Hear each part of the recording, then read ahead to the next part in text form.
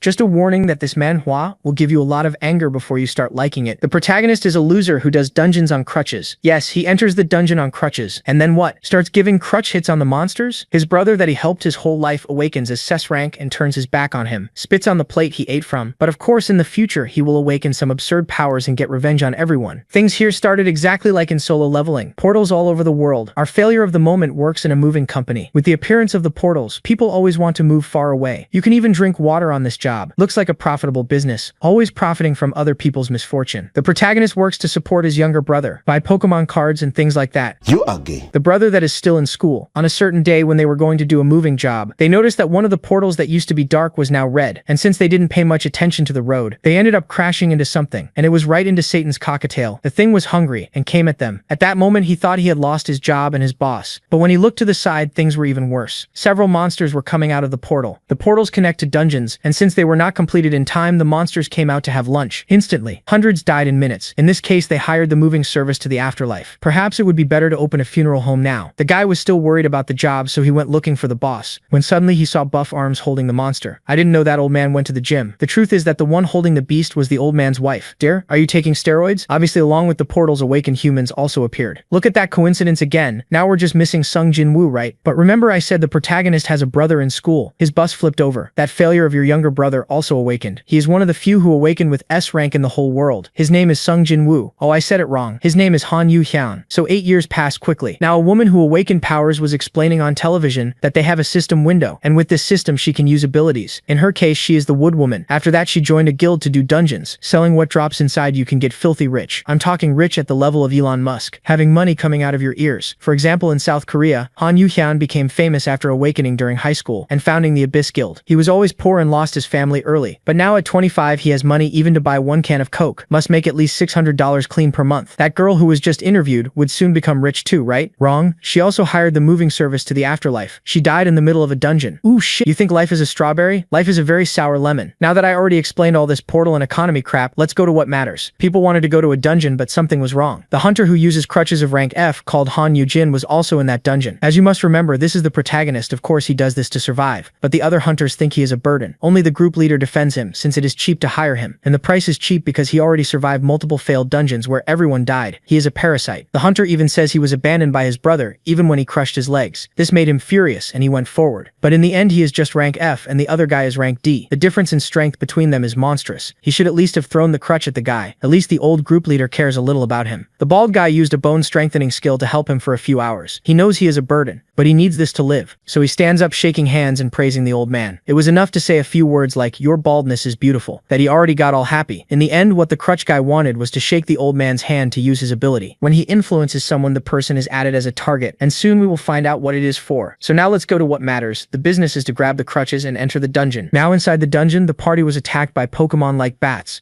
yet the hunters quickly took care of them. Even so, as the guildmaster urged them to stay wary, some claimed that they had nothing to fear inside a D-grade dungeon. The hunters even found it laughable that 8 years ago such miserable creatures had made them run for their lives. The miserable creature in question then left them a generous gift after dying. Upon seeing the rather big mana stone, the hunters were quite pleased. The D rank then turned to our hero and urged him to hurry up with the mining, seeing as he only got 20% of whatever he dug up. Yujin found this unfair, as he didn't get that much, but the hunter reminded him that he would get nothing from the stones dropped by monsters, and that his only income here was mining. At that moment, the protagonist couldn't help but compare himself to Cinderella and the two bullies to her two narcissistic sisters. And with that being said, Yujin decided to suck it up, while singing about how he was a damsel in distress. Now alone, he began to think about his misery and how he was abandoned by his brother after losing both their parents. Shortly after becoming a hunter, his brother left the house.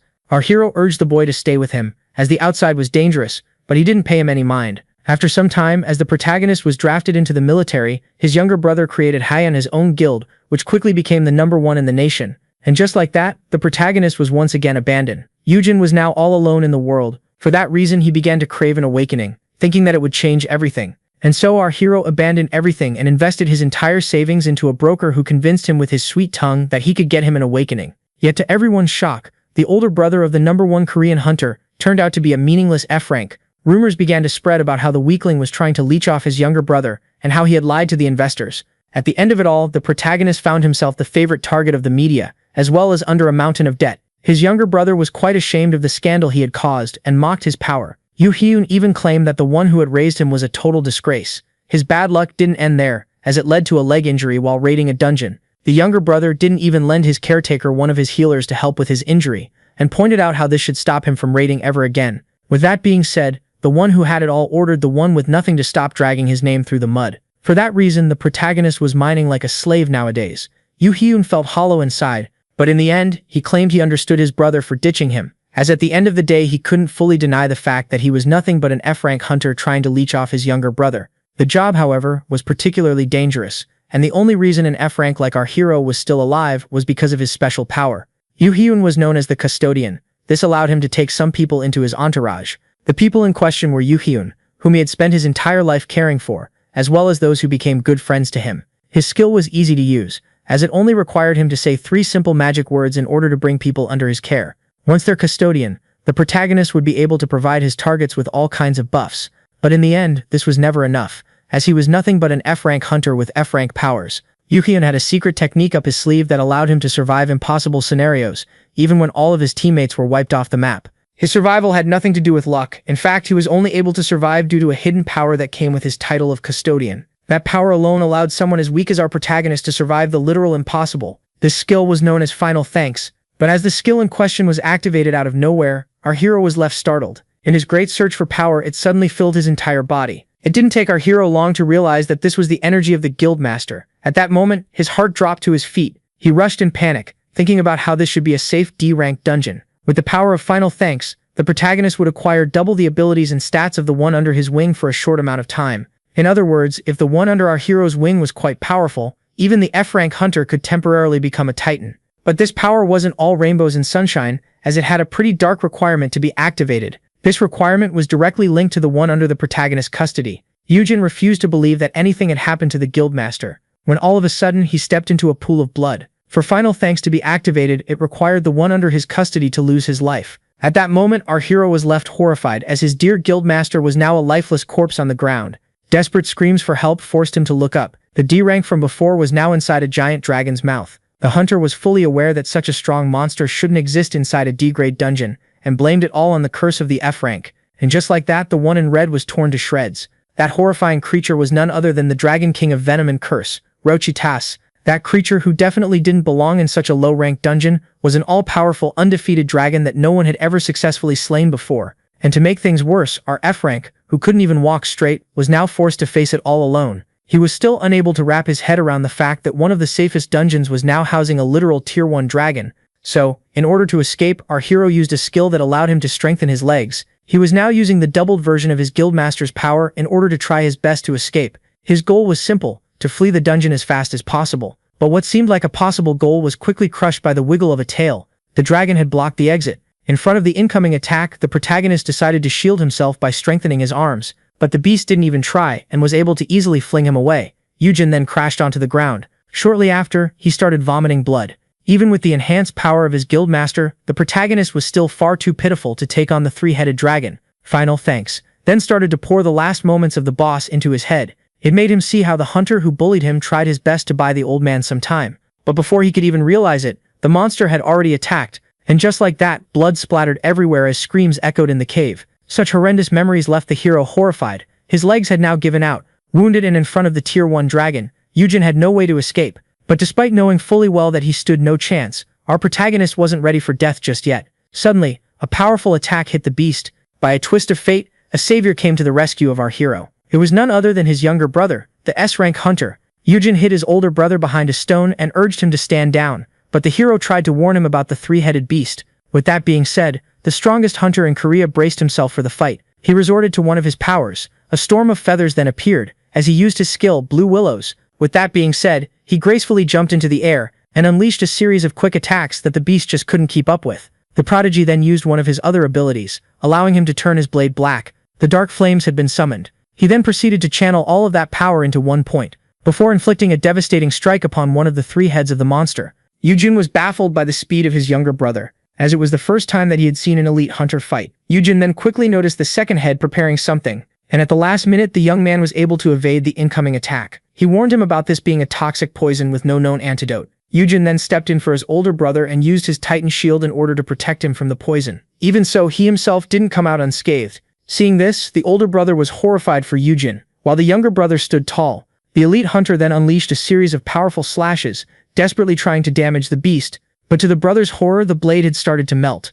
Yujin quickly realized that his brother couldn't fight at full power, seeing how he was too busy protecting him. It was at this moment that our hero realized that he was weighing the S-rank hunter down. Yujin, in a fit of anger, turned to his older brother and screamed at him for returning to the dungeon even after breaking his legs. He even blamed the carnage on him and affirmed that he was tired of making up for his mistakes. Yujin screamed at his brother to stop trying and just give up. Hearing this from his brother in such a crucial moment greatly shocked our hero. It was at this moment that he understood that his brother didn't want him as a dead weight around. Yujin, who had hoped that Yujin came to help him in the name of their brotherhood, was reminded of how useless he was, and thus he decided to confront Yujin about it. Yujin stood up on his feet. He summoned his blade while asking his younger brother if he was tired of having someone as useless as him around. And before the S-rank hunter could even realize it, the mad F-rank charged at the Tier 1 dragon and stabbed it. The attention of the beast was now fully concentrated on the little insect. Yujin claimed that since he was such a dead weight for his brother, he would rather die here and now. He even stated that by ending up in the Valley of the Beast, he would save his brother from having to hold a funeral for him. The protagonist even pointed out that the Guild of Hayo would be glad to learn about his death, and so, with that being said, as the monster rushed at him, he decided to accept his fate in peace. Yujin felt alarmed and resorted to all of his power in order to try and save his older brother. And just like that, the powerful hunter clashed with the unslayable beast.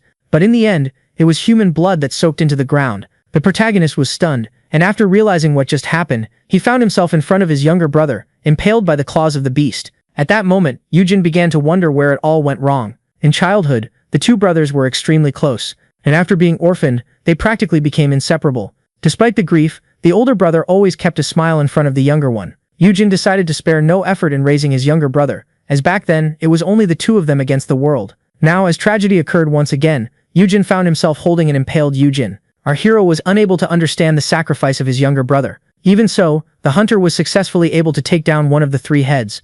At that moment, the genius explained to his flesh and blood how the dragon could only stay awake for 5 hours, and that 4 had already passed. And as he pointed out that after an hour the protagonist could safely escape, this one was left extremely confused. After all, this was the same brother who didn't visit him after his injury, and even discarded him in his moment of need. Yuhyun, who tried pushing his brother to give up, was now giving him a gatestone, an item that would successfully allow him to escape. Yuhyun affirmed that Yuhyun should be the one to use it, after they patched his injuries. But to his horror, the said rank hunter affirmed that it would be useless, as they both knew very well that he wasn't going to make it out of this dungeon. And with that being said, Yuhyun finally closed his eyes. Yuhyun was completely stunned. At that moment it was triggered. Final thanks had been activated and would last for an entire 60 minutes. With the death of the #1 Korean hunter, the protagonist would now be able to benefit from double his powers. And just like that, Yujin acquired immeasurable strength, as explosive power started to flow inside of his body. The beast decided to end what it had started. Yet as it tried to crush the human, the hunter used his blue willow in order to swiftly escape. Yujin successfully put some distance between him and the beast. Yujin then hugged his brother. He could sense the power coursing through his veins. With his newfound abilities, he decided to craft a weapon. The custodian now had a spear in hand. He even asked the monster if it truly wanted to attack him as he was now. As the dragon charged at him, the hero took a deep breath. He then jumped out of the way before stabbing one of the heads. He claimed that the monster was incredibly fast. After all, he was now twice as strong as the best hunter in all of Korea. With that, one head had been taken out, and only 2 were left. Finally, the custodian was shown the memories of his younger brother, and how he decided not to associate with him after discovering his F rank. Yuhyun was fully aware that if his brother was discovered as his weakness, those people would desperately try to target him. While under the effects of the flashback, the protagonist charged at the monster. With his incredible speed, he quickly jumped onto the head of the dragon. Now in the air, he braced himself to launch a powerful strike. At that very moment, he started to see how his younger brother asked his men to keep a close eye on him, as he would be lacking protection as a hunter. When Yuhyun was hospitalized, Yuhyun was overwhelmed by wrath and demanded that those who hurt his brother be taken care of. At that moment, our protagonist unleashed a powerful slash on the dragon. On the day he kicked his brother out of his establishment, Yuhyun ordered his men to give him some money before driving him off. The young man was desperate to keep his custodian away from the dangers of the dungeons. Yuhyun hated himself for the way he was treating Yuhyun, but this was the only way he had to protect him. Back in the present, everything was now quiet. The 3-headed dragon had finally been slain. Even so, the winner couldn't find any happiness in victory. After all, he had just realized that he had failed to see how much his younger brother had sacrificed for him. Finally, his strength was about to reach its end, which would allow the poison of the dragon to finish off the remaining brother. But just as the protagonist decided to accept his fate, the system suddenly informed him that he had made an achievement by slaying a dragon by himself. With that, the custodian acquired the legendary title Dragon Slayer. For his incredible feat, he would now acquire 10 gate stones. 5 Tier 1 enchantment drafts, and the Red Dragon Greatsword. On top of that, the system gave him a stone that could grant him one wish. It didn't take our hero long to come up with a wish. But as he tried to wish his brother back, it turned out that the stone doesn't meddle in the affairs of the dead. With that, the grieving man deemed this item to be worthless, but only then did he come to a realization. He realized he wished to become someone even stronger than his brother, someone who could become #1 worldwide. All of that for the sake of protecting what he holds dear, and more. Thus he was able to come up with a wish. Yujin desired to travel back to a time when his brother was still alive. After giving it some thought, he even wished to return to a time before his awakening. The protagonist couldn't care less if this decision was a bad one. In the end, he finally made up his mind and confirmed his wish. Just like that, the stone started to turn back time. Yujin Han's goal was to stop the countless tragedies that occurred from ever happening. After a short while, the protagonist finally woke up. He wasn't in the dungeon anymore. The custodian quickly realized that he was in the headquarters of his younger brother. Seeing how he couldn't open his status window, it seemed like time had truly turned back. The hero then took a look at his phone and confirmed that he was now 5 years in the past. Yujin recalled how, on this day, he wanted to see an awakening broker. He couldn't help but deem himself pathetic, as back then he took out some of his savings in order to try and become a hunter, failing to see that this was a scam. It was at this moment that he realized something. Yujin, who was now supposed to enter the room, heard the door open. As the protagonist turned, he found someone eager to scold him. Upon seeing a young Yujin asking him to stop making a mockery out of him, the hero couldn't help but tear up. His brother was once again alive. Yujin Han's wish had truly been granted. Yujin was left utterly confused, only to become even more intrigued by his brother apologizing. Our hero claimed that he deeply regretted his actions. Seeing this, the younger brother assumed that the custodian had messed up big time, only for him to claim that it wasn't the case. Yujin pointed out how he had just realized that his brother was barely in his 20s. He even began blaming himself for failing to realize how much his brother had suffered alone while cleaning those terrifying dungeons. The protagonist promised to stay put from now on in order not to cause the S-rank hunter any more trouble. Yujin was deeply moved by this, and he could finally have his big brother back. Despite realizing how cringe this moment was, the protagonist couldn't help but enjoy it. Now he finally had the chance to fix his relationship with his brother so that they could become inseparable once again. Yujin then expressed his love to the boy he had raised. Having finally learned his place, he decided to behave from now on and stay away from the hunting world and the dungeons. Suddenly, the system congratulated him on becoming an awakener. Yujin had a hard time processing this. To make things even more confusing, he acquired the titles Dragon Slayer and Perfect Custodian. He also gained a new skill known as Super Nanny. According to the system, Yujin's growth rate had now been doubled, seeing how he was under our hero's custody, leaving him quite intrigued. Sometime later, the meal was placed on the stove. Yujin was almost finished cooking. Our protagonist felt extremely out of place. In the original timeline, this marked a major dispute between him and his younger brother. Yet now things were different. He was happy to have reconciled with him, but still found it weird that they were now sharing dinner. Yujin then turned his attention toward his status window. As the timeline restarted, he had received a new awakening, much different from the previous one. He had acquired the L-rank Dragon Slayer title, which could only be granted to the one who killed the beast alone. The custodian quickly realized that this was the mark he had gotten from the beast, and felt as if something was odd, as this shouldn't have happened at this time. The protagonist then quickly understood that the rank L referred to legendary, which was superior to the S rank. To make things even better, this title had 4 skills. These new powers left their wielder shocked. Our protagonist had acquired L rank resistance to poison and curses, as well as 2 other skills that would make him greatly efficient against all dragons. Yujin Han had gotten quite excited. He started to think of himself as the protagonist of one of those stories where he would become the strongest in the world after traveling in time. With that being said, he started to fantasize about it. Yujin imagined Yuyun getting overpowered by the dragon, and just as they thought that they were about to get killed by the poison, something unbelievable would happen. A miraculous savior would enter the scene. Our hero would then pull off a cool big brother moment, as he was desperate to gain some aura in front of his genius of a little brother. Yujin was certain that he was now comparable to a superhero. In fact, he rushed to check his grade, thinking that he was now S-ranked or even L-ranked. Yet there was no denying the stats. Yujin was still F-rank. Having realized that this wasn't one of the typical isekai stories, he began to panic, thinking that he would be useless once again. He was so disappointed that he started to think that L in fact referred to loser. The custodian had acquired some new E-rank buffs that were superior to his older ones, but nothing that stood out. On the bright side, his custodian title had ascended to the legendary grade. Due to that, he had acquired 3 new skills. Despite its power, Final Thanks was a skill that he wished to never see again. The first new power was known as Super Nanny, which allows the user to boost the growth rate of the target for 3 days by speaking the keywords. Yujin found it similar to his old power but decided to check the growth rate boost, and to his shock, it turned out to be a whopping 2 times. Yujin realized that this would be greatly beneficial for Yuhen, especially when combined with the skill Who's a Good Boy, a new power that would allow the user to boost the stats of his target by speaking the keyword in front of an intelligent audience capable of understanding it. In other words, speaking the keywords in front of a crowd of 100 would grant the S-rank hunter a 100% increase in all stat points. Thus, if Yujin cheered for his younger brother in front of 100 people, his strength was bound to double. The big brother was particularly happy with this skill, as it would allow his brother, as well as the rest of his guild, to gain great power that would stun everyone. Hyeon would become the #1 guild, and seeing how he was responsible for putting it on top, the hero would be revered by it as a king. But just as things started to go right for our protagonist, the keyword was revealed to be, "I love you."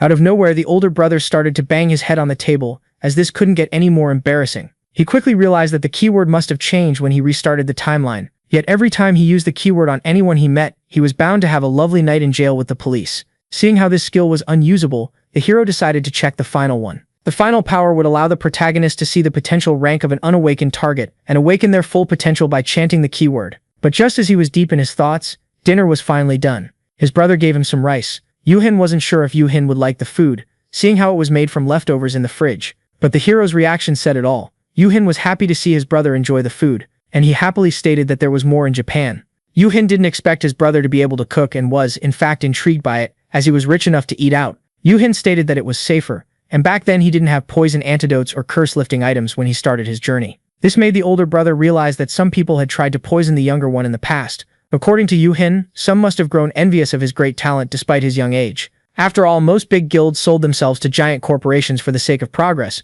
while he built his empire on his own. And as Yoo-hin pointed out that he would have been better off joining one of the big guilds, he was suddenly grabbed by the face. Yoo-hin was quite angry that his brother had kept such crucial information from him. The early hunter urged the F-rank not to judge him, as in the end this was the life he had chosen.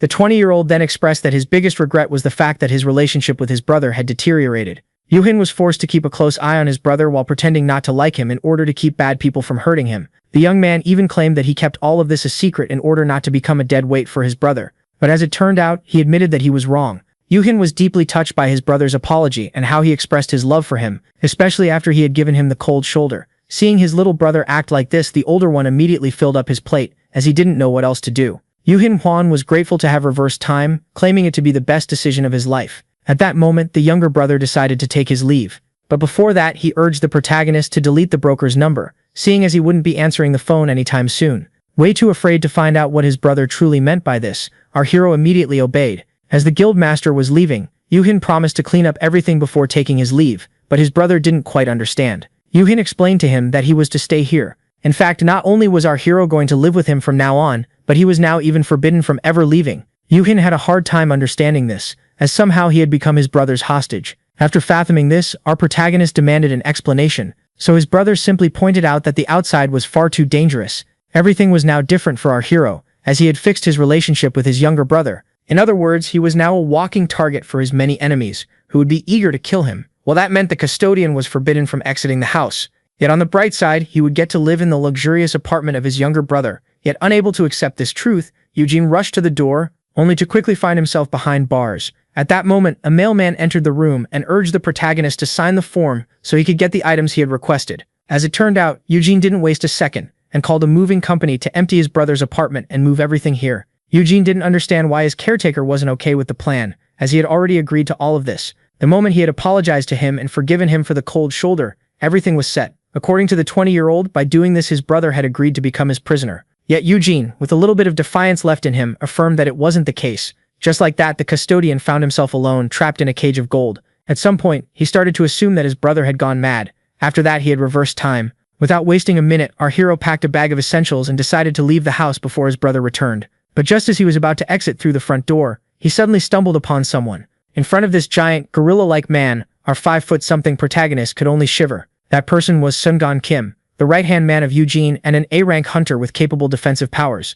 When asked if he could pass, the F-rank hunter was denied exit. Eugene couldn't help but find this ridiculous, as his brother went as far as giving him an A-rank hunter as a warden. Our hero tried to argue his way out and claimed that the man should care less about what he did. And so, seeing this, Sungan Kim decided to adopt a different approach, which was intimidation. And from the looks of it, it seemed to be working very well. Now, in front of a higher-level hunter, our hero couldn't help but feel like a small rabbit in front of a giant grizzly bear. Even so, he tried his best to remain calm. Only then did one of his new skills, known as Resist Fear, kick in. With its power, the custodian stopped shaking in his boots. In fact, he wasn't afraid at all. Now, even the intimidating A-rank hunter seemed more like an oversized plushie. And so, seeing this, our twink decided to fight back. He then invoked Article 12 of the Constitution of South Korea, claiming that it was his right and privilege to enjoy freedom. And just as he began to claim that the crimes of his warden were punishable by jail, he was suddenly picked up. As the grizzly bear picked up the little bunny, the little one realized that his new skills removed his fear, but not his weakness, and so as he was carried inside like a toddler, our hero couldn't help but wander through his many skills in hopes of turning the tides.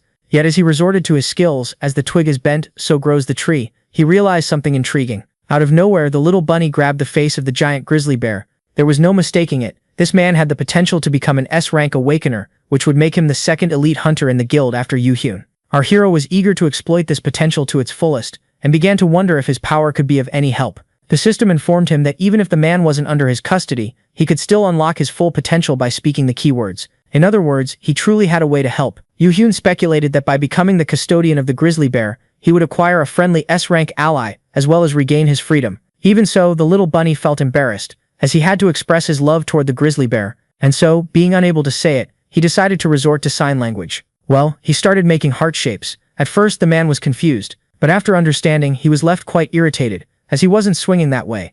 Thus, now deemed a weirdo, our hero was tossed inside, making him realize that he needed new keywords. Later that night, the younger brother finally returned. He asked his older brother about his day, as if things were obvious. Yu-hyun urged Yu-hyun to unpack his stuff already, as he had a spare room that he could use, but our hero kept complaining about being a prisoner. And so, seeing this, the elite hunter reassured the protagonist that he was bound to regain his freedom one day. Yu-hyun explained that at the moment, their guild had too many rivals, but things were bound to change once they amassed an undisputed amount of power. The hopes of our hero regaining freedom crumbled once again, upon learning that he could only leave this place once. Haiyan became the #1 guild. The younger brother promised to do it in the span of a year, but the time traveler knew very well that it would take him 3. Yu-hyun stated that his older brother wasn't totally a prisoner, as he could exit the house at any time as long as he was supervised and on a leash. The guildmaster then began to think that he couldn't just leave him with a bad encounter, as it would take him many days to clear a dungeon. At that moment, the custodian realized that his abilities could be of some use. Before restarting the timeline, Yu-hyun used to spend all of his time researching all hunters,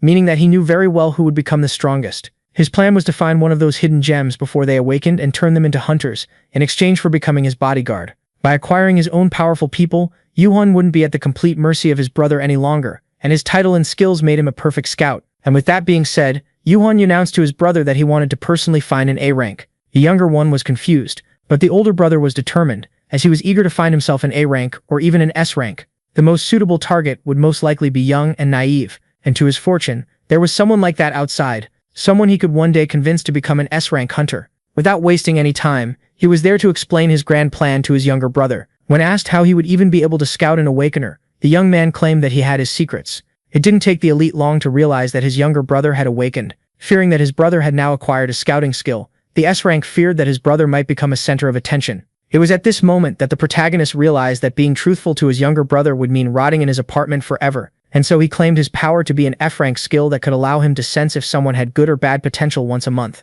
Yu-hyun judged this skill to be too weak to attract attention. In fact, according to him, this skill would quickly be overshadowed with the new awakening center around. The hero was then reminded that at this time, humans had found a way to evaluate the skills and potential of awakeners. Centers were a safe place for awakening, away from lousy scanners, and where no one judged people for their skills. Yu-hyun claimed himself to be lucky. According to him, with the center around, he was now even less of a target, and he begged his brother for a chance to scout an A rank. In the end, Yu-hyun agreed, but urged his brother to help him move all of this stuff first. Just like that, the protagonist had taken his first step to freedom, as he was now on his way to build himself a squad of powerful awakeners. He even began to fantasize about how important he would become with his squad around, and that they might become even more important than his brothers. The next day, at the registration center of the Korean Hunter Association, everyone was left shocked to see the shield of Haiyan. But the A-rank hunter didn't come here alone. Everyone assumed the one he was guarding to be someone very important, and a potential S-rank about to awaken. Yet reality hit when he was labeled as an F-rank. Everyone was left disappointed and accused him of being a fraud, despite the fact that he didn't utter a word in the first place. Yu-jin then decided to check how much money his brother had given him to get himself some new gear, and was pleasantly surprised to see that it was over $800,000. Our hero didn't waste time and rushed to the mall. Smelling the profits, the staff began to circle around him like vultures. At first he was offered some fancy-looking items that offered a great boost, yet not fond of the design. The protagonist demanded something simpler. Just like that, he acquired the discreet studs of Dark Fairy that boosted his magic, the manticore hide gloves that made him gain in strength and stamina, as well as the light fabric belt. With the new gear that he had bought, our custodian was now on par with a C rank. Seeing how he still had some money left, he decided to use it to purchase some potions and contracts. Later on, his bodyguard confronted him about being late,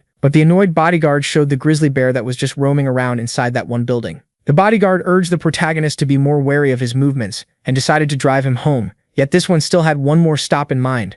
Yujin began to think about the ice witch, Yerim Park, who should currently be an orphan working at a family barbecue restaurant. In the original timeline, she was one of the greatest A-rank hunters, could become a great asset for Haiyan, and should currently be an unawakened 15-year-old. The hero was eager to scout her in order to make her his bodyguard, and finally regain his freedom. Sometime later at the night market, the protagonist asked everywhere about the orphan, yet no one knew about her. Yujin didn't expect there to be so many barbecue places in the market, meaning his search was no easy task. Yet he couldn't focus with the smell of the tasty meat, which is why he offered for his bodyguard to grab a bite, only for him to refuse. The A-rank tried to argue that there were many barbecue places around their guild, but the F-rank claimed that he had sensed a strong presence here. This made the grizzly bear mock the little rabbit who was deluding himself by thinking he was a Jedi. But just as the custodian began to fantasize about a tasty dinner, he suddenly walked into a dispute. A young teenager was desperately trying to justify herself. In the end, she tossed her apron in anger and ran into the night while cursing her boss. Meanwhile, our hero was left stunned, as he had finally located the future Ice Queen. But before he could talk to her, she stormed off. Yujin asked the big guy to hold his wiener. While pursuing the girl, he started to think about how fast she was despite still being unawakened, but only then did the effects of his belt kick in. With the speed boost granted by his equipment, even the F-rank could keep up with her. Yujin found himself overjoyed as he had used for the first time the greatest cheat code, money, to search all of the market at full speed, and after some time he finally located the girl. With that being said, the girl finally heard him call her name. At first the teenager assumed that our hero was sent by her uncle, and so she decided to run away, as she didn't want anything to do with him. But only then was the custodian left horrified, as a car was about to hit the girl. But just as tragedy was about to strike, Yujin made his move, and pushed the orphan out of the way. Just like that, the girl was saved. If it wasn't for him, the driver would have become a murderer. Stunned by the scene, a crowd started to gather. Despite the girl being safe, Yujin regretted not looking any cooler. In fact, this little maneuver just lost him some aura points. Shortly after, while enjoying meat, the protagonist pointed out that it had been a long time since he had enjoyed Korean barbecue. Seeing how he was paying with his brother's money, our hero decided to invite the girl and even offered to buy her some more. Yujin asked the girl why they weren't eating at her uncle's restaurant, so she claimed that it was nasty and the meat was tough for old people like him. Yerim pointed out how this complete stranger claimed to be the older brother of Yujun Han, and when asked for the reason he wanted to see her in the first place, the boy claimed that he felt her force. Thinking that he was some kind of weird geek, the girl tried to match his energy before leaving. At that moment, our hero came up with a lie, claiming that in the past her now-deceased parents had helped him and his brother in their time of need. Yujun even apologized for waiting all these years to repay the favor, as it had been hard on him, but the teenager didn't mind, as he wasn't ripping her off. The protagonist then pointed out how the girl had some hidden talent within her. Yujun explained how his powers could allow him to detect future awakeners and help them grow. He even explained how the teenager in front of him could very much become a B rank, and seeing how they were being backed up by the guild of his younger brother, Yerim would receive full support if she chose to become a hunter. The custodian revealed his wish to become her sponsor, and thus he offered her the chance to sign up with him and become a hunter. Yerim was greatly shocked by this. This was only natural. After all the cool kids dreamed of becoming hunters one day. Now the only thing left to convince her was to put on a little show. Out of nowhere, the protagonist summoned a contract which he urged the girl to read first. The teenager was left quite impressed, and realized that the man was using something known as an inventory. Yujin explained that she too would acquire her pocket dimension upon awakening, and that the paper in front of her was made from dungeon materials. And just like that, he handed her the contract. The protagonist explained that by signing this, she would become an official hunter. Yet she would also be forced to join the guild of his younger brother, and not spill any of its secrets, but also had to become his personal bodyguard for a year. Trying to play the victim here, Yujin explained that he needed protection from an intimidating man who was trying to lock him up, only for his dignity to be hurt, when the girl pointed out how he wanted a literal child to protect him. Yujin tried to argue that there was no reason for him to be ashamed, as after awakening she would become stronger than him, yet one asked if by signing up she would be allowed to live on her own. He was particularly confused, but he explained how she would legally get the privileges of adulthood upon becoming a hunter, and so she decided to sign immediately. At that moment, Yujin immediately stopped her, as she still hadn't fully read the paper and hadn't included her terms. This made the girl realize her mistake. Our protagonist explained that if Yerim didn't fully read the document, she would one day get scammed. He explained to her how she needed to handle contracts very carefully, and since such things could be a hassle for kids, she was better off with a guardian. But as he was monologuing, the protagonist was left confused as the girl pointed out that this would be pointless if the guardian himself was a scammer. The teenager was getting frustrated, certain that regardless of the contract, she wouldn't be able to keep her money if her custodian was evil. But just as she was gathering up the courage to explain the situation to our hero, someone suddenly stormed into the restaurant. That person was none other than the girl's uncle, searching for her. The man completely ignored our hero and charged at the girl, who should have been on her shift. The uncle tried to drag his niece back to the restaurant, only to be stopped by her new sponsor. At first, the man assumed that our hero was the personal pedophile of his niece, but our broke custodian immediately denied the allegation. The uncle thought that he was dealing with a strong man, as he couldn't free himself, but little did he know this was the gear in action. Uriam then began to scream at her uncle to leave her alone, only for our hero to take a good look at her, and realize something. Her outfit was in a pitiful condition, and the shoes on her feet were barely holding up. Upon remembering the dispute they had in front of him, Eugen finally connected the dots. The protagonist confirmed to the teenager that she didn't need someone as low as this man to be her custodian. Uriam confirmed that her uncle was a bad man. She accused him of stealing all of her parents' money, without leaving her a single cent. In front of everyone, she even brought up the time he didn't replace the pitiful umbrella he had given her for the typhoon, forcing her to use a plastic bag. As he was getting exposed as a child abuser, the man couldn't take it any longer. With that being said, he pushed the protagonist out of his way and slowly approached the little girl. Then all of a sudden the scout fell on the ground. The two of them were greatly startled, thinking that the protagonist was actually hurt, but this one didn't even say a word. The silence was then cut short, as he started to scream on the ground out of nowhere. Eugen tried to play the victim, claiming that he was only trying to protect the poor teenager. As he was being portrayed more and more like a violent child abuser, the man didn't know what to say. Thus, he grabbed the twink by the collar and screamed at him to cut it out already. Eugen found this to be the perfect opportunity. Without anyone noticing, he kicked the man's feet, making him fall headfirst into the sauce. Eugen then gave the man a genuine heartfelt warning about the soda on the floor that made him slip. The uncle desperately tried to get back up, only to be slammed into the food once again. In front of such a spectacle, the girl had a hard time holding back her laughter. Eugen had the abuser's face close to the grill and called him out on being such a horrible custodian to his own flesh and blood. But just as he was about to threaten him, a sudden explosion sound occurred. Uriam assumed that this kind stranger had slammed her uncle into the table, only for him to affirm that the sound seemed to be coming from outside. Suddenly, everyone began to panic as the entire restaurant started to shake. Sung-Kan Kim rushed to the custodian. He was eager to take him to safety, as a monster had appeared, and the beast was on a rampage in the streets. A dungeon break had just occurred. The horrified citizens desperately tried to run for their lives. The hunter urged the protagonist and the teenager to stay away from danger. He claimed that he would buy them some time, and punched the ground in order to use his A-rank skill, Terra Shield. In the split second, a giant wall rose between the humans and the monster. Now was the perfect chance for our hero to make a run for his life. Yet Eugen couldn't be more confused, as such an outbreak didn't happen in the original timeline. This made him think that he had overlooked this dungeon break in his past life, and so the A-rank rushed at the monster. He jumped off the wall and braced himself, before striking the creature with a powerful flying kick. But as it turns out, Sun-Gon didn't even hit the main body. And with that being said, he tried his best to escape the incoming tentacles. All citizens were left horrified as the monster was about to overcome the wall. But as everyone was running in panic, the girl suddenly tripped over and fell to the ground. Her uncle didn't even think twice before abandoning her and prioritizing himself. Once again, Uriam was failed by her custodian. At that moment, the beast tried to snatch her with its tentacles. But just as it seemed like the girl was done for, someone came and shielded her from the attack. That person was none other than her sponsor. Eugen urged her to get back up already, as they needed to find a safe place at once. It was the first time in Uriam Park's life that someone had actually come back for her. After confirming that the underground shop was some kind of shelter, the adult ordered the rich child to go there at once. As for him, he needed to return to the action. It was the first time that he had seen that kind of monster, and despite one specimen not being much on its own, it could become a real problem if left unchecked. To make things worse, his bodyguard only knew defensive skills and lacked any real firepower. In other words, he wouldn't do much alone against the monster. With that being said, our hero tried to come up with a way to help, but just as he was about to go back, he was suddenly stopped. Uriam asked him to awaken her powers so she could fight by his side. Eugen stated that this would be impossible, as the contract wasn't signed yet, so the girl promised not to run away once she obtained her powers, and to be loyal. After hearing this, the custodian reminded her that she was still a child. Eugen revealed how he intended to grant her a safe awakening, and not turn her into some kind of sudden superhero that would carelessly throw herself into danger. Our protagonist refused to let another child fight alone ever again, and thus he ordered her to stand back while the adults handled the situation. And with that being said, our protagonist left the teenager alone. While running towards the beast, he tried his best to come up with a strategy. Seeing how he had 5 years of experience as a hunter, it would be a disgrace for him not to think of a way to take the creature down. And just like that, he finally rejoined his bodyguard.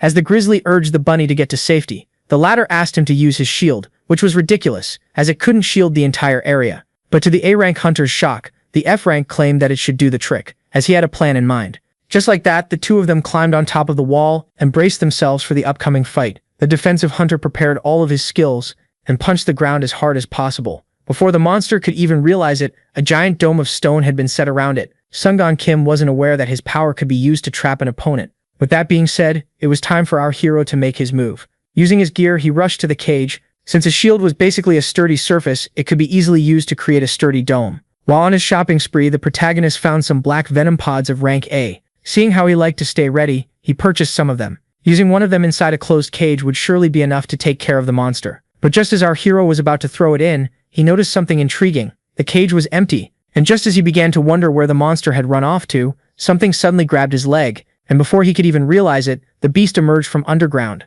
His plan turned out to be a mess, as he didn't account for the monster being able to hide itself in the sewers. But just as he began to think that he was about to meet his doom, Yerim, armed with an umbrella, rushed to help him. The child started to beat the monster in a desperate attempt to free the custodian, and in the end, it finally let go. As soon as his feet hit the ground, the teenager urged him to run for his life. Yojin reminded her that as a civilian she had nothing to do here, so she called him out on being nothing but an F rank. Our hero tried to argue that he was still a grown-up, so the girl reminded him that he wanted to enlist a child as his bodyguard. Yojin desperately tried to remind her that she was still underage, but the girl claimed that this was the exact reason she needed her own abilities awakened. She revealed that back then when he saved her life she felt extremely happy, as there was finally a man who wanted to protect her. That happiness was also mixed with anger, as the teenager realized that she couldn't handle herself alone, and that she was forced to rely on others. For that reason, in order to save herself in the case of such disasters, Yerim Park wanted to acquire power. She didn't want to remain a helpless child forever. In fact, she refused the idea of staying a damsel in distress, in need of help. Instead, the girl desired to become powerful enough to handle herself and master her own destiny. Yerim then reminded the protagonist of his own words, and how he claimed that she had immense potential, and thus she urged him to awaken her at once. At that moment, the teenager and the custodian were a few moments away from being swallowed by the tentacles of the creature, and thus the protagonist immediately resorted to his power. Suddenly, the tentacles of the beast were repelled. At first, the bodyguard was intrigued, but confusion was quickly replaced with astonishment, as the teenager had frozen over the tentacles of the monster. Yerim Park awakened as an Asterian counter, who immediately used her freezing skill known as Frosty Sigh. The teenager got overexcited and wanted to give the custodian a list of her skills, so he urged her to never do this in public. But in her celebration she hadn't realized that the monster was trying to attack her from behind. The girl was then caught off guard as the monster had gotten a hold of her hands. The startled girl tried to shake it off, but instead smashed it against the wall. Even the experienced hunter couldn't believe their own eyes. There was no doubting it, this girl had awakened as an S rank. Yerim then decided to land the finishing blow. She asked him to stand still, and therefore handed him a spear. She imbued her power into the weapon, before launching a powerful attack. As the ice was scattering everywhere, the bodyguard had no choice but to use his shields in order to protect the custodian. The skill known as Sandals of Hermes was then activated, allowing the girl to levitate. It also granted her immeasurable speed as she then flew like an arrow at the beast. Yerim with her new powers easily pierced its flesh. Yujin screamed at her that she was about to kill them with friendly fire. The teenager immediately apologized. She explained that she was still unaccustomed to her own strength, due to her title of Ice Witch in the original timeline. Our hero had never expected this girl to be such a cheerful child. But just as the custodian began to wish for the girl to have an AoE skill, someone offered to give them a hand. The black flames were then quickly summoned, and the beast was burned to a crisp. The guildmaster had made his entrance. Upon seeing this immense firepower, the Ice Witch was speechless, as the giant beast had been incinerated with a single attack, and just like that the burning remains fell like ashes to the ground. With this finally being over, the two powerhouses glared at each other. Our hero, who thought that his brother was here to save him, was suddenly met with a dark glare. The overprotective guildmaster rushed to hug his brother, who was just in danger, and promised to keep him locked up in his house forever. But Yujin reassured Yu-Yun that he had found a capable bodyguard. He introduced his new shield as Yerim Park, the latest S-rank hunter. The teenager was somehow intimidated by the handsome guildmaster of Haiyun. Yujin explained that the girl had signed up to become his bodyguard, but Yujin started to wonder if her parents would even allow it. Our hero decided to be truthful with his younger brother, and expressed his desire to become the legal guardian of the girl. Yujin affirmed that he would be better off as a sponsor, but the girl failed to see the difference between the two titles. Sungan explained that a sponsor would only maintain a professional relationship and wouldn't be able to legally protect her from her bad choices. As for a legal guardian, it was practically someone who takes care of a minor, just like a parent.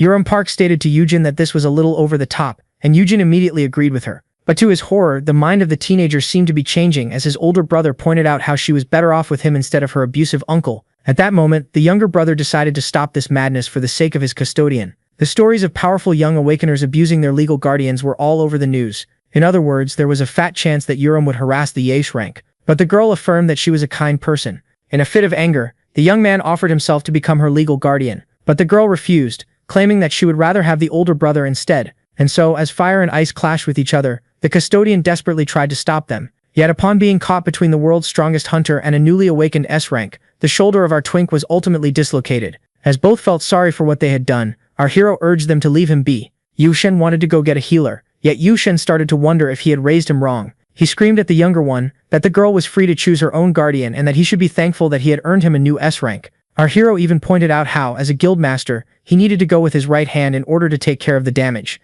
Yushen had no choice but to go to work while claiming that it wouldn't take him long. And so, as the guild master finally left the scene, the teenager began to complain about how she didn't expect someone this cute to be this annoying, only to be ordered to sit down in a corner. Yurim, who still could control her own power, apologized for dislocating the hero's shoulder.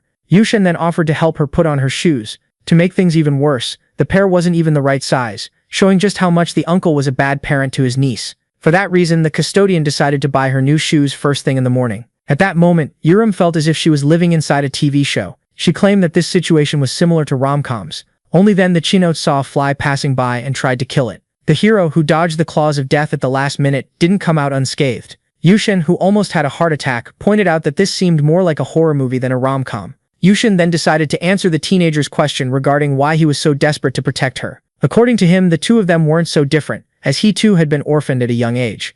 Back then, he used to pray for someone who would take care of him and his brother. But as he kept on monologuing about how he might not be the right person for the job, the girl claimed that he would do the trick, despite the fact that he was nothing but an F rank who wanted to rely on a teenager for his safety. Even so, the Ice Witch expressed how she was looking forward to working with him, and just like that, the two of them finally came to an agreement. The custodian claimed that even if he couldn't give her as much love as a real parent, he still loved her very much. The moment Yaram began to laugh and found him cringe for this love declaration was the moment she came under our hero's custody. But just as it seemed like they had figured everything out, something happened. Her uncle rushed at her, claiming that he was worried about her. The man asked the girl if she had truly awakened, and as he pointed out how this could make them rich, the custodian and the new chick under his wing realized that they still needed to deal with that man. The man affirmed once again that he was greatly worried about the girl, and asked her again if she had truly awakened.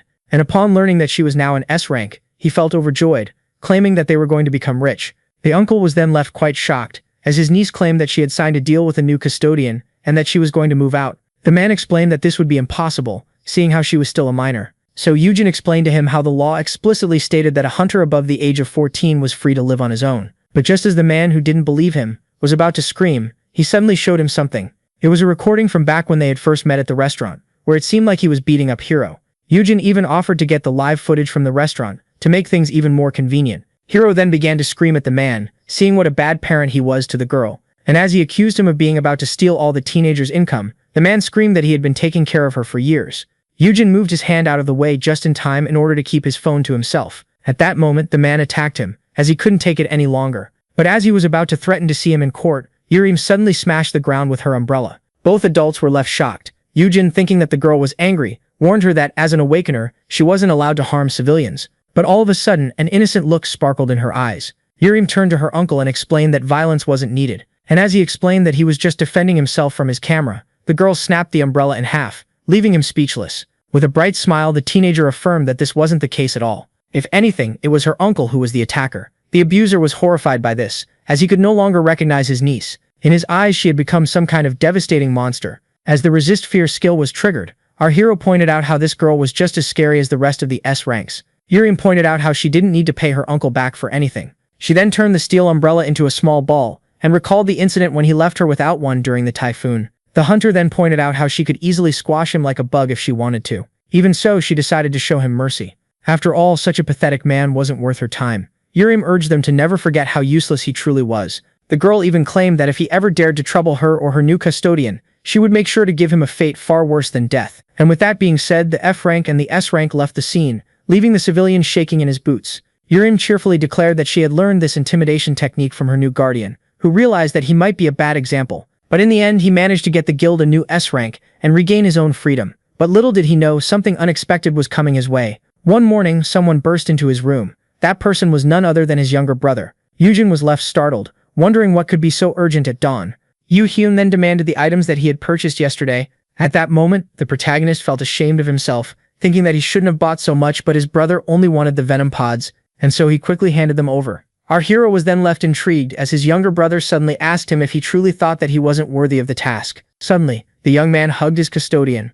The guildmaster pointed out that these venom pods must be some last resort, According to him, his brother, not wanting to become a burden, wanted to use one of these pods on himself to end it all in case he got captured by the enemy. Yoo-hyun, deeply touched by his brother's actions, claimed that he didn't need to act so selflessly. But little did he know, Yoo-hyun had bought these in order to selfishly go conquer a dungeon solo. And seeing how he couldn't reveal his poison immunity, he decided to roll with it. And from that point on, the understanding between the two brothers just snowballed from there. A little later that day, Yoo-hyun informed Yoo-hyun that Director Sok went to see the uncle of their newest recruit. After some research, they had discovered that the man had wasted all of the girl's inheritance in order to save his failing restaurant. But in the end, by mixing bribes and intimidation, they got him to sign a paper forbidding him from approaching his niece ever again. Yerim didn't even want to take the wasted inheritance to court, as she just wanted to cut all ties with her uncle. But in the end, suing would be pointless, as her inheritance couldn't possibly match her income as an S-rank hunter. According to the guildmaster, the new recruit should have gotten a hold of her power by now, as she had spent the entire night in the training room.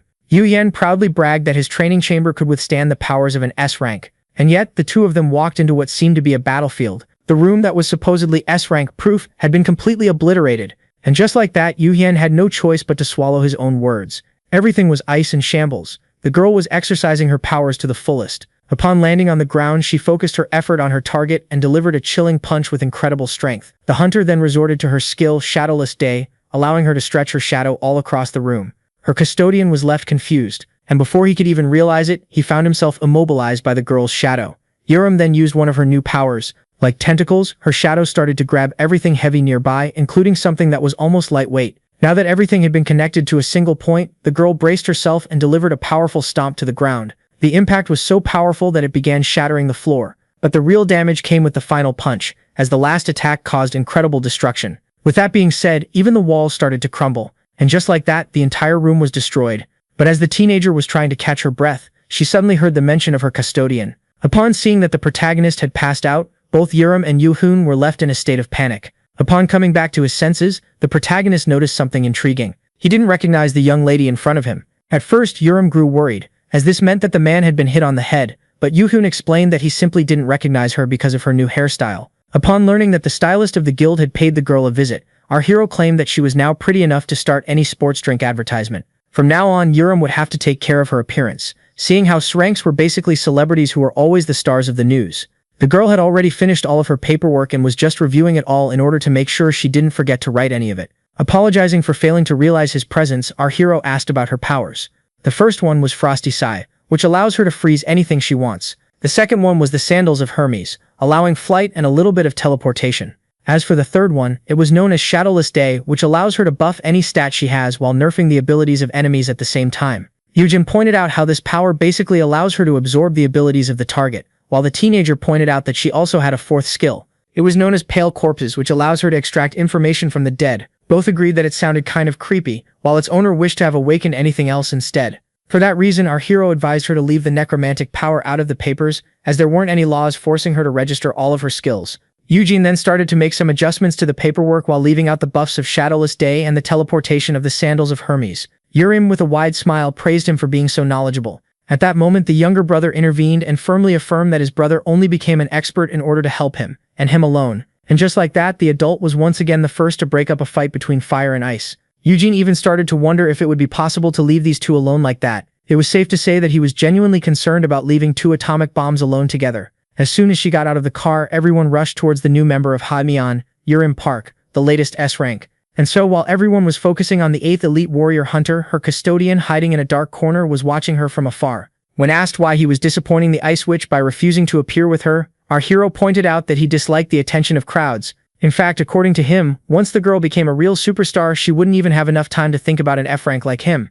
Even so, he couldn't help but be happy for her. This new timeline was very different from the original, as the cold Ice Witch had now been replaced by a cheerful and happy teenager. Even so, this was also a subject of concern, as the dungeon break that happened in the market never occurred in our hero's first life. Yet in the end, our hero judged that it shouldn't be a problem as long as everyone was fine, and decided to scout some talents from among the people nearby. Yet, seeing how he was only seeing normies, he concluded that it would be impossible for him to scout another S-rank so easily. But as he was monologuing in his head, our hero suddenly noticed something intriguing. He didn't even think twice before rushing to check it out. Eugene couldn't care less if he makes changes to the timeline, as after all, he turned back time in order to transform it and save his brother. In fact, he wanted to change things for the better, for the sake of the ones that he loves, and if he ever sees a talent that is not appreciated for its true worth, he would grab it by the end. as in the end, the purpose of our hero's power might be to unlock a man's potential. The person in front of him was Myung-woo Yu, a person deemed by the system that could never surpass F rank, and yet he possesses an SS rank skill that is yet to be unlocked.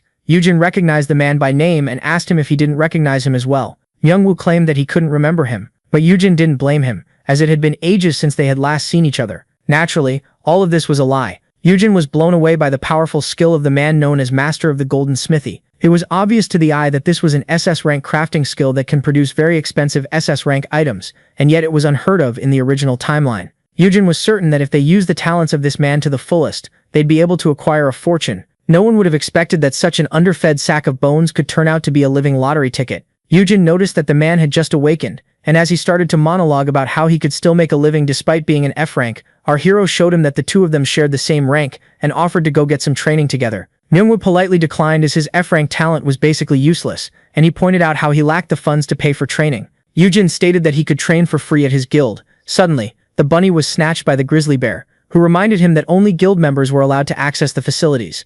And so, while our hero was bargaining for an exception, the man recognized the hunter as the Shield of Haiyan. He was quite intrigued and asked the protagonist about his relationship with this man. And to Myung-woo's utmost shock, Yujin revealed how he was the older brother of the guild master. For some reason, an unknown light started to shine out of the protagonist. Now looking like a saint, Yujin urged the man to come train with him at the guild, and even offered to lend him some equipment. Myung-woo asked him if he was certain about this, as he doesn't even remember him. Yet Yujin grabbed him by the hand and claimed that he simply wishes to help a good man. After all, Myung-woo too deserves to be treated like a human being. After hearing those kind words, the eyes of the man were suddenly filled with tears, and before the hunters could even react, he broke down in front of them. A little later that day, while enjoying a cup of coffee, Yujin affirmed to his friend that they didn't need to go to the vending machines and that he could invite him to a cafe, but the man claimed that it wouldn't be necessary. Myung-woo had finally calmed down. It had been moons since someone had shown this man some kindness. Back when he was a child, Myung-woo had a talent for crafting and was always rewarded for it. But as he grew older, everyone urged him to ditch his passion and focus on his studies, and it all snowballed from there. The genius was a terrible student, and with his terrible grades he was unhireable, and his family didn't have the funds to support him. To make things worse, at the end of a chain of endless struggles, the craftsman found himself under a giant mountain of debt. Those words got deep into the heart of our hero. After all, it was easy for him to relate to them. Humans weren't any different from before, ready to discriminate against anyone based on mere titles. Only fighters and healers were praised for their talents, as if according to society there was only one way to true success. All other skills were discarded, doomed to die in total darkness, which could explain why a craftsman like Myung-woo had never seen the light. But now things were different, as Yujin Han had big plans for change in mind. Now fired up with motivation, he got up and screamed at the world. Our protagonist affirmed to his friend that worrying about the opinions of others was totally pointless. In his own cringy way, he made Myung-woo understand that he should always keep his head up. Not even a second later, Yujin screamed that he was the best in the world, and that he loved himself. According to him, this was the type of mentality they should always keep in mind. And to cheer him up, Yujin revealed to Myung-woo that he had some love in his heart for him as well. Upon hearing this, the underfed one's face immediately brightened, and so upon taking his new friend under his wing, the protagonist assumed that the most difficult part had already passed. But he didn't account for an obstacle known as Shim Young-sok, the director of the guild's HR, a wall that was rather hard to deal with. According to him, the Haeyoung Guild couldn't afford to give free training to strangers. The director explained that only useful people to the guild could train here, and that they couldn't waste an exception on a walking, talking sack of bones. Eugene affirmed that this comment was uncalled for, so the Four Eyes explained that he was only speaking hypothetically. Our hero tried to negotiate, affirming that his friend was really talented. Director Park didn't deny the fact that Eugene must be an incredible scout, seeing how he was the one who discovered the Ice Witch. But then again, as he indirectly flipped him off, he pointed out how his achievement might only be due to chance. He then reminded him how he was about to get scammed just last week, and how he was a freeloader living with his younger brother. Myung-woo couldn't afford to see his friend get roasted like that, and so, like any good Disney princess, he ran like a girl to the door, leaving the director proud of himself. Later on, both F-ranks agreed that the director wasn't easy to deal with. Now in a pickle, the protagonist tried to contact his younger brother for support, but the man assured him that it wouldn't be necessary. Myung-woo explained that the protagonist had already lifted his spirits by treating him like a person. He now had the necessary motivation to not give up on life, and to try his best in order to survive. The crafter then pointed out how he had heard of a place that gives jobs to F-ranks such as himself. From the looks of it, this job even offered transportation. As the van door opened, it welcomed the new recruit. Myung-woo smiled at our hero and bid him farewell as he went to go make an honest living to pay back his debt. But from what it looks like, the man's new gig doesn't seem honest at all. One of the delinquents asked the man to pay his debts here and now, but as soon as he handed them the check, they pointed out how this was surely not enough. This made our hero realize that those guys were in fact loan sharks, and when asked about their destination, the crooks quickly took a defensive stance as he didn't want to answer. Not knowing what to respond, our hero claimed that he simply wanted to tag along. And with that being said, due to his own foolishness, Yujin found himself in a van with Myungwoo and a bunch of delinquents. As our hero pointed out to his friend how he was entangled with some dangerous people, the craftsman pointed out how they were the only ones willing to loan him money. Yujin, who was then asked about it, claimed that he couldn't let his friend go with such people, which is why he decided to come with him. The protagonist was then startled as the one with the belly asked him if he was an awakener, so he revealed himself to be an F rank. Not wanting to reveal his true self, Yujin claimed that he was a childhood friend of Myungwoo, and that he simply wanted to tag along, since they were hiring F ranks. The crooks then pointed out how most guilds didn't accept F ranks, and offered our hero a job mining mana stones in dungeons for them. They claimed that they couldn't care less about ranks, so Yujin happy stated that he would join them. He then expressed how relieved he was. To him they seemed pretty scary at first. Yet while pretending that it was his first time stumbling into such a job, he quickly realized that this was a mining contract. He had previously been a victim of a scam in which F-rankers sign a contract to mine mana stones, but only get to keep 20% of what they mine. It was extremely dangerous, as there was a high chance of being attacked by a monster. At that moment, Yujin realized why he never heard of his friend in the original timeline, as he must have perished in a dungeon before realizing his potential. Yujin couldn't help but feel disgusted as the crooks explained how easy the job was. When asked about their destination, the delinquents revealed that they were going to their guild's office in Maramok. After a quick car ride, they finally reached their destination.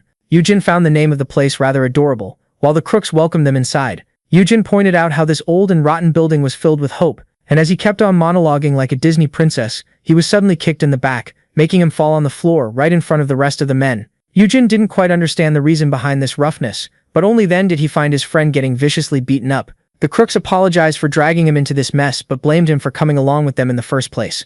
And just like that, the custodian was now their prisoner. Myungwoo apologized to our protagonist for having dragged him into his own mess, and before our hero could even react, he was picked up and placed on the sofa in order to sign the contract. Yujin was ordered to place his fingerprint on the paper. The boss explained that they would be taking 80% of his income, not counting the fees, which she claimed to be a generous offer. It was then revealed that this was a magic contract and that breaking it would strike the violator with a D-rank curse for extra protection. The crooks were about to force Myungwoo to sign his contract, and so, seeing this, our hero decided to ask a favor, but the boss affirmed that he couldn't escape from here without signing.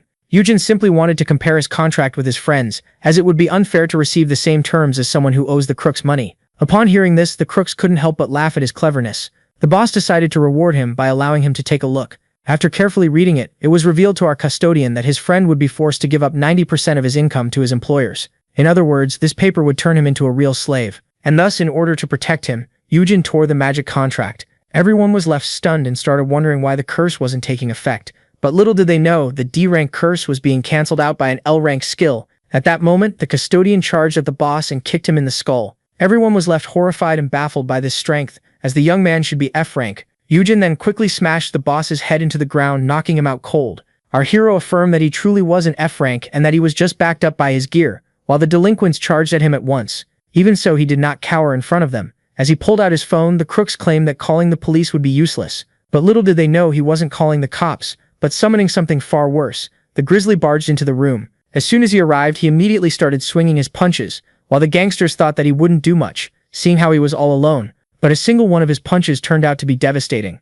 It sent the delinquent flying into the air before making him crash into the ground. The grizzly was here to rescue the bunny. Myungwoo was left quite confused, so our protagonist explained to him how he had called for reinforcements as soon as they got inside the car. The A-rank hunter easily found the one he was supposed to protect, as he was given a detailed location, and now the monster was working his magic, taking out every delinquent with a single punch. One of the thugs got really pissed off and pulled out a knife from his pocket. Sungong Kim was now being charged at from behind. The blacksmith tried to warn him, but before he could even finish his sentence, the delinquent had already dealt his blow, only to be then left utterly baffled. The knife didn't even leave a scratch. A regular blade couldn't possibly hurt an A-rank hunter, and so with a flick of his finger, the grizzly reminded the thug of the pecking order. At that moment, the delinquents realized who he was. The man was finally recognized as the Shield of Hyel, and so with a murderous stare, he ordered the delinquents to bow. They didn't waste a second and peacefully complied. When asked about their punishment, our hero decided to give them a taste of their own medicine. With that being said, a golden piece of paper was pulled out.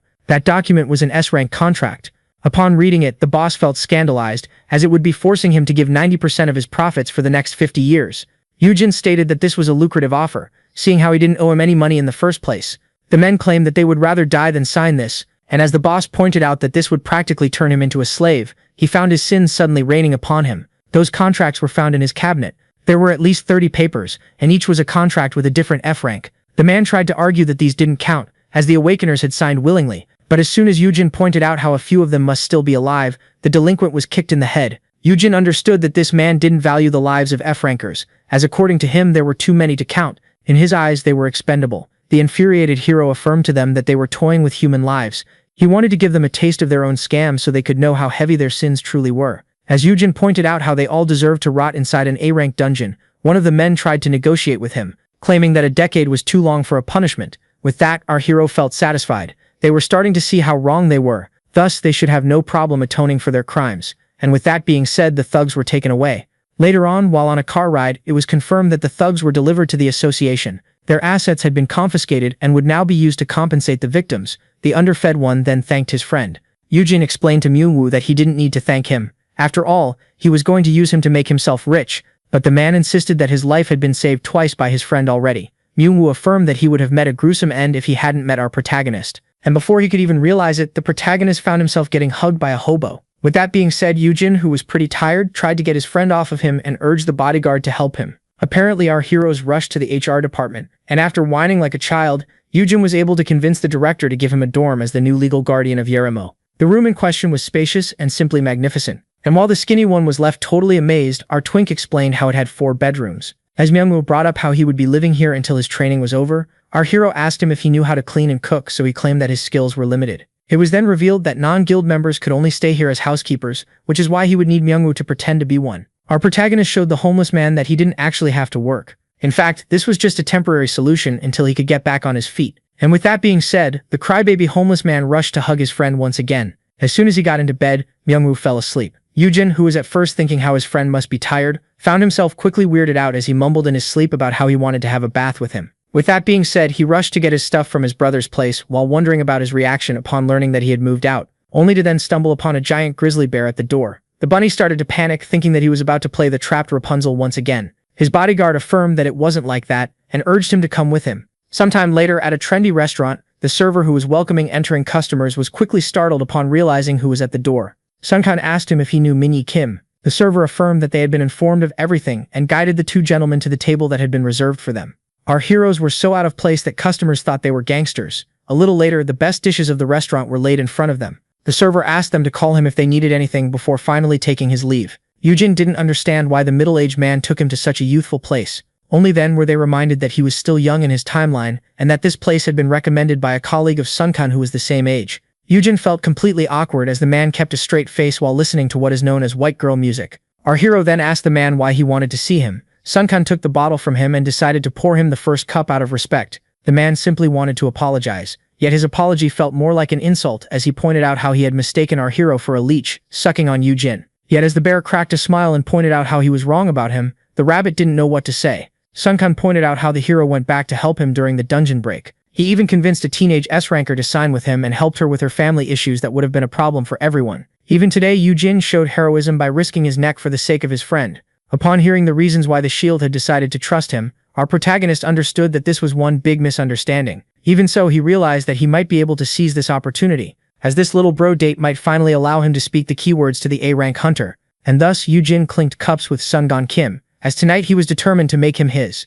The A-rank then compared the incident with the thugs to the broker incident a few days ago and asked our hero if he also had a plan for it. Not one to show how truly pathetic he is, our twink lied and claimed that he did. Despite the danger, he explained that his brother surely would never leave him behind. But as our hero started to explain how protective the guildmaster was, the right-hand man explained that he understood his superior very well, as they shared the same pains. Seeing how his parents were never there for him, the man must have been raised by his grandfather. Even as an adult, Sungan would try to visit him as often as possible, and even got his power while trying to protect him during the dungeon shock. The old man had passed away last year, but until then, the guildmaster had provided him with a caretaker and a foreign healer in order to help as much as possible. The hunter used this as an example to demonstrate just how much his boss cared for family. For that reason, he asked our hero not to be too harsh on his overprotective younger brother, while Yujin pointed out how lucky he was to have him as his right-hand man. Both of them were glad that they got to enjoy this little chat together. After some time, Sunkan expressed how shocked he was, as he did not expect the twink to be such a heavy drinker. But Yujin clarified that he can't hold his liquor well and that he gets embarrassing when drunk as a pretext to speak the keywords. The custodian was then left utterly shocked upon realizing that he had already drunk a lot. This was rather hard to understand. It was only then that he realized that his poison immunity was forbidding him from getting smashed. Yujin was now in a pickle, as only alcohol would give him the necessary strength to speak the keywords. And so, trying to play it cool, he discreetly reached out to his window panel. The poison resistance was now turned off. At that moment, the protagonist dropped his cup. This greatly surprised his drinking buddy. He had now turned red as he could feel the alcohol coursing through his veins. Our hero then started to feel dizzy. He didn't expect to be slapped with all of it at once. And with that being said, he fell face first onto the table. As the next morning finally arrived, Yujin woke up with a sick hangover. And as he tried his best to shake off his headache, someone brought him water to wash his face. At that moment, he realized that he wasn't alone. Upon waking up, our hero was greeted with the smile of Sungan Kim. And while the grizzly urged the bunny to get up for his first day of training, this one quickly got up. From the looks of it, he had spoken the keywords to him. Yet the protagonist, who was starting to panic, didn't understand why the man was in his room at the light of dawn. Yujin was now left horrified. Seeing how kind and gentle the always serious man was with him, our hero didn't know what to say. He tried to explain that he doesn't swing that way, only for a special juice that cures hangovers to be put into his mouth. His suspicious new acquaintance then offered him a massage. Yujin drew the line at the potty bowl and the email that explained this odd behavior. At that moment, the hunter realized that the protagonist didn't remember last night. After that, he suddenly collapsed on the table. Sungan found himself worried about him. Seeing how his drinking partner was now too drunk, he offered to get him back home, only to be then grabbed by the hand. Driven by the alcohol, our hero gathered his courage and confessed his love to the man. The grizzly bear was left utterly confused. As the rabbit repeated the same words over and over again, Sungan didn't know what to say. Upon learning that he had confessed to him 30 times last night, our hero apologized from the bottom of his heart, but to his utmost shock, it turned out that the man liked it. Back then, when he tried to get him back up, Sungan realized that this was the embarrassing drunk behavior that Yujin spoke of.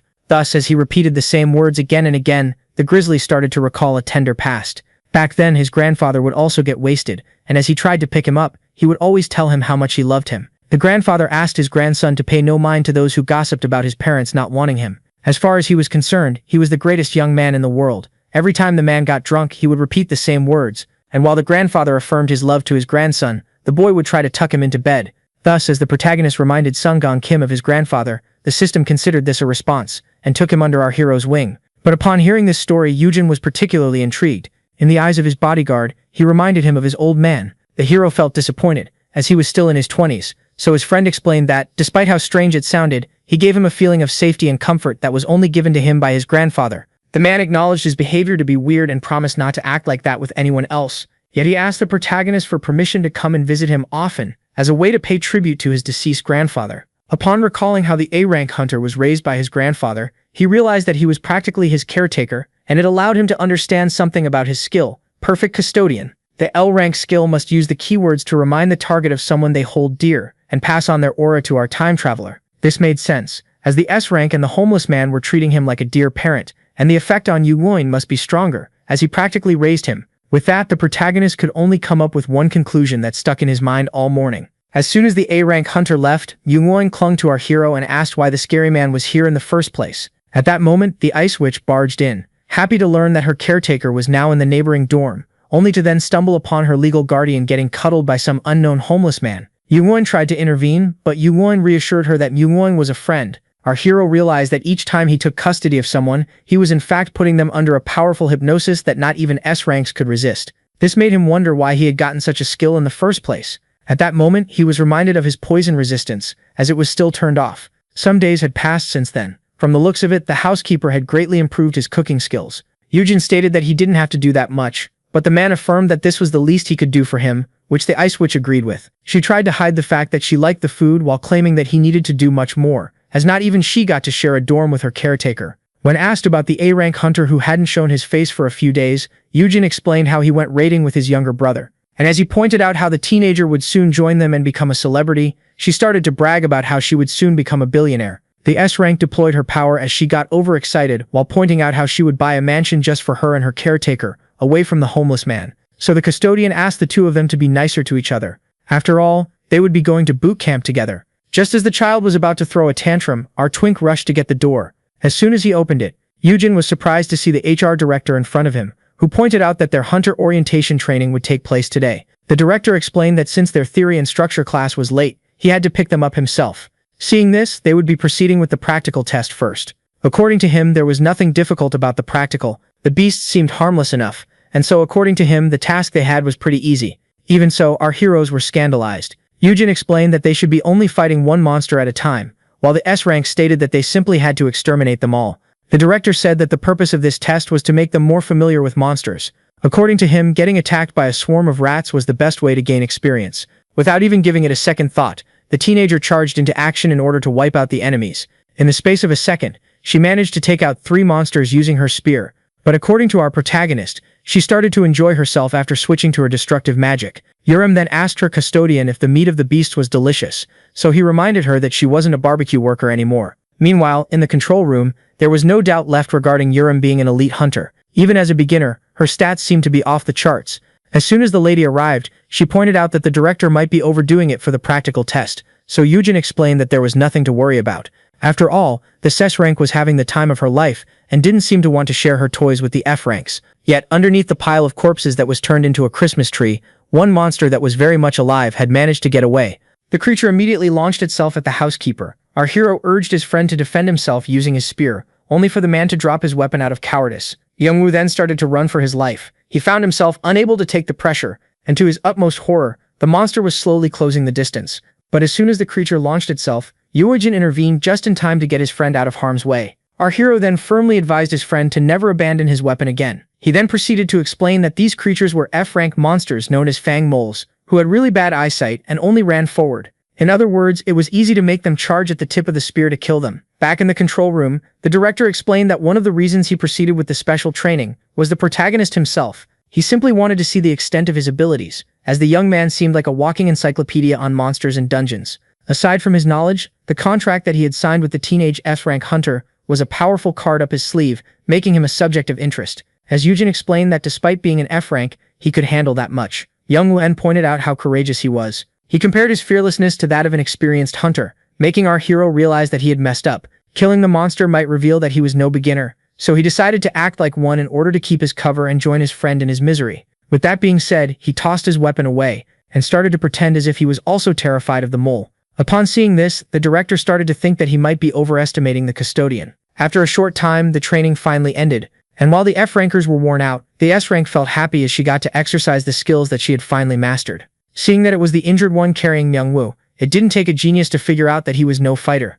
Yurim started to claim she was better than him, so the custodian urged her to cut it out already. At that moment, the director came to congratulate the 3 new recruits. According to him, they were able to survive the basic test. Director Sok praised the girl for her performance, but criticized the F-ranks for how pathetic they were, which genuinely angered our hero. It was then explained that the 3 of them would start learning theory the next day under the care of Professor Hyeon Sok. The instructor introduced herself to her 3 new students, and while the teenager found her rather young to be a professor, the protagonist immediately recognized her. That lady was a genius who went to the USA and discovered countless dungeon principles, making her the #1 dungeon researcher, and earning her the sick nickname of Dr. White. As the professor pointed out, not many knew her by her nickname. He realized that she wasn't famous yet. She then pointed out how Yujin seemed very knowledgeable about dungeons, just like her uncle, a director, had said he would be. At that moment, it finally clicked. After realizing that the director and the instructor were both Suk, he realized that they were related, but the director confirmed that this wasn't nepotism. Hyeon then explained how she would be working with the guild for a while as a researcher, and how she looked forward to working with them. At that moment, our hero had high hopes, as he might have finally gotten himself a love interest, but little did he know, he was too much of a hopeless case. Meanwhile, inside a dungeon, Yo Hyun and his team finally managed to take down the beast. The guild pointed out how this creature was a tough opponent, and how they would have been toasted if their boss wasn't immune to fire damage. Yet there was still one matter to attend to, as the child of the beast was still alive. On the first day the dungeon gates appeared on Earth, the reaction of today's civilization toward it was similar to that of a primitive ancestor in the face of fire. It came at the apex of fascination and fear. If not dealt with in time, the monsters inside the dungeon would overpopulate and storm out of the gate into our realm. Such events were known as dungeon breaks, with the first ever recorded being named the Dungeon Shock. Yet horror mixed with an array of hope, as some people around the world started to gain abilities. The mana stones discovered from this incident permitted a great outbreak in the field of modern science, as they were perfect for crafting advanced tools and energy sources. As for those who awakened, they became known as hunters, with most of them today entering public or private guilds. It was then explained how most S-rankers in Korea were part of giant guilds that were backed by big corporations. What an educative lesson for our time traveler. It was considered a great reminder in his eyes. The professor then explained that hunters get ranked based on their stats and powers, Our hero couldn't help but find his instructor great at her job, seeing how she was explaining the difficult concepts with simple words. As she explained how skills and abilities are awakened as a form of self-defense, he began to think of how wrong this was. He even started to recall how a certain E-rank hunter, due to her affinity with moles, was able to gain grass-based powers. And as he began to think of how skills are determined by a person's personality or environment, his teacher suddenly snapped him back to reality. The professor realized that he was giving her the same look that she gave her instructor. When she realized that he was wrong, Yujin began to explain how he was only speaking out of his own perspective. According to him, skills weren't unlocked for self-defense, seeing how non-combat abilities are becoming more and more frequent nowadays. The first theory was only established because most skills were awakened during the dungeon breaks, but it completely disregarded the data from times of peace. Yujin then urged his teacher to pay him no mind and began to wonder if he had said too much, only for the lady to then grab him by the hand. Taeyun Sok was excited to see the custodian keeping track of the latest news in the skill manifestation field. For that reason, she offered him a 10-hour-long coffee date after class in order to discuss the topic further.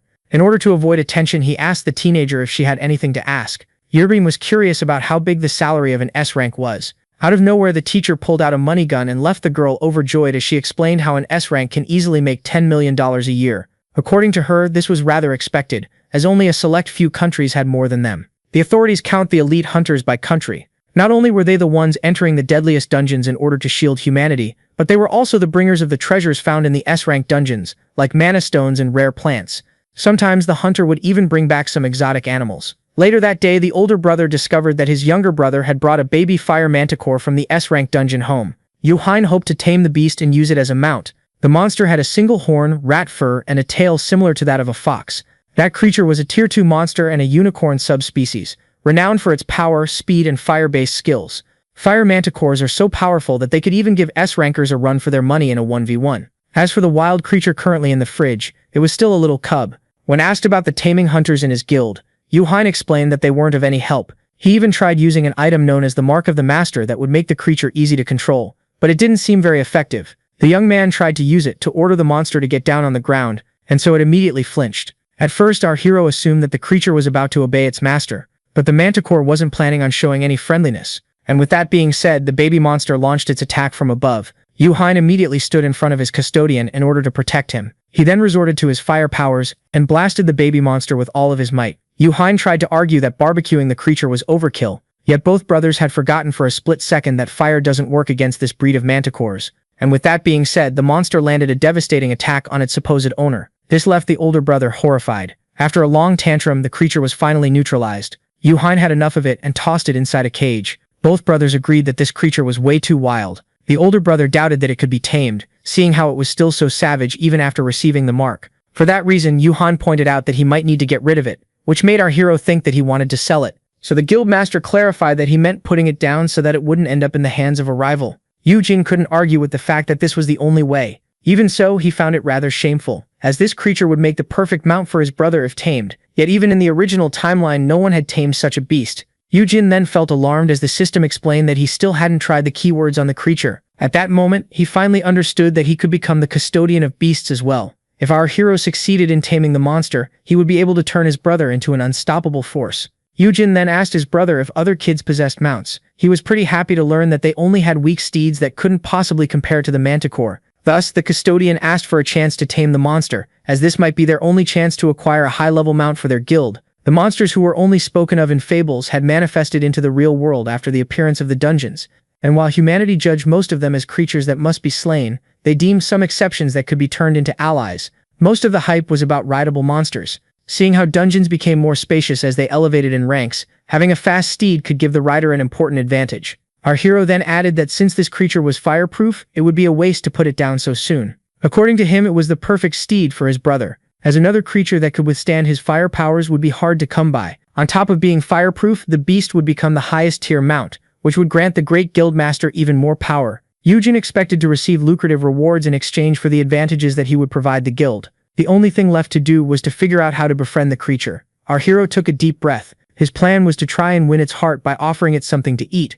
At first, he wanted to give it some cat food, but his brother revealed it to be a picky eater that would only eat monster meat. Each meal also needed to include one C-grade mana stone that could cost up to $8,000. In other words, every bowl of food prepared for the manticore cost a fortune. Our hero was left practically stunned.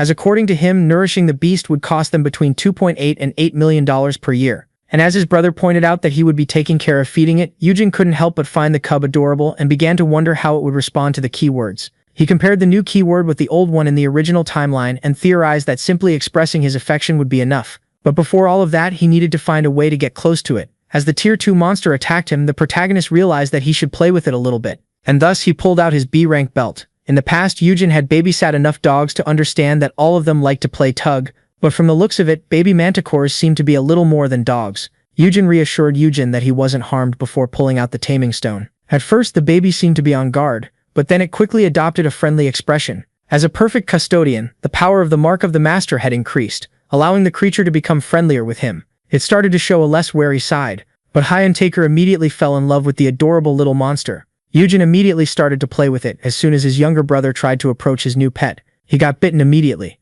Yujin warned his new friend not to harm people. Yujin, who was scratched as he was an Astron counter, realized how much the beast liked his brother. For that reason, he asked him to take the beast under his care, as even if he failed to turn it into his pet, it could still make a very good attack dog. Befriending monsters seemed much more ethical than hypnotizing humans. If Yujin managed to play his cards right, he might be able to tame himself a squad of baby monsters. The custodian would become something like a beastmaster, which could be a dream come true for him. It was then revealed that the older brother wasn't going to tame the manticore inside his brother's apartment. Yujin explained that his dorm was spacious enough. In reality, he wanted to avoid living with his brother for fear of being locked up again. But only then did he notice a gloomy expression on the face of his younger brother. When he asked him about it, the guildmaster revealed that despite having finally reconciled, they hardly saw each other these days. Yujin was hoping to restore things back to the way they were. At that moment, our hero recalled the words of his right-hand man regarding how much his brother valued family bonds. He realized that he couldn't blame his baby brother for being so overprotective. He blamed this change in behavior on the time rewind and promised to visit him as much as possible. Yujin even promised to come back to see his baby brother after finishing basic training. With that, our protagonist asked the guildmaster if he was free tomorrow night. He wanted to know if he was down to have a drink. After all, the two brothers never got to enjoy liquor together, even after Yujin became an adult. If it wasn't for the dungeon shock, the Han brothers would have enjoyed many cold beers together. After hearing this, Yujin became excited for tomorrow. Yujin then realized that he should give his new pet a name. And after giving it some thought, he decided to call the Fire Manticore Peace, as this was something that the world desperately needed. Our hero tried to convince himself that Yujin wanted to spend time with him so badly because they were brothers, and not because he was brainwashed by his skill. The next day, as a new gate appeared, the protagonist found himself stunned. While his younger brother was all smiles, Yujin had a hard time understanding what was happening. From what she knew, the guildmaster had no business chaperoning a bunch of beginners to the dungeon, so Yujin claimed that he was looking forward to this day. At that moment, Yujin found himself unable to deny the fact that his brother might truly be brainwashed. The two S ranks were then asked to pose together for the picture, as the press pointed out how odd it was for the guildmaster to go with the rookies on their first raid. So Yujin claimed that since they had gotten a new S rank, it was his job to make sure that her first dungeon raid went well, as he was one himself. Meanwhile, the F rank in the corner began to pray for the press to gobble this up. After carefully thinking about it, the two S ranks complemented each other, as they each wielded fire and ice. Combining this with a future crafting skill of the housekeeper, as well as the S rank awakening of the bodyguard, things would become just great. Later on, a beautiful assembly of swords and spears was presented. The members of Haiyan Guild were free to borrow any weapon they liked for free, but needed to return them once done. And while both F ranks were admiring the weapons provided by their huge guild, Young Wu needed to jump back upon learning that he was to pay for anything that he broke, as he wasn't aware of his own crafting potential. Yujin asked him not to worry about it, and to choose a high-rank weapon, as they should be the most durable. When asked if potions could be grabbed for free, as soon as he learned that only members of the guild could acquire them for free, our hero urged the teenager to grab enough for all of them. Yurim then pulled out a disgusting-looking axe and asked her caretaker to help her pick one. He advised her to choose something smaller, seeing how she mostly fights using her skills. While being interviewed, the guildmaster got lost in his thoughts and began to think of how his brother was way too knowledgeable for a new hunter. And so, startling everyone, he smiled on camera while thinking that he must have learned all of this for the sake of helping him. And while everyone thought that this smile was some kind of great promise, Yurim once again left annoyed, as there were now two unwanted guests in her raid. It was then explained how they would be clearing a D-rank dungeon, and how the gate that would close after 60 minutes would only reopen once the boss was slain. Yuhyun clarified that they could use this very rare gate stone in order to escape in case of an emergency. Yet as he kept on explaining, he noticed something interesting. His brother had now spaced out. Not long ago he was being treated as the lowest of the low on raids. Yet now things were different, as he was free of debt and enemies. Now Yujin had the chance to explore dungeons with people who liked him, like his brother. For that reason he couldn't help but smile. After all, he was now certain that he had vanquished the dark future that awaited him. But little did he know, Something far worse than the original timeline was yet to come. Once inside, the rookies were left baffled. It was their first time being inside a dungeon. And while Urim was taken away by the beauty of the landscape, the guildmaster reminded her that they weren't here on a school trip. He then urged her to stand back. Before launching a powerful fire slash, the girl was left stunned. And before she could even realize it, Yujin had completely obliterated the area, leaving a clear view. She even started to scream at him for doing something so careless. And while she continued rambling on, her custodian pointed her to the dead monsters that were concealed in the grass. It was a rule to let the strongest on the team be the one to clear the path ahead, as no one knows what awaits them in dungeons. Yujin pointed out how this was basic knowledge that should have been acquired in theory class. Urim, the bad student of the bunch, explained that she couldn't do anything because of her lack of AoE attacks. Her lack of concentration and focus in class was further pointed out, as she didn't know how leveling up provides new skills. It was then revealed how, after leveling up about 10 times, one could acquire a new power. And while the girl couldn't possibly predict what ability she could unlock, her custodian had the ability to select one for her. His goal was to let her acquire Pale Rain, as it was one of her signature moves back in the original timeline. And just like that, he was able to meddle with the settings, allowing him to put her on the route to unlock this very skill. Yujin revealed his gut feeling that the girl would unlock an AoE skill, but his brother affirmed that it wasn't that simple, as S ranks needed way more EXP to level up than F rankers, making this impossible even if she wiped out the dungeon alone. Out of nowhere, the guildmaster pointed out how the rookie should simply mind her business, while he assists his brother. And just like that, it erupted. At first, our hero patiently tried to reason with the two supposedly grown hunters in front of him, but in the end, he couldn't take it any longer and decided to treat them like the children they were. Each of them blamed the other for the dispute, so Yujin screamed that they didn't need such things on their raid. He then asked each of them what their role was here, so the guildmaster pointed out how he was a chaperone, and the girl explained how she was here too. For that, and so he ordered them to stick to their respective tasks, as even as an F rank, he had to struggle a lot in order to level up. Yujin even threatened to abandon both of them if they didn't at least pretend to be good friends in front of the camera. And with that being said, the two of them finally came to an agreement. Urim and Yujin decided to be on good terms from now on. And so, as the two titans shook hands in the friendliest of ways, Yujin felt glad that everything had been settled. Yujin asked the Sef rankers to stay wary and help him and Youngwoo reach level 10. At that moment, the two of them had the same idea.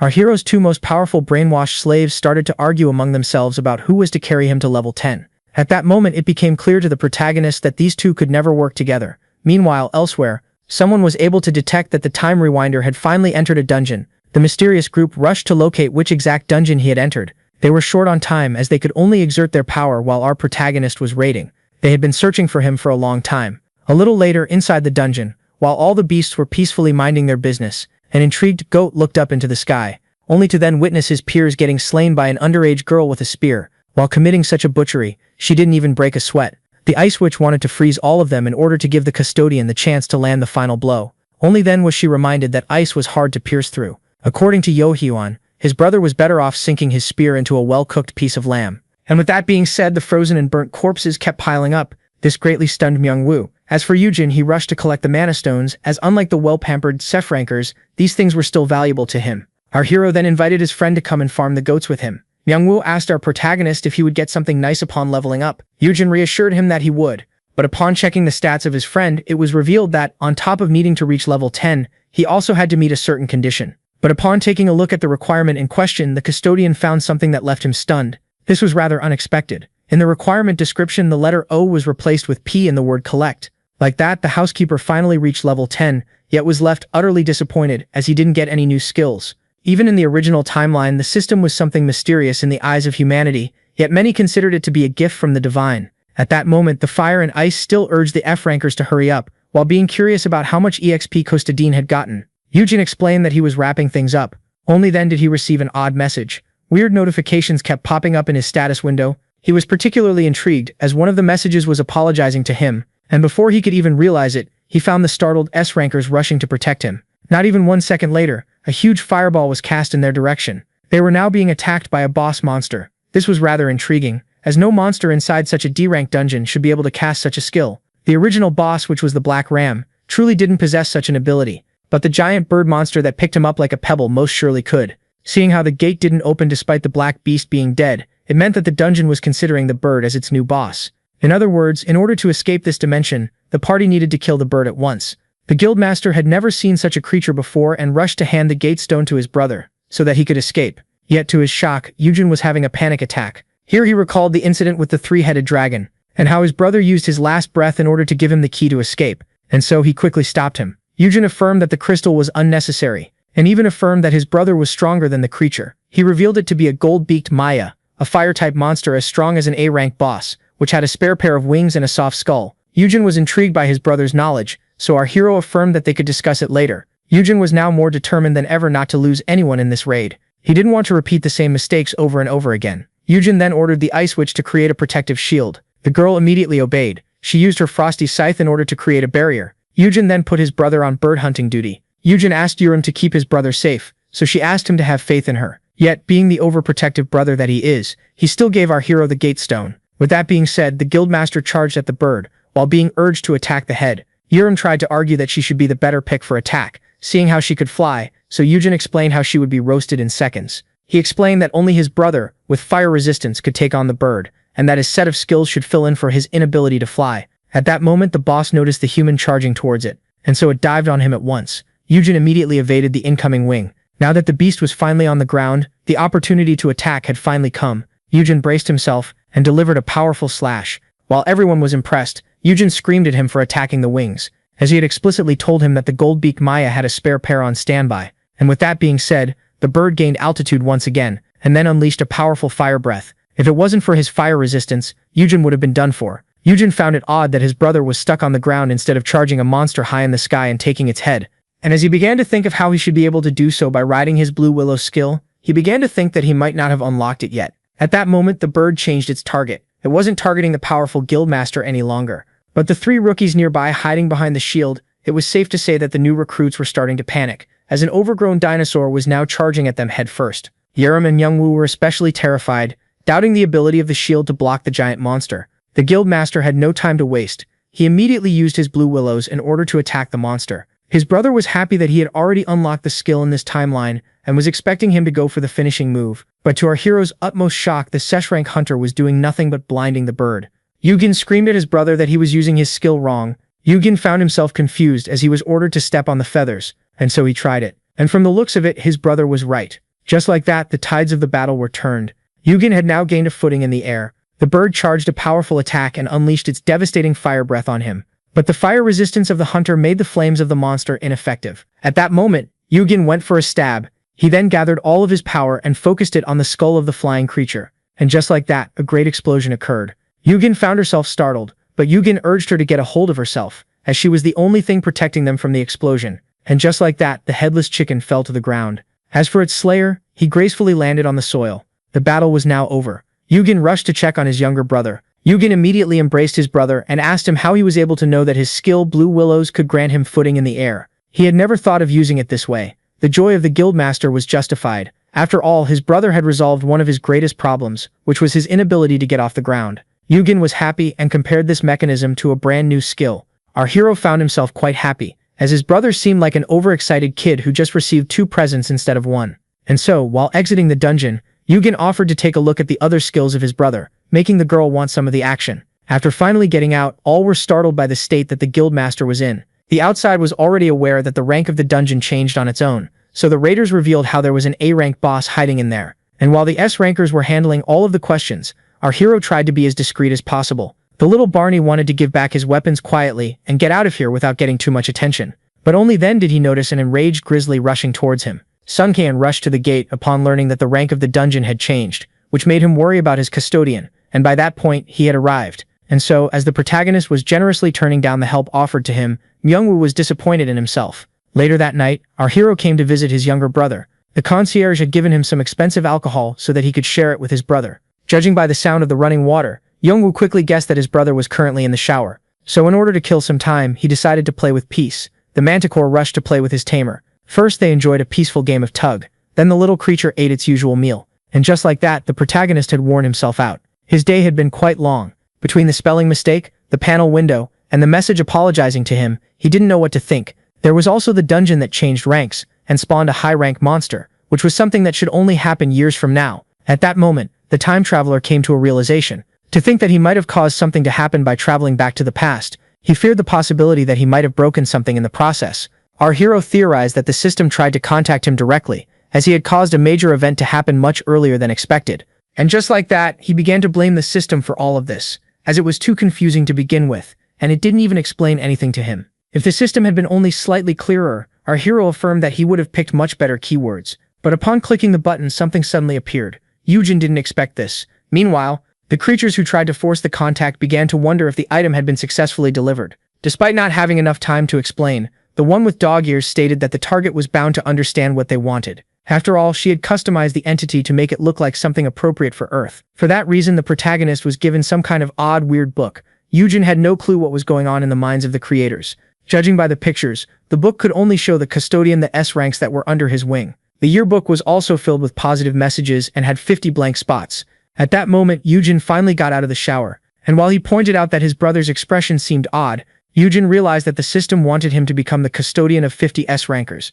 The F-rank monster was left in his cage. As soon as it broke out, it attacked the red feline. And just like that, the fight ended quickly. Its blood was splattered everywhere. On the second day of studying the manticore, Yujin explained how it had almost doubled in size after just 2 days. There was no doubting the fact that this creature was on top of the food chain. And just like that, our hero rushed to hawk his little cub, yet it was still as aggressive as ever. Only this time, the damage taken wasn't as bad as before. After all, Yujin had borrowed all of the strength-enhancing gear that he could find. Last night, the skill known as Monster Breeder was brought up. Yujin, who demanded to have more liquor in his cup, explained that this was a new skill that he had awakened during the raid.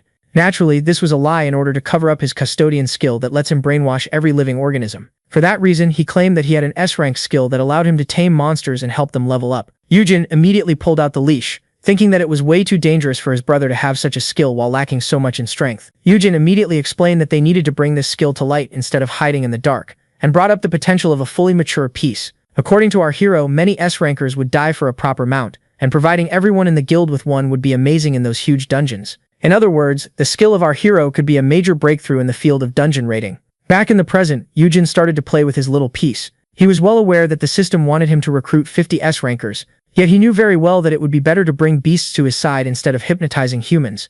After much effort, the trainer found himself exhausted, and yet seeing how his pet didn't even break a sweat, he realized that he wouldn't become rich the easy way. Yet Yujin was fully aware that increasing the number of good mounts would improve the safety of the world, as many dungeons would appear in the future. For that reason, he couldn't allow himself to take a break. Only then, once he paused out of nowhere, the director of HR was praising him for resuming training right after coming back from the raid. Seeing how the young man was on his guard, Director Sok explained that he wasn't here to kick him out of the gym. He even expressed how amazed he was. After all, under his custody, peace had grown quite a lot in a short amount of time. And thus, out of nowhere, the man bowed as a sign of respect, leaving the custodian utterly intrigued. Director Sok wanted to apologize for how he had treated our protagonist. He wasn't aware at the time of his skills, analytical mind, and genius. With that being said, the man got all clingy and begged our hero to sign up with their guild, as he would be a huge advantage for the hunting world. And so, while the owner was being assaulted, Peace couldn't help but compare the scene to a simple game of tug-of-war. Yujin was fully aware that he was no genius, as he simply relied on the info that he had gotten by being a time traveler. He also wanted to stay away from the director as much as possible, seeing how much he had harassed him back in the previous timeline. The man then begged our hero to think about it. As he started to explain how they were ready to give him everything that he desired, including the funds to feed and breed the mounts, our hero realized something. In the new timeline, things were much different, and this time the director wasn't currently perceiving him as a total waste of oxygen. At that moment, our hero got on his high horse upon realizing that he was in control. With a smug grin, he explained that his brother had already agreed to take care of the finances. Yet the custodian couldn't deny the fact that the director's proposition was still tempting. Without wasting a second, the director immediately summoned the contract. Yet our hero had his own terms, claiming that he wanted to sign as a staff member with the guild, seeing how he planned on being a solo hunter. By doing so, Yujin would be able to sell steeds to other guilds and become filthy rich, as the director asked him to reconsider. So our hero clarified that there would be consequences if anyone not stronger than the others signed an exclusive deal with him. The protagonist was fully aware of how great and powerful his skill was, as it would make the raiding of any guild much more efficient. He even compared himself to a golden egg-laying goose, and expressed how allowing one guild to keep him to itself would be a bad idea. After all, the world was full of evildoers that would rather burn an exceptional talent instead of letting someone else have it, and they could easily kill an F rank. For that reason, it would be better to allow everyone to enjoy his talent. That way, the skill of our protagonist would ensure him safety as well as a fat wallet. Yet he promised Hyan an exclusive deal on peace if they hired him as a staff member. Our hero even demanded a monthly salary as well as some other advantages. The director couldn't help but chuckle and agreed to give him everything that he wanted. He then asked for permission to use the footage of the training as an asset in order to negotiate with the other guilds. The HR man then pointed out that he had one final question. He wanted to know if the protagonist would agree to become one of their hunters and make them the strongest guild in the world, with the most freedom. At first, Yujin wanted to give an honest answer, but he quickly realized that the director was currently filming him. Yujin explained that hiring him would be pointless. After all, they were already getting as much as possible from his skill, and he urged the director not to regret his decision later on. Later on, the middle-aged man couldn't help but find this amusing. According to him, the custodian was underestimating himself. Yujin clearly didn't grasp his own potential, and while the director was thinking about how our hero was stunning, the latter was proud of himself for having beaten the man in the negotiations. When a person acquires unique skills, they usually forget their place, and pride installs itself in their hearts. Yujin might not be the humblest of all, but he was fully aware of his place in the pecking order, and was using this to his advantage to climb up the ranks.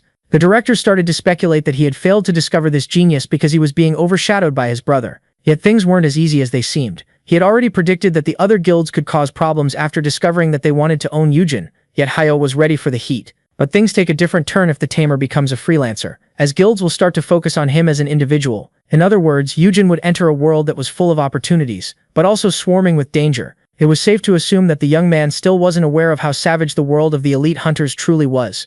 Then again, the director couldn't rule out the possibility that this was a strategy to protect his brother. Regardless, the man had predicted that the protagonist would become the subject of interest for the three major guilds, as well as everyone else. And as it turns out, his prediction was right. Upon seeing the footage of the training, people grew quite intrigued. The big shots decided to pay Hayon a visit in order to personally evaluate their new wildcard.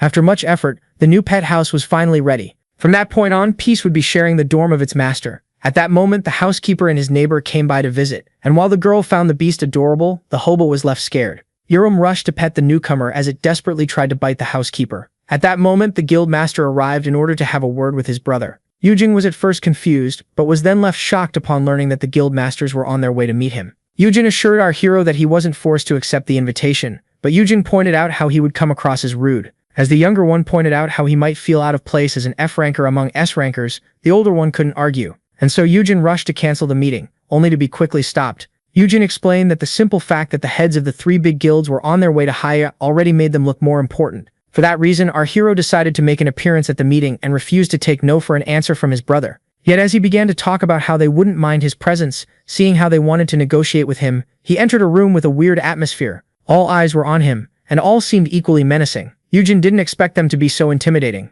At that moment, a man wearing glasses urged our hero to give him his hand. His goal was to appraise the skills of the tamer before the start of the negotiations. At that moment, our hero realized what that meant and was left horrified. Yujin quickly pulled his hand away and started to spout some nonsense about how he wanted to keep his first time for someone special. The appraiser had caught him off guard, as things would get messy quickly if it was uncovered that he possessed an L-rank skill that could brainwash people. Thus, while the master desperately tried to come up with an excuse, the little creature immediately intervened and jumped out of his arms. From the looks of it, Peace seemed to want to protect his master. All were left intrigued as the tamer desperately tried to calm the beast down. The old chairman in Minkyu Park, the head of the Hanshin Guild, found this intriguing, as no tamer skill should be powerful enough to create such a bond. This proved to everyone that the beast desperately wanted to protect its owner. For that reason, the woman pointed out how appraising the skills of the young man was unnecessary. That person was none other than Hyuna Moon, the guild master of the Breaker Guild. The lady spoke politely to our hero and helped put him at ease.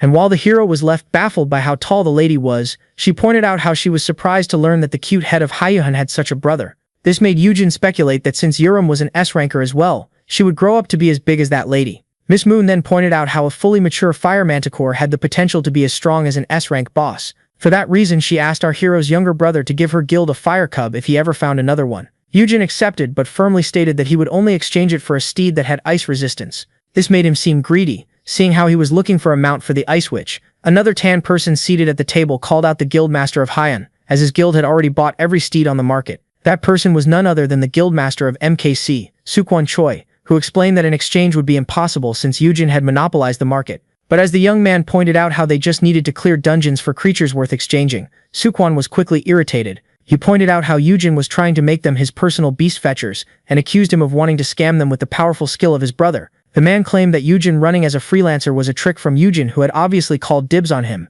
seeing how they were family. The Breaker Guild master tried to calm him down, as the hero explained that his brother's guild was only one of his partners. He explained that since he was unable to stand on his own, they were currently assisting him, and that this was the main reason behind this meeting. Yujin clarified that he wouldn't have bothered offering his services to the others if his plan was solely to work with his brother. He also explained that there was a limited number of creatures he could tame at the same time, With that, Yujin offered everyone present in the room a huge advantage in getting the best mounts possible. He claimed that this should be enough for the negotiation and pointed out how much of an honor it was to be working with big shots like the Korean guild masters. Despite his big words, our hero couldn't help but be intimidated. And as he started to think of how he had liked the man before, while he was just a simple athlete before his awakening, he was suddenly poked in the face. Hyuna got rather close as she pointed out how our hero seemed to be much more than a simple beast tamer. Seeing how he had an S-rank big brother and an S-rank under his wing, as well as a fire manticore pet, she asked if they would come along with him if he joined her guild. Yugain, who didn't expect the lady to be this appealing in person, explained that the deal only included him, while praying that his brother wouldn't have a tantrum.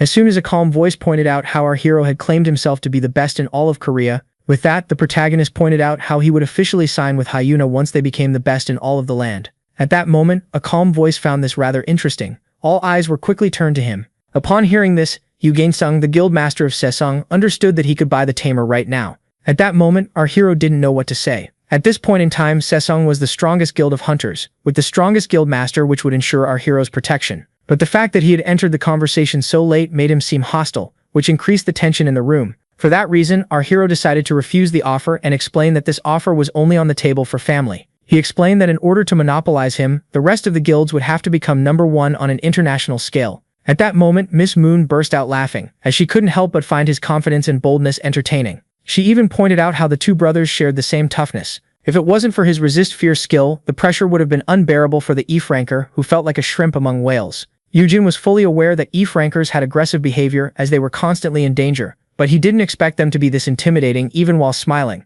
For that reason, he started to speculate that his younger brother couldn't handle such people, and that they bullied him on a daily basis. One of them even pointed out that it wasn't surprising to see the younger brother start his own guild so boldly, as he had a daring role model, but Yujin affirmed that his brother wasn't like that at all. He claimed him to be the kindest of the two, and even the nicest person in this room. Upon hearing this, everyone was left shocked, and as they began to wonder if they were truly speaking about the same person, our hero began to wonder if he had said something wrong.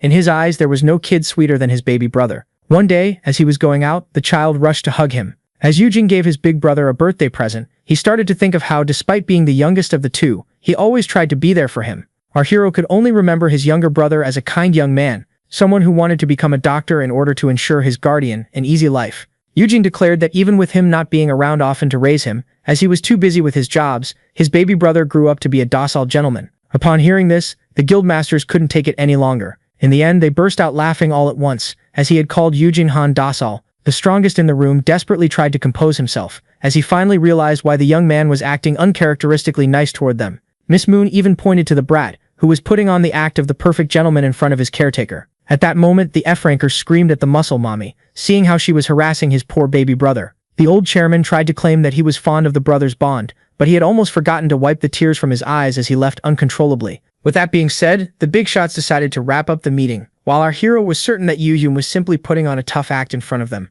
The guild masters had already agreed on most of the terms even before the protagonist walked into the room. For that reason, they urged him to read the paper carefully and alert them if he found anything wrong with it. Yujin decided to give the contract a quick look, yet while reviewing the document he found an intriguing term that claimed that he would be owning his own building. This made the big shots realize that no one had told Yujin that they would be erecting a new building for him, where he could breed the mounts. It didn't take our hero long to realize that this incredible term was the work of the director. According to the terms, the 5 guilds would protect Yujin and his breeding-dedicated building, and fund its necessities as well. With that being said, each of the guild masters had signed the paper, yet when it was our hero's turn to sign the contract, his brother found him with an odd grin on his face. Yujin claimed that this was due to the pressure, but in fact he was struggling to contain his joy. He still couldn't wrap his head around the fact that the big guilds were erecting him a building in one of the most expensive areas in the capital. At that moment, the little shrimp found itself at ease among the giant whales.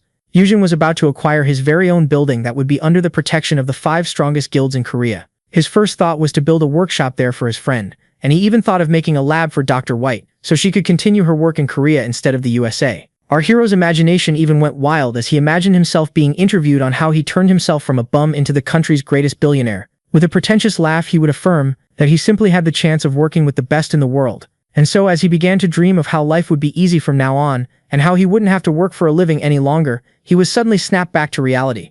The guild masters were about to take their leave. The blonde one claimed that he would keep the exception that he promised his brother in mind. Yuan-din didn't know how to respond. Once the meeting was done, our happy hero apologized to his brother for losing himself in his own thoughts toward the end. Yuan asked him not to believe everything the guildmasters had told about him, and affirmed that he hadn't done anything that would stain his soul. Yet the brother, who knew very well that no guildmaster could be perfectly righteous, praised his little pet for behaving well during the entire meeting. The terms of the contract perfectly suited our hero, and just like that, the upcoming chapter of his life announced itself as something quite pleasant. Later that night, a feast was laid in front of his eyes. Myung-woo had worked extra hard in order to prepare all of these dishes.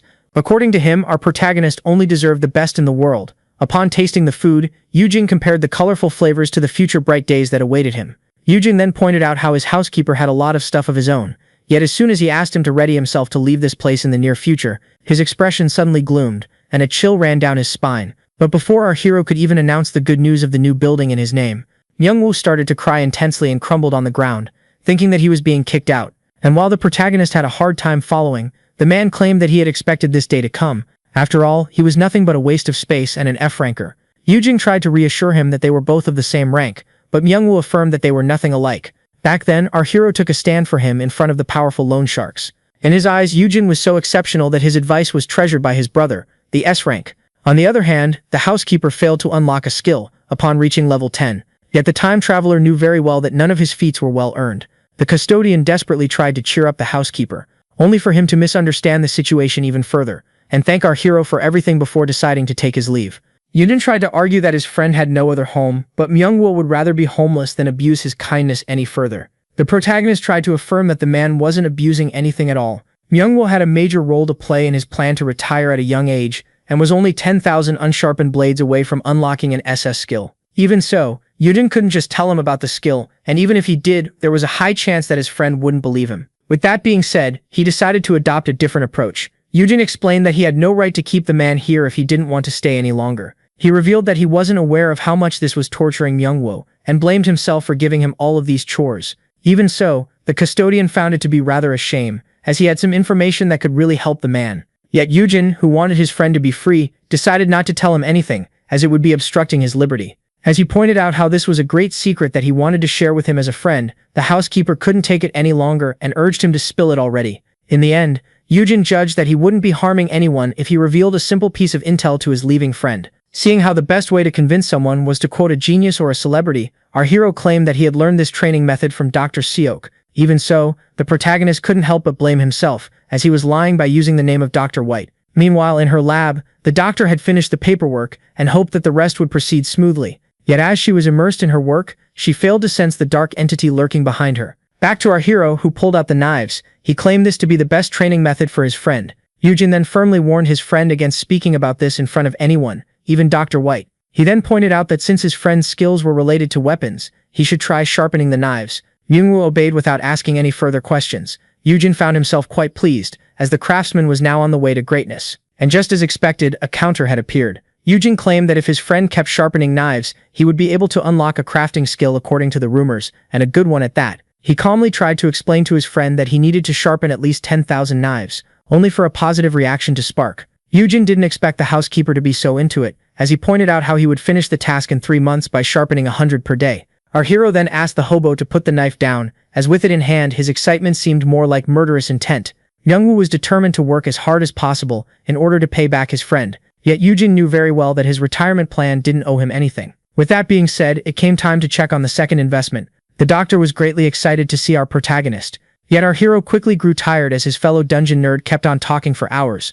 She pointed out how everyone thinks that dungeons are completely random, and as you pointed out how they might be organized, Yujin shared his gut feeling and claimed that they lacked the necessary data in South Korea. Dr. Sok agreed that their country was way too small, only to then quickly shut herself up, thinking that she might offend somebody with her words. Things would be much easier for the researcher if she could study more dungeons, yet most countries forbid foreigners from studying their dungeons. The doctor started to complain that she might have to join an international research team in order to continue her study. For that precise reason, 3 years from now, the doctor would leave for America, where she would discover the principle behind the spawning of dungeons. Yujin began to wish for a way to keep this walking jackpot in the country until her discovery, instead of handing her and her research to the USA. Yet the doctor wasn't out of ideas yet. Out of nowhere, she pulled out a buckwheat jelly. If the legends are correct, she would be able to use this dish by pairing it with rice wine on a moonless night in order to attract the Dakabi. The doctor was referring to the legendary hunter who has teleportation abilities. That hunter took the name of a prankster spirit from Korean mythology, as well as its drip, but even in the original timeline, people barely knew anything about him. Even so, the ghost hunter was particularly famous for his teleportation. When things were dark and everything seemed desperate, whether inside or outside of dungeons, the spirit would appear at once in order to save lives. From the human perspective, especially the gangsters, the ability to teleport anywhere was a power that wasn't to be trifled with. One day, delinquents noted something intriguing. Out of nowhere, a cosplayer appeared in their hideout. Startled by him, they quickly pulled out their guns. But just like a ghost, the first bullet phased right through him. The Dakabi captain used his teleporting abilities to evade and dodge the rain of bullets inflicted upon him. The hunter didn't even break a sweat. In the end, he was able to establish his superiority. The cosplayer then started to speak in poems in order to warn the evildoers, claiming that he was well aware of their darkest secrets. He then promised not to unveil their sins to the light as long as he remained unharmed. And with that being said, the spirit disappeared. The spirit was hard to catch because of his powers, and having dirt on everyone, he was able to ensure the protection of the big guilds and total freedom. For that reason, the women of science wanted to attract the creature of folklore, as it might have some intel on the dungeons. To make things worse, the supposedly genius doctor was relying on info she had gotten from the internet in order to attract the spirit. As the woman was overexcited, our hero tried to snap her back to Earth and urged her to ask the guild for help instead of relying on fantasies. At that moment, everything went dark. The moon had almost disappeared into the shadows of the night. Thinking that this was some kind of blackout, our hero decided to turn on his flashlight, but only then did he notice something intriguing. Dr. White seemed stunned. Tears quickly appeared on her face. Little did our hero know, what seemed like an evil specter was lurking behind him, and as soon as it began to scream, panic set in throughout the lab. Dr. White immediately fainted from the shock. Even the protagonist was about to start panicking, only to be calmed down by his resist fear skill. With his mind now at ease, he realized that despite how crazy the world had gotten, ghosts were still a thing of legend. And so, having guessed the name of the culprit, he asked the Dakabi to stop his prank. The teleporting hunter affirmed that the protagonist had no sense of humor. He explained that he had decided to pay them a visit in order to grant the doctor's request. Even so, he didn't expect his harmless prank to make her faint. For that reason, the specter asked the custodian if they could work on being on good terms. Only then did the system reveal to our hero that he had the power to bring the masked man under his custody. The one in front of him was a person who could travel the entire world freely without being bound to a flag or a cause. In other words, he might be the solution to our hero's problems. If he was right, the spirit could provide the necessary data for the doctor so that she wouldn't have to leave the country. The opportunity was too good to be missed. Thus, Eugen asked the ghost to stop his pranks, as they weren't startling at all. The ghost tried to argue that he had just scared him, but our hero started gaslighting him by claiming that he was just caught off guard. The Dakabi was then particularly irritated, as the young man claimed his pranks to be dull and childish as well. If the legends were true, the trickster spirits loved playing pranks so much that they would put their lives on the line for the love of the game. For that reason, he offered to make a bet with the ghost to see if he could actually scare him. But little did the teleporter know, he was now in front of his natural enemy. Later on at the infirmary, the doctor woke up startled, only to realize that the spirit had disappeared. She was then shocked to see the hero in front of her. Eugen then started to criticize the ridiculous outfit of the ghost in front of the doctor, only to be met with complete silence. This greatly relieved the lady, as it meant that the trickster spirit wasn't here. Even so, she couldn't help but be disappointed, as her many questions remained unanswered. Dr. White had hoped for the help of the teleporter, seeing how her research was now at a dead end. And so, hearing this, the custodian claimed that he might have found a way to assist. The woman got overexcited again, thinking that he was going to join grad school, so he clarified that it wasn't anything like that. The doctor was then left stunned as he claimed that he might have a way to provide her with the data. Eugen then recalled how she had told him that her data shortage was a major problem in her research. For that reason, his actions a few moments ago might be the solution to her problem. Back then, the spirit was intrigued by the bet, so our hero clarified that he would have to become the servant of the winner for 3 whole years. The spirit couldn't help but laugh as the F rank in front of him wanted to become his master. Even so, he found the terms unfair and claimed that since he was making a bet with the brother of Yuyin, the F rank should bet at least 20 years of servitude. From the looks of it, the spirit had done his homework on our hero. Doka Beija was then left startled, as our hero pulled out the contract without even giving it a second thought. For that reason, the spirit grew suspicious, as the human was rushing into a game where he was at a clear disadvantage. He quickly realized that there was a plot behind it and speculated that the F rank, who lacked skills, wanted to use items to try and win the wager. This made it clear that the spirit wasn't aware of the protagonist's skills. Yuyin's victory was almost guaranteed, as his resist fear skill allows him not to cower in front of anything that is not L rank or above. Thus, he claimed that things truly weren't as simple as they seemed. In fact, our hero claimed himself to be an admirer of the Dakabi. After all, the Dakabi was someone who uses his power to rescue others. He also found the fact that he had everyone's secrets on him rather amazing. For that reason, he claimed this wager to be a win-win for him, as even if he loses the bet, he wins the privilege of becoming the sidekick of the Dakabi. At that moment, the proud spirit affirmed himself to be pretty amazing. He claimed our hero to be rather clever, as he would much rather take a crafty, intriguing personality as a minion instead of someone begging him for this privilege. Even so, Yujin clarified that he would be doing his best in order to win the bet. With that being said, the competition started, with the spirit having 3 chances to scare our protagonist, and succeeding just once would make him his minion. Back in the present, the custodian explained to the scientist that even if he couldn't reveal how, he might have a way to provide her with the necessary data. He clarified that unlike her, he wasn't a genius in the field. For that reason, he offered to split the profits equally if she managed to come up with a successful theory regarding dungeon spawns. The doctor claimed this to be a generous offer, but doubted her ability to secure the grand achievement, yet Yujin had faith in her. As the lady pointed out that the young man was simply trying to cheer her up, he tried his best to remember today's date,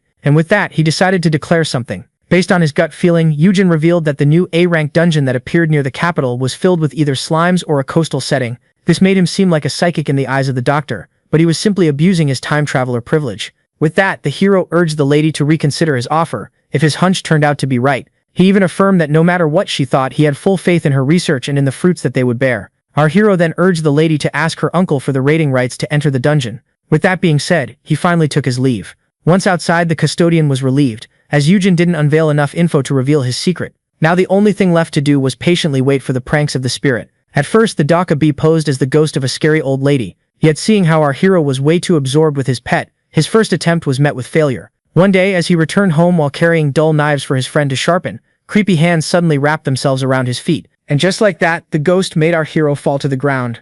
Yujin screamed at the teleporter that he had no right to actually harm him, but the ghost didn't expect the F-rank to be so fragile and actually trip over and fall. And so as attempt number 2 was a failure, now came the time for attempt number 3. In the middle of the night, as the protagonist went to the fridge in order to get some water, he was met with a creepy-looking straddle covered in blood. For that reason, he couldn't help but applaud the creativity of the spirit. Yet, as he turned around, he found himself in front of a creepy-looking creature hanging from the ceiling. Yujin was genuinely surprised, as he didn't expect a double jump scare. His resist fear skill was preventing him from being scared. Only then did he bump into someone. And just like that, Yujin tilted his head to find something actually creepy. The creepy hobo in the kitchen holding a knife. He turned to him with his cold, dead eyes. And while the fear of God was instilled in the heart of the specter, the young man casually greeted his housekeeper. Young Will explained that since he couldn't sleep, he decided to kill some time by sharpening knives.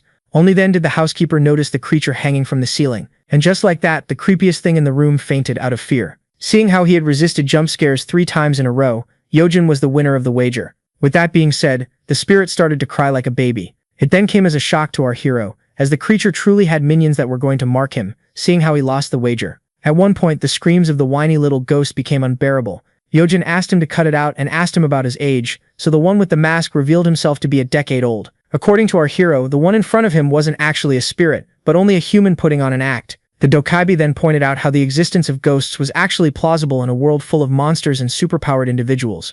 Yojin couldn't argue on that point, as at the end of the day, it was much easier to believe that mythology had become real than to try and understand that life had become a video game. With that being said, he finally believed that the one with white hair wasn't a human. Seeing how he was now his servant, the ghost decided to reveal everything. The Dokaibi claimed that he was 100 years old, and 3 years old at the same time. This greatly intrigued the protagonist, yet he found it rather funny, as the whole dungeon mess started 3 years ago. It didn't take him long to understand that the spirit was birthed with the appearance of the system. According to the legends, Dokaibi are in fact objects that existed for such a long time that they gained a soul of their own.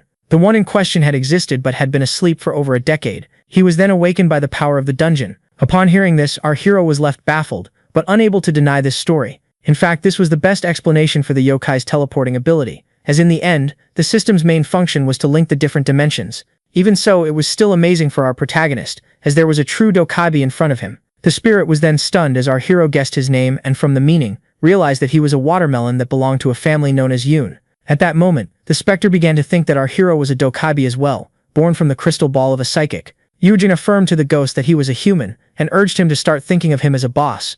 With that being said, the custodian decided to give the creature its first task. It was safe to say that the mention of the job annoyed the creature. Yujin began to complain that he was an errand boy, but the protagonist claimed that he simply wanted him to investigate the dungeons in foreign countries, as while countries were particularly secretive about their own dungeons, the teleporting and sneaky ghost could easily pass through their defenses. When asked for the reason he should do this, Yujin explained that this would only make him an even greater hero. With the right data, they would be able to uncover the secret of dungeon spawns and make the world a safer place. By extension, whoever provided this data would become a world-renowned hero loved by all and everyone. The Dakabi started to drawl as he began to imagine the fame and love and the merch that awaited him upon becoming a hero. And just like that, the ghost found itself more than happy to obey the command of its master. Even so, the specter found it problematic that he had to travel to other countries, as his teleportation couldn't take him that far. Eugene, you quickly realized that these words match what was shown in the panel window. And so for that reason, our stone-faced twink declared his love to the ghost in order to take him into his custody, only for the ghost to be completely stunned. Seeing how the ghost was panicking, the protagonist explained how Dakabi were creatures that thrived on love. According to the internet, these spirits would turn into beautiful women for the sake of attention. In other words, the spirit had to absorb as much love as possible. With that being said, Eugene confessed his love to the spirit once again and urged him to say it back. Yet Eugene quickly chickened out and ghosted our hero. Even so, the protagonist found himself excited about his new partnership with the ghost. As the next day finally dawned, a couple of four eyes rushed to our hero. Eugene was intrigued to see the uncle and the niece coming at him with wide smiles on their faces. They were overjoyed by the fact that he was right about the dungeon being filled with slime. The director explained that he had his doubts at first but was now overjoyed, as he couldn't have been more wrong. As it turns out, the slime inside the dungeon was a precious material that cost a fortune, and a great source of capital for the now rich guild. Yet as he was being adored by his new fan club, the custody issue found itself rearing its head. Eugene was pleased to learn that the doctor had accepted his offer, but joy quickly turned into horror upon hearing her creepy uncle vowing to place a tracker on him. Eugene refused to deal with the tracker on top of his overprotective brother, but the director explained that he simply wanted to protect his genius mind. Our hero tried to argue that he was no genius at all, and that from now on Dr. White would do all the predictive analysis, which is why the guild should fund her. The protagonist then ran away while claiming that he was nothing but a humble beast tamer. He couldn't care less about the praises, as at the end of the day, his goal was to retire young. His predictions were only right because he was from the future, meaning that at some point, once time caught up, he would seem like a liar who knew nothing. But the mess only kept getting bigger, as the Seatooks mistook our slacker for a genius scholar who would rather focus on his work than bathe in fame. The task for each participant was to make it through the maze. It was filled with distracting toys and confusing mirror walls, making even the most trained dogs and cats take 3 minutes to escape it. As for a fire manticore, it only took a few seconds, as it was able to escape even before the end of the explanations. It was now certain that high-ranked monsters were far more intelligent than the average pet. With that being said, the commentator demanded a round of applause for their two guests.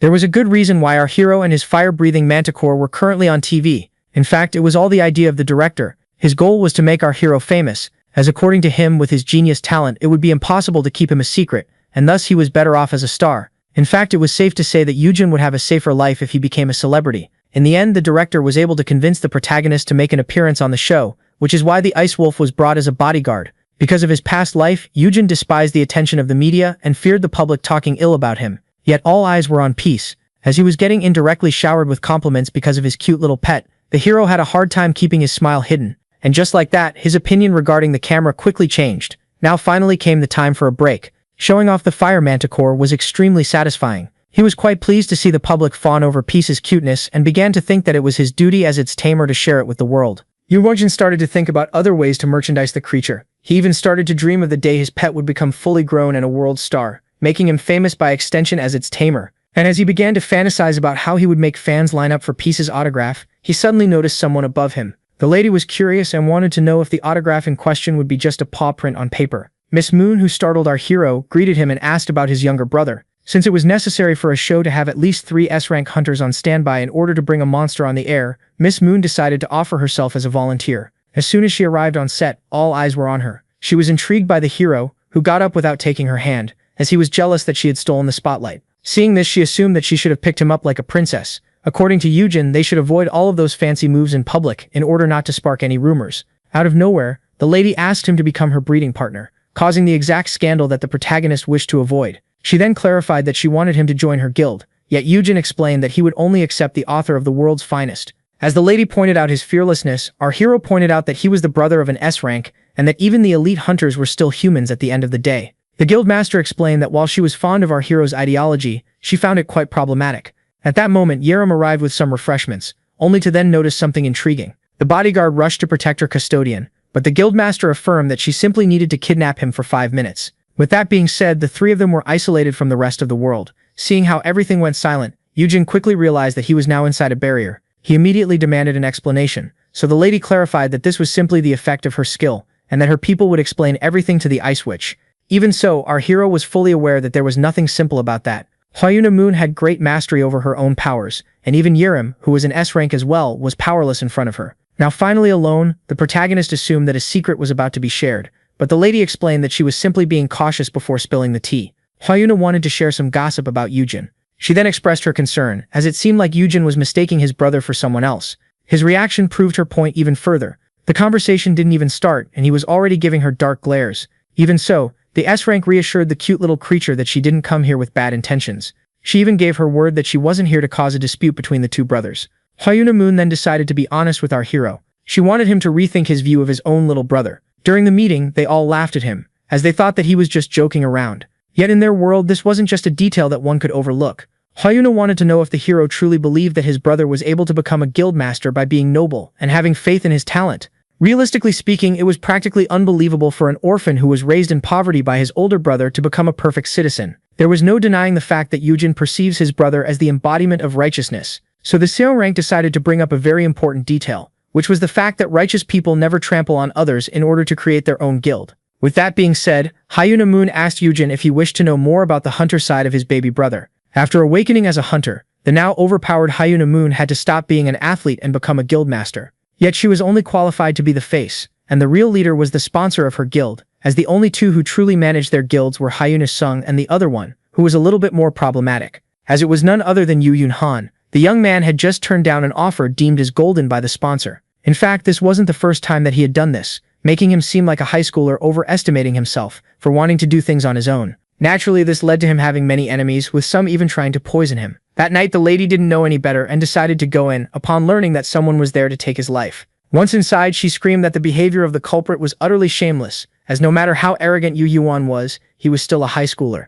Back then, she thought that people trying to assassinate Yu Yuan Han was utterly despicable, seeing how he was still a child. But the fiery carnage she laid eyes upon that day made her change her mind forever. It seemed like a monster had run rampant in this very room. Only then did the two over here hear someone begging for his life. In the middle of the chaos was the high schooler that she came to save. The horrified gangster begged for his life and promised never to bother him again. Yet the butcher couldn't care less and ended his life without giving it a second thought. Concerned, the lady approached him. Yu Huan Han was startled and turned around to deal a devastating blow, only to be quickly blocked. It was at that moment that she realized she wasn't concerning herself with a simple child, but a heartless monster. The story was covered up as a gas leak accident, with everyone involved disappearing one after the other. In the end, Yu Huan took down everyone involved in this and robbed them of their resources in order to establish his own guild. The guildmaster was fully aware that this truth was hard to believe, yet affirmed that she was telling no lies. She then pointed out how, according to the rumors, there was a time when the bond between the brothers got a little cold. Our hero was then asked if he didn't notice anything different about his brother after becoming an awakener.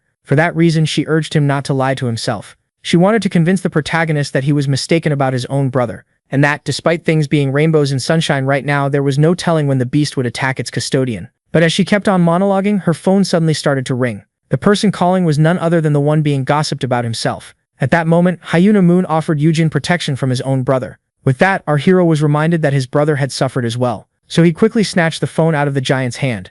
Yujin was stunned to see his brother answering the call. The young prodigy wanted to know if Hyuna had spoken ill of him in front of his brother. Yujin began to think of how his brother was a monster who had to build his empire on bones and blood, and yet he couldn't care less. There was no denying that the behavior of the young guildmaster was rather odd. Yet our hero himself spent 5 years in the cruel world of hunting, and he himself wasn't all that righteous. In fact, not defending the baby brother who sacrificed himself for him would be an unforgivable crime. For that reason, he pointed out on the phone how the tall lady had underestimated him.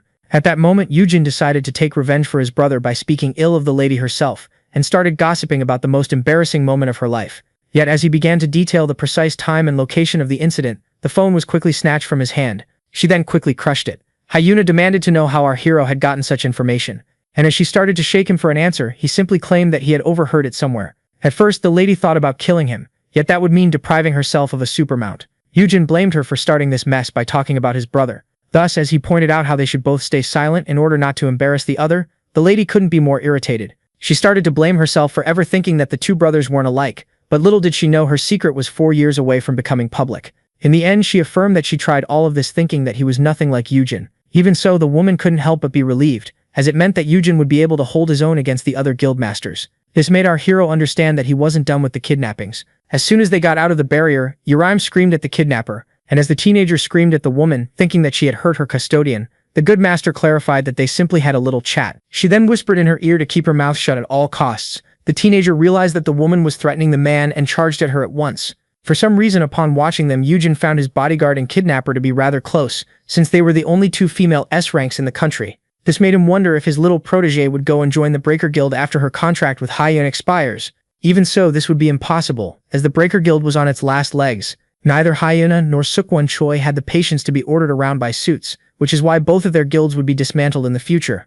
At that moment, the idea of recruiting Hyuna into their own guild crossed our hero's mind. After all, her immense firepower would make her a good pair for Yurim, and the system also wanted him to take other S-rankers under his wing. After giving it some thought, having a strong female role model as a mentor would be much better for the Ice Witch than someone like him, only to realize how wrong he was, as Yurim took a page out of Hyuna's book and called herself his breathing partner. For that reason, as rumors started to spark about him in the minor, he urged her to get away from the bad influence. As for his appearance on television, our 25-year-old hero was labeled as Monster Daddy. This left him quite disappointed, as the adequate term was Monster Tamer, and just like that, our favorite brainwasher acquired another name. A few days later, Myung-woo was shocked to learn that he would be working in a private space in the armory. Yujin had to pull a few strings in order to get his knife sharpener out of the kitchen, seeing how he was starting to be problematic. Myung-woo would gain a lot from making friends in the armory, as the workers there might become his colleagues someday. It was safe to say that he wasn't the perfect hunter for raiding, nor did he like it, yet raiding was completely pointless in front of the future SS-rank blacksmith that he was about to become.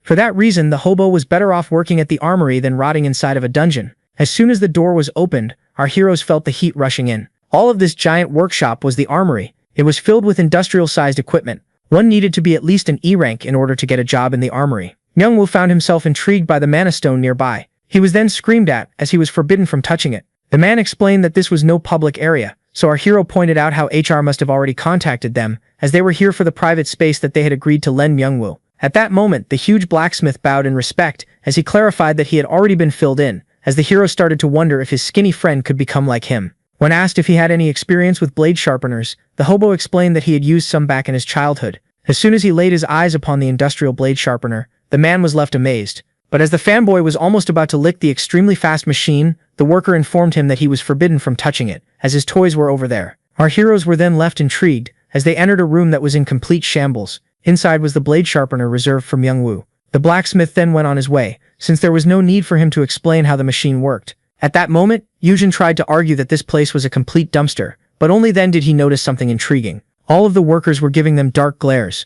Everyone recognized the hobo as the friend of Yujin's brother, and claimed that he only got here out of pure connections, as he was nothing but an F rank. Even so, their new co-worker didn't blame them for their thoughts, as he must have seemed like a string puller in their eyes. In fact, the man was simply grateful to have acquired some professional tools and decided to do his best in his new workplace. At that moment, Yujin started to blame himself, as he had practically thrown his friend into a dumpster. He then asked his friend if he would be able to handle things on his own, seeing how he hadn't used a blade sharpener in a long time. As soon as Myung-woo stepped on the pedal, both F-ranks were stunned to see that the machine actually worked. With that being said, the ninth sharpening process finally started. The hero was left quite pleased, as even with a machine involved, the knife sharpening still counted. Yujin even theorized that this hands-off sharpening was far better for unlocking his skill than resorting to a giant machine. With that being said, the hobo tied his hair. At first, the hero wanted to warn him about not hurting his fingers, but only then was he suddenly captivated by something else. As sparkles emerged out of the sharpened blade, the custodian was left completely stunned, as it was the first time that he had seen his friend being so focused. In fact, he mostly remembered him as a scaredy cat with no personality, someone who could barely take care of himself. Yet now the man seemed completely different. At that moment, the alarm rang, so our hero bid his friend farewell, as it was now time to go to training in peace. Myung-woo was surprised, thinking that his friend had left a long time ago. He then offered to walk him to the door, but Yujin asked him not to worry about it and to just focus on his work. The monster daddy couldn't get his eyes off the little duckling. It felt as if he had placed a fish back into its element. There was no mistaking it. Myung-woo was a natural-born blacksmith. With that being said, the custodian was now certain that he didn't need to concern himself about his friend any longer. But as soon as tomorrow arrived, it immediately proved him wrong. Myung-woo hopelessly cried about his weakness in bed, as after a single day of work his muscles hurt all over. Meanwhile, in the armory, the workers immediately noticed the absence of the one with connections. Upon learning that he had taken a sick day, one of the workers claimed that he must be putting on an act. They even claimed that he must have run off, as he discovered that this job wasn't as easy as he wanted it to be. Yet as the tall blacksmith expressed his doubts, everyone was left confused. He counted 1,000 blades. In a single day, the only F-ranker in the building, who was now stranded in bed, had sharpened 1,000 knives on his own. After 7 days of hard work, his efforts didn't go unnoticed anymore. Everyone was watching as he kept on sharpening his knives. Myung-woo was now halfway to godhood. Later that night, the table was filled with delicious-looking meals. After seeing this, Yujin assumed that the knife training had also bettered his friend as a cook. The food was so good that even the stingy teenager referred to him as her big brother. Yurim wanted to enjoy these delicacies as much as possible, as there was nothing this good inside the dungeon that she would be raiding today. She then started to complain that her life as a hunter had been boring lately. Seeing how she was still underage, she was only being sent to B-rank dungeons, which greatly slowed down her dream of unlocking new skills and becoming rich. For that reason, she started to plan to go on multiple raids in a single day, only for the protagonist to affirm that this was a bad idea. One could easily tell when their HP was low, but mana wasn't the same. There was a huge risk of her passing out in the middle of her raid. When asked about how much mana she had in the first place, the girl revealed that she had 102. As for her custodian, he only had 2 points on his own, and 29 from equipment. Thus, as our hero began to cry about his weakness, the girl asked the cook about his next trade. She claimed that he could make some fat earnings if he went on a raid as a chef. Yet as she pointed out how someone as skilled in cooking as him shouldn't have to worry about being a hunter, the hero noticed something intriguing. Eugene expressed his worries about his friend exhausting himself, as he was grinding a lot at work and cooking feasts every day at home. For that reason, he decided to give him his gloves. The blacksmith was surprised, seeing how these were expensive items, but our hero agreed to lend them to him until he finished his 10,000 knives. At that moment, the eyes of the blacksmith were filled with tears. Without even giving it a second thought, he rushed to embrace his caretaker, who urged him not to use the gloves in the bathroom. After long and slow progress, one day he stated that he had ground enough knives for the afternoon. The blacksmith realized just how hot the armory truly was. Only then was he handed something. One of the workers gave him a towel laced with a mana stone so that his body wouldn't be affected by the heat.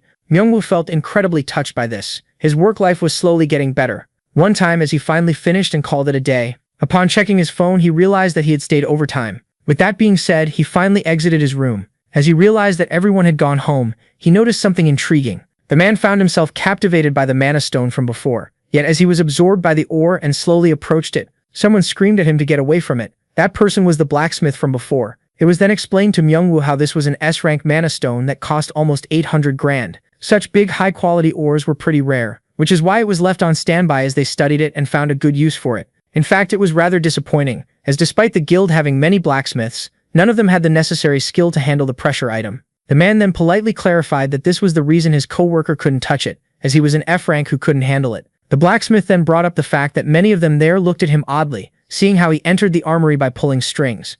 Myungwoo felt ashamed of himself upon learning that all of his colleagues had actually earned their places in the armory. Even so, the blacksmith denied a simple fact. Some people needed a little more push than others in order to reveal incredible potential. The other day, Myungwoo had sharpened all of the crew's tools.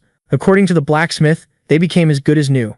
No one could deny the fact that Myungwoo was a hard worker, which is why he urged him to prove himself as something more than a string puller. The F-rank cruelly lacks strength, yet this problem could be easily patched up with the right gear. At that moment, the future godly blacksmith let out a wide smile, thinking that things would be much easier from now on. But just as it seemed like he would live happily ever after, a new problem erupted. Someone rushed to the armory asking for Myungwoo. The two hunters seemed to be quite anxious. As they claimed that they were here to take Myungwoo, one of his co-workers demanded an explanation. It was then revealed that there was an investigation going on. Yoopyeon Han had gone missing. Upon learning of his friend's disappearance, the blacksmith was left utterly stunned.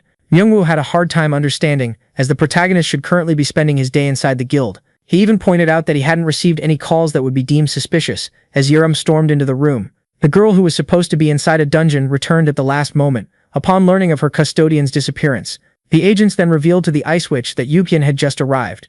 Myungwoo wanted to come with them in order to help, yet the man explained that it would be best if he stayed there. After all, his set of skills was practically useless for the case. A few hours before the disaster, the now missing person was enjoying the calm and peace, and while peace was tearing the place apart, he began to think of how he had done everything he wanted, meaning that he was now very free. Seeing how agitated the fire manticore was, its owner decided to give it some legroom to play. For that reason, he decided to go to the gym so that they could train together. And so he opened the door and explained to the person standing by that he wanted to go out. Overprotectiveness struck yet again. After signing the contract, the guilds decided to take turns sending out hero bodyguards in order to court his favor. When asked about it, the protagonist explained to today's B-rank hunter that they needed to go to the second basement. At that moment, something pretty surprising happened. Eugene was very pleased and started to praise the little cub for pressing the right button on its own. He turned to his bodyguard, thinking that he was about to praise his pet, only to find him completely silent. The one before him was much more talkative. This made our hero think that not all people were pet lovers. Only then did people enter the elevator. They apologized for crowding it with their big luggage. Intrigued by them, the custodian used his special eyes. As it turned out, none of them had a rank high enough to belong to Haiyan. And so, when asked about it, they explained that they were from the Bricks Guild, which belonged to Haiyan. It was then explained that low-level guilds dropped loot in bulk in this place, which is why they used the training room in order to test it out. The men even joked about the fact that they were all clean. seeing how they had passed the security test. At that moment, they finally arrived at the second basement. And just like that, each of them went their respective way. Yuan couldn't help but feel that there was something fishy about them.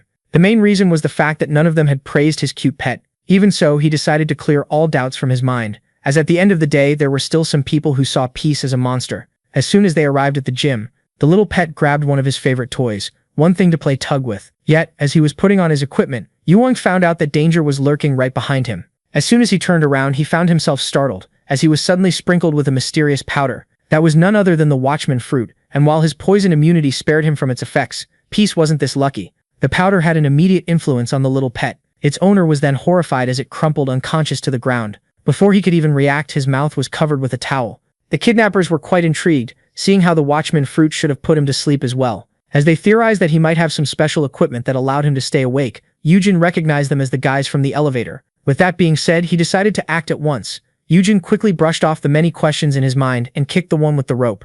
Everyone was caught off guard by his unusual strength. The protagonist then freed himself and rushed to the door. Yet, as he was about to escape and warn his bodyguard about the kidnappers, he himself was caught by surprise as he was then punched in the gut. This was a direct hit, as he didn't have time to block. The bodyguard urged his colleagues to take this more seriously. According to him, Eugen must have given him some high-quality gear. Thus, the first thing to do was to strip him of it. As he lost his belt as well as his gloves, Eugen started to speculate that MKC were traitors, as they assigned him a spy instead of a bodyguard. Yet, as he was trying to brace himself in order to try and escape once again, one of the kidnappers theorized that his earrings were the reason he didn't succumb to the powder. And with that being said, they were ripped off his ears, and just like that, his mana disappeared. Upon realizing that he had used his skills many times today, he recalled how he had told Yoram about how running out of mana would make one pass out. And thus, as he passed out with his empty reserves, the kidnappers decided to shove him and his pet into a piece of luggage and smoothly escape this place.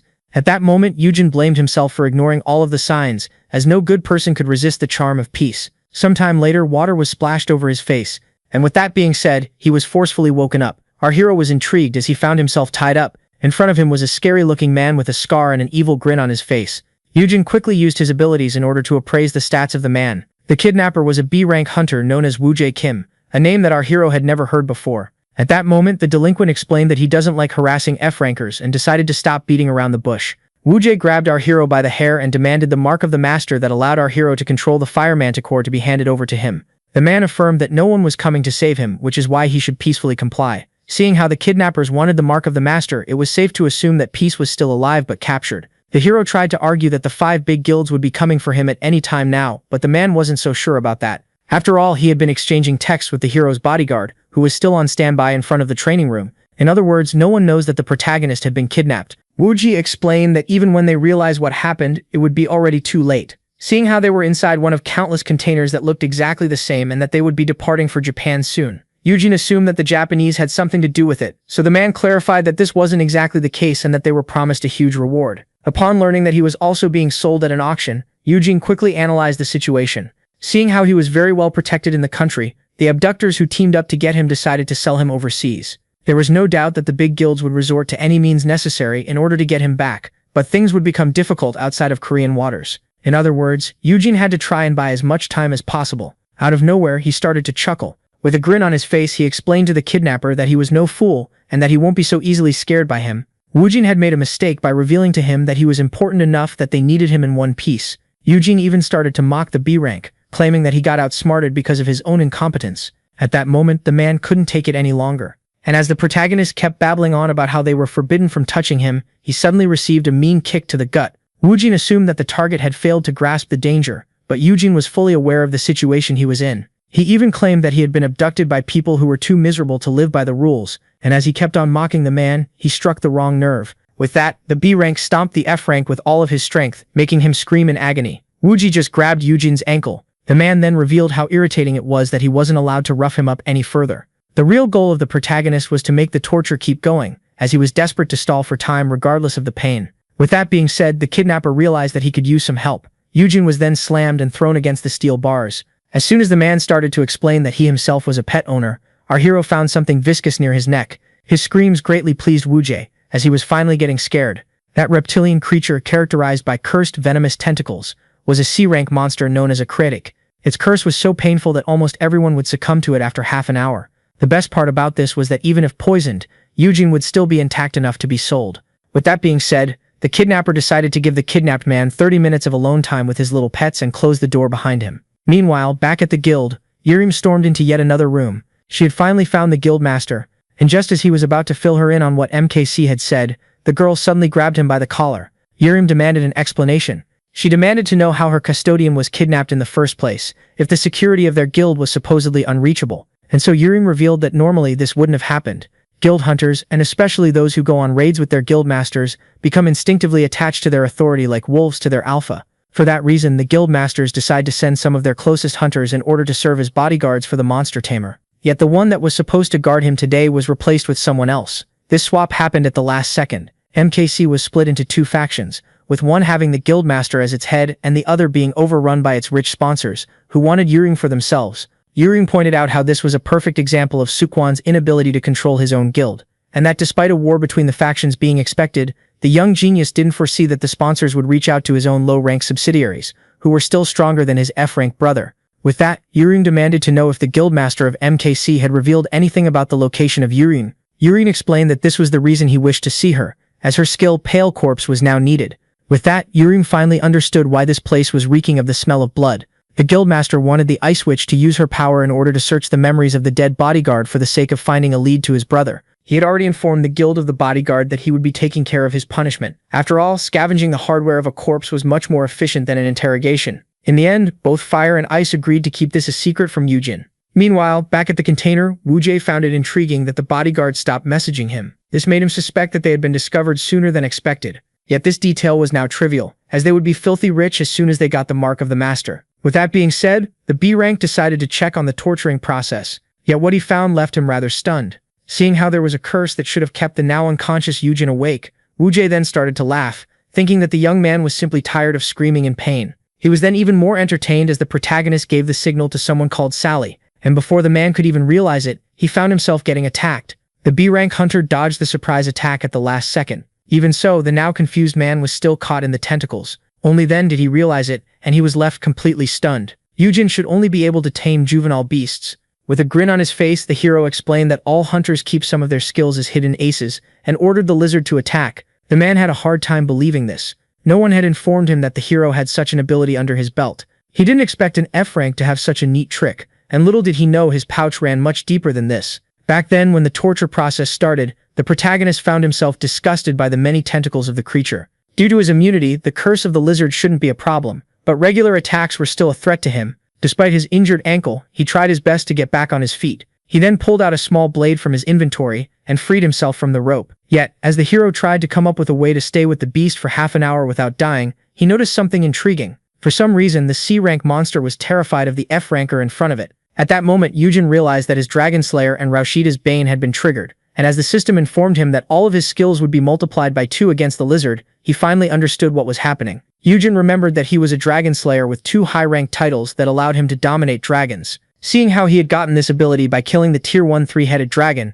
it might be safe to say that he had some kind of advantage against its little cousin. Even so, Yujin still lacked any attack-related ability, and so he dropped his knife while thinking about how his custodian skill should have also been enhanced by the titles. As soon as the blade hit the ground, the monster was startled. The tamer then dubbed the salamander Sally and offered it some C-rank mana stone powder as a treat. Back to the present, he vaguely explained to his kidnapper that he could either call this fortune or an instant bond between him and the monster. Yujin had to thank Wu-jae, who had provided him with a new vicious ally. And with that being said, the salamander was ordered to attack. The B-rank hunter quickly freed himself from the tentacles. Despite his skin being damaged, he affirmed that such low-rank poison couldn't affect him. But before he could even realize it, he was stabbed in the arm from behind. Wu-jae was now in pain and greatly infuriated, and so he quickly shook off the sneaky little thing.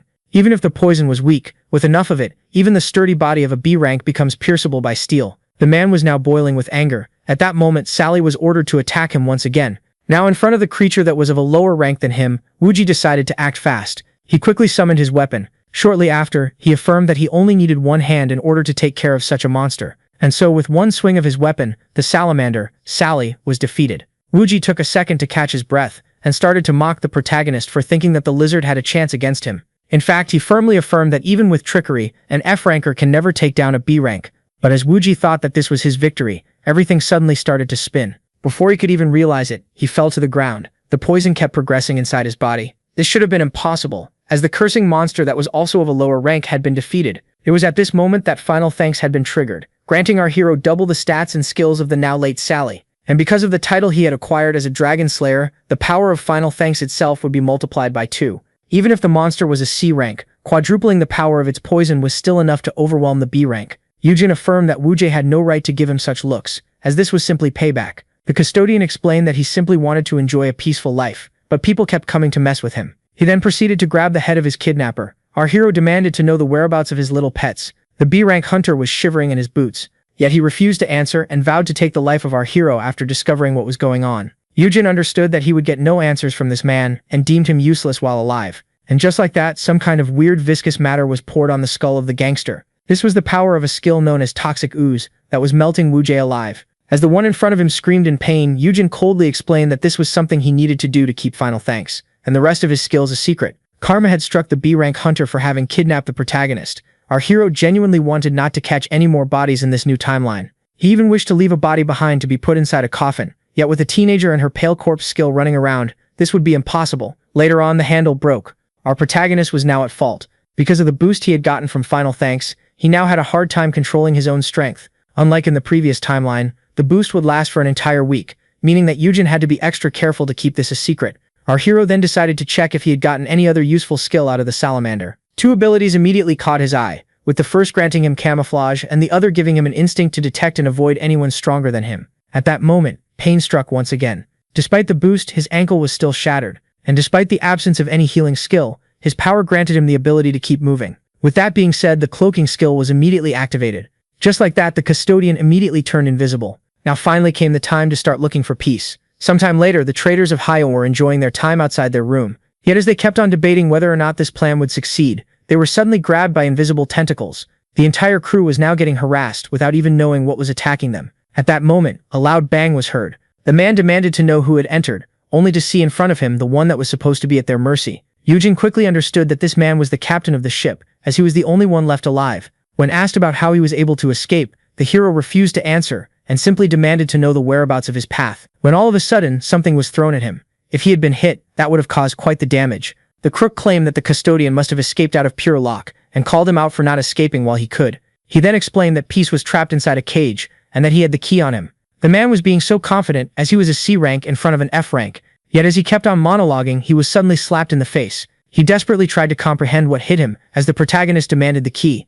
His lack of immediate cooperation earned him another hit. And just like that, the C rank earned himself a beatdown without even knowing where the hits were coming from. At this point, the crook was now convinced that our hero had allowed himself to be taken away. Yugin once again refused to answer and demanded the key. With that being said, he pinned the man down on the ground, before picking up his weapon shortly after. With an innocent smile, he explained that he had many other skills to use. He even used one of them on the axe in order to make it melt. The man was quickly horrified by the indirect threat. Now horrified, he agreed to give our hero the key and even told him where to find the cage. Yet before complying, the crook asked the custodian to sign this contract. That way the crook would ensure his safety after handing over the key. Yujin agreed and added a term claiming that the delinquent was forbidden from speaking about this to anyone. With that being said, the C rank was finally freed from the tentacles. The custodian then decided to go free his path at once.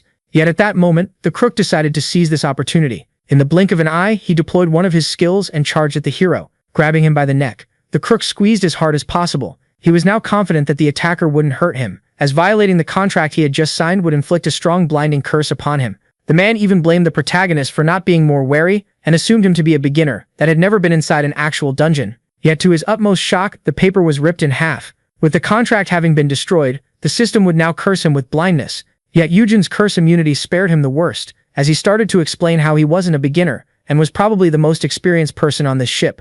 And with that being said, he finally gave the agonizing finishing blow. Yujin had long predicted the betrayal of the crook. Even so, he had already planned to kill him in the first place. No one could ever suspect that an F rank caused all of this carnage, which is why people would assume that an internal conflict sparked between the kidnappers. As for the traitors, he decided to spare their lives and leave them in the hands of the guild, seeing how they hadn't witnessed his skills. Yet there was still one more problem to take care of. Yujin had to deal with the corpse of his late friend. He couldn't help but pity the poor creature. The hero was well aware that the C-rank monster would be chopped into 2 pieces and sold if left unchecked. For that reason, he decided to get rid of the body. Yujin used Sally's own power in order to put her to rest. As if it wasn't for her, he wouldn't have made it out of this mess. And so, after a short search, the monster daddy finally located his little cub. Peace seemed to still be unconscious from the effect of the powder. The easiest thing to do would be to take the animal and escape the place, yet this would surely raise suspicions.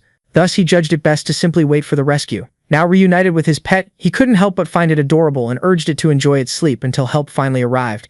After committing countless acts of carnage, Yujin looked at the innocent creature with tenderness. He was happy to see it unharmed, and he truly wished that it would live a longer life than him. After some time, help finally arrived.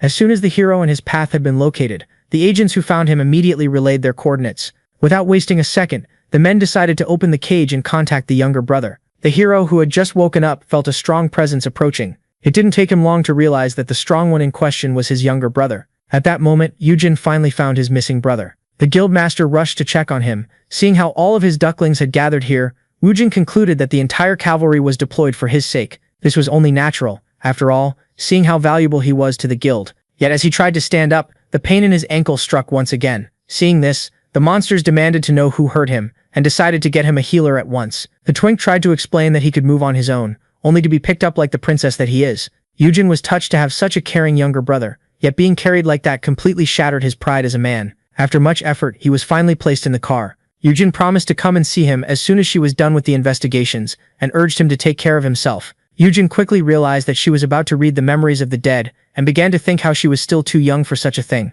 He was then quickly snapped back to Earth as his brother ordered the driver to get them to a hospital for a full check. The hero tried to explain that the healers had already helped him, yet Yugum was determined to make him see professionals. Thus he needed to come up with an excuse. Yugum claimed that after the traumatic events of today, he wouldn't be comfortable being under anesthesia around many strangers. Just like that, he was able to get his brother to think that he was being inconsiderate and earned himself a direct trip home. Even so, Yugum was still concerned about the health of the custodian. The protagonist was then annoyed by the incredible sense of smell of the guildmaster, who picked up an Italian scent on him. So he claimed the smell to be the ocean and used his cloaking skill in order to mask it. And just like that, the long day finally ended. Due to its incompetence, MKC was temporarily forbidden from providing bodyguards. Hyon heavily reinforced security, while the rest of the guildmasters decided to personally send one of their people as a bodyguard and keep a close eye on him. As for our protagonist, he began to see himself inside of a cage, and there he met an odd stranger, a stranger that was kind enough to show him a smile, and even offer him some treats as a mark of friendship. Upon seeing his new friend in danger, the POV decided to act at once, yet this act of bravery caused him to fight someone stronger than him, and lost his life in the process. At that moment, the hero finally woke up. Yukon desperately tried to catch his breath. After finally calming himself down, he realized that this was no ordinary nightmare. In fact, those were Sally's last memories. Something similar had happened to him back in the original timeline, despite having no memories of it. It made Yukon realize that it had only been a few days since he had traveled back in time. Back then, the low rankers were easily killed. Sometimes their memories would be so intense that the traumatized hero would lock himself up with a bottle, forcing people to drag him into rehab. The protagonist then assured himself that all of the S ranks under his wing wouldn't be easily killed, with the exception of Myungwoo. Only then did he realize something intriguing. The only F rank under his custody wasn't in his bed so late at night. Meanwhile, in the armory, knives were being sharpened. The blacksmith was dedicated to his craft. Once the blade was fully sharpened, Myungwoo picked up another dull one and began to think that he only needed to sharpen 20 more knives, and while he should have been feeling joy, as he was now close to achieving 10,000, he couldn't help but feel frustrated. The blacksmith didn't know what to think. In his eyes, he was helping no one. While everyone was out there looking for the custodian, he was stuck in his workshop, sharpening kitchenware. Myungwoo blamed himself for being useless. He recalled how at the start of the incident, he offered his services, only to be asked to stay in the armory, as it would be better for everyone. The agents even explained that, after a background check, they discovered that Myungwoo and Yujin had never interacted in the past, despite being friends as claimed. Despite not doubting the friendship between them, the guild simply couldn't afford to let a total stranger handle matters concerning the brother of Yujin. On top of realizing just how useless he was, Myungwoo cried, as there was nothing actually tying him to the protagonist after all. The next day, the phone of the guildmaster started to ring. While he was minding his business, he picked it up, only to find his brother on high alert, as the blacksmith had left the place. Our hero was certain that his friend didn't go out for an errand, but had completely deserted the house. He even claimed that there was a giant pot of beef bones, as proof of what he said. That is the dish that mothers in South Korea prepare, in case they leave the house for a long time. For that reason, Yujin was worried sick about the housekeeper, as he might get kidnapped again. Meanwhile, Myungwoo began to think about how he lacked the courage to see the protagonist. On top of his uselessness, it turned out that he wasn't even his childhood friend to begin with. With that being said, Myungwoo was now practically homeless.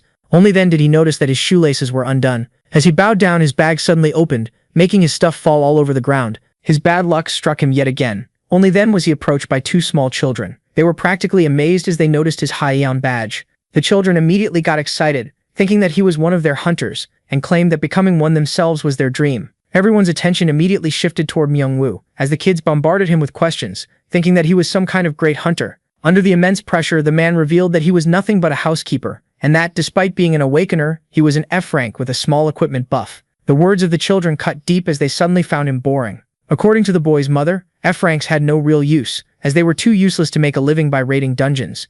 Just like that, Myung-woo found himself getting indirectly bullied by kids, as they claimed that he must not earn much, and called him practically useless. In his eyes, the kids were right about him, as he was certain that the new skill he would unlock upon finishing the sharpening would be utterly worthless. Myung-woo started to imagine the reaction of his friends when this happened, especially the custodian, who would claim with a smile that he was utterly disappointed. The man started to shake in fear, as Yujin might regret ever placing his hope in him. And just like that, out of nowhere, the grown man broke down in the middle of the street. When asked why he was acting like a kid, he started to complain about how he was useless. At that moment, the children decided to play the adults, and began to think of a way to help him out. They grabbed him by the hand and claimed that they had a special method that would let him acquire a new skill. Yet, as it turns out, the method wasn't as smooth as expected. The children first started by almost drowning the man. Then they made him jump from the second floor. At some point, Myung-woo started to pity himself even more, as even children were harassing him. The children then presented their third challenge, which consisted of crossing an 8-lane road. Yet, as the boy wanted to give the man a demonstration, he was quickly stopped.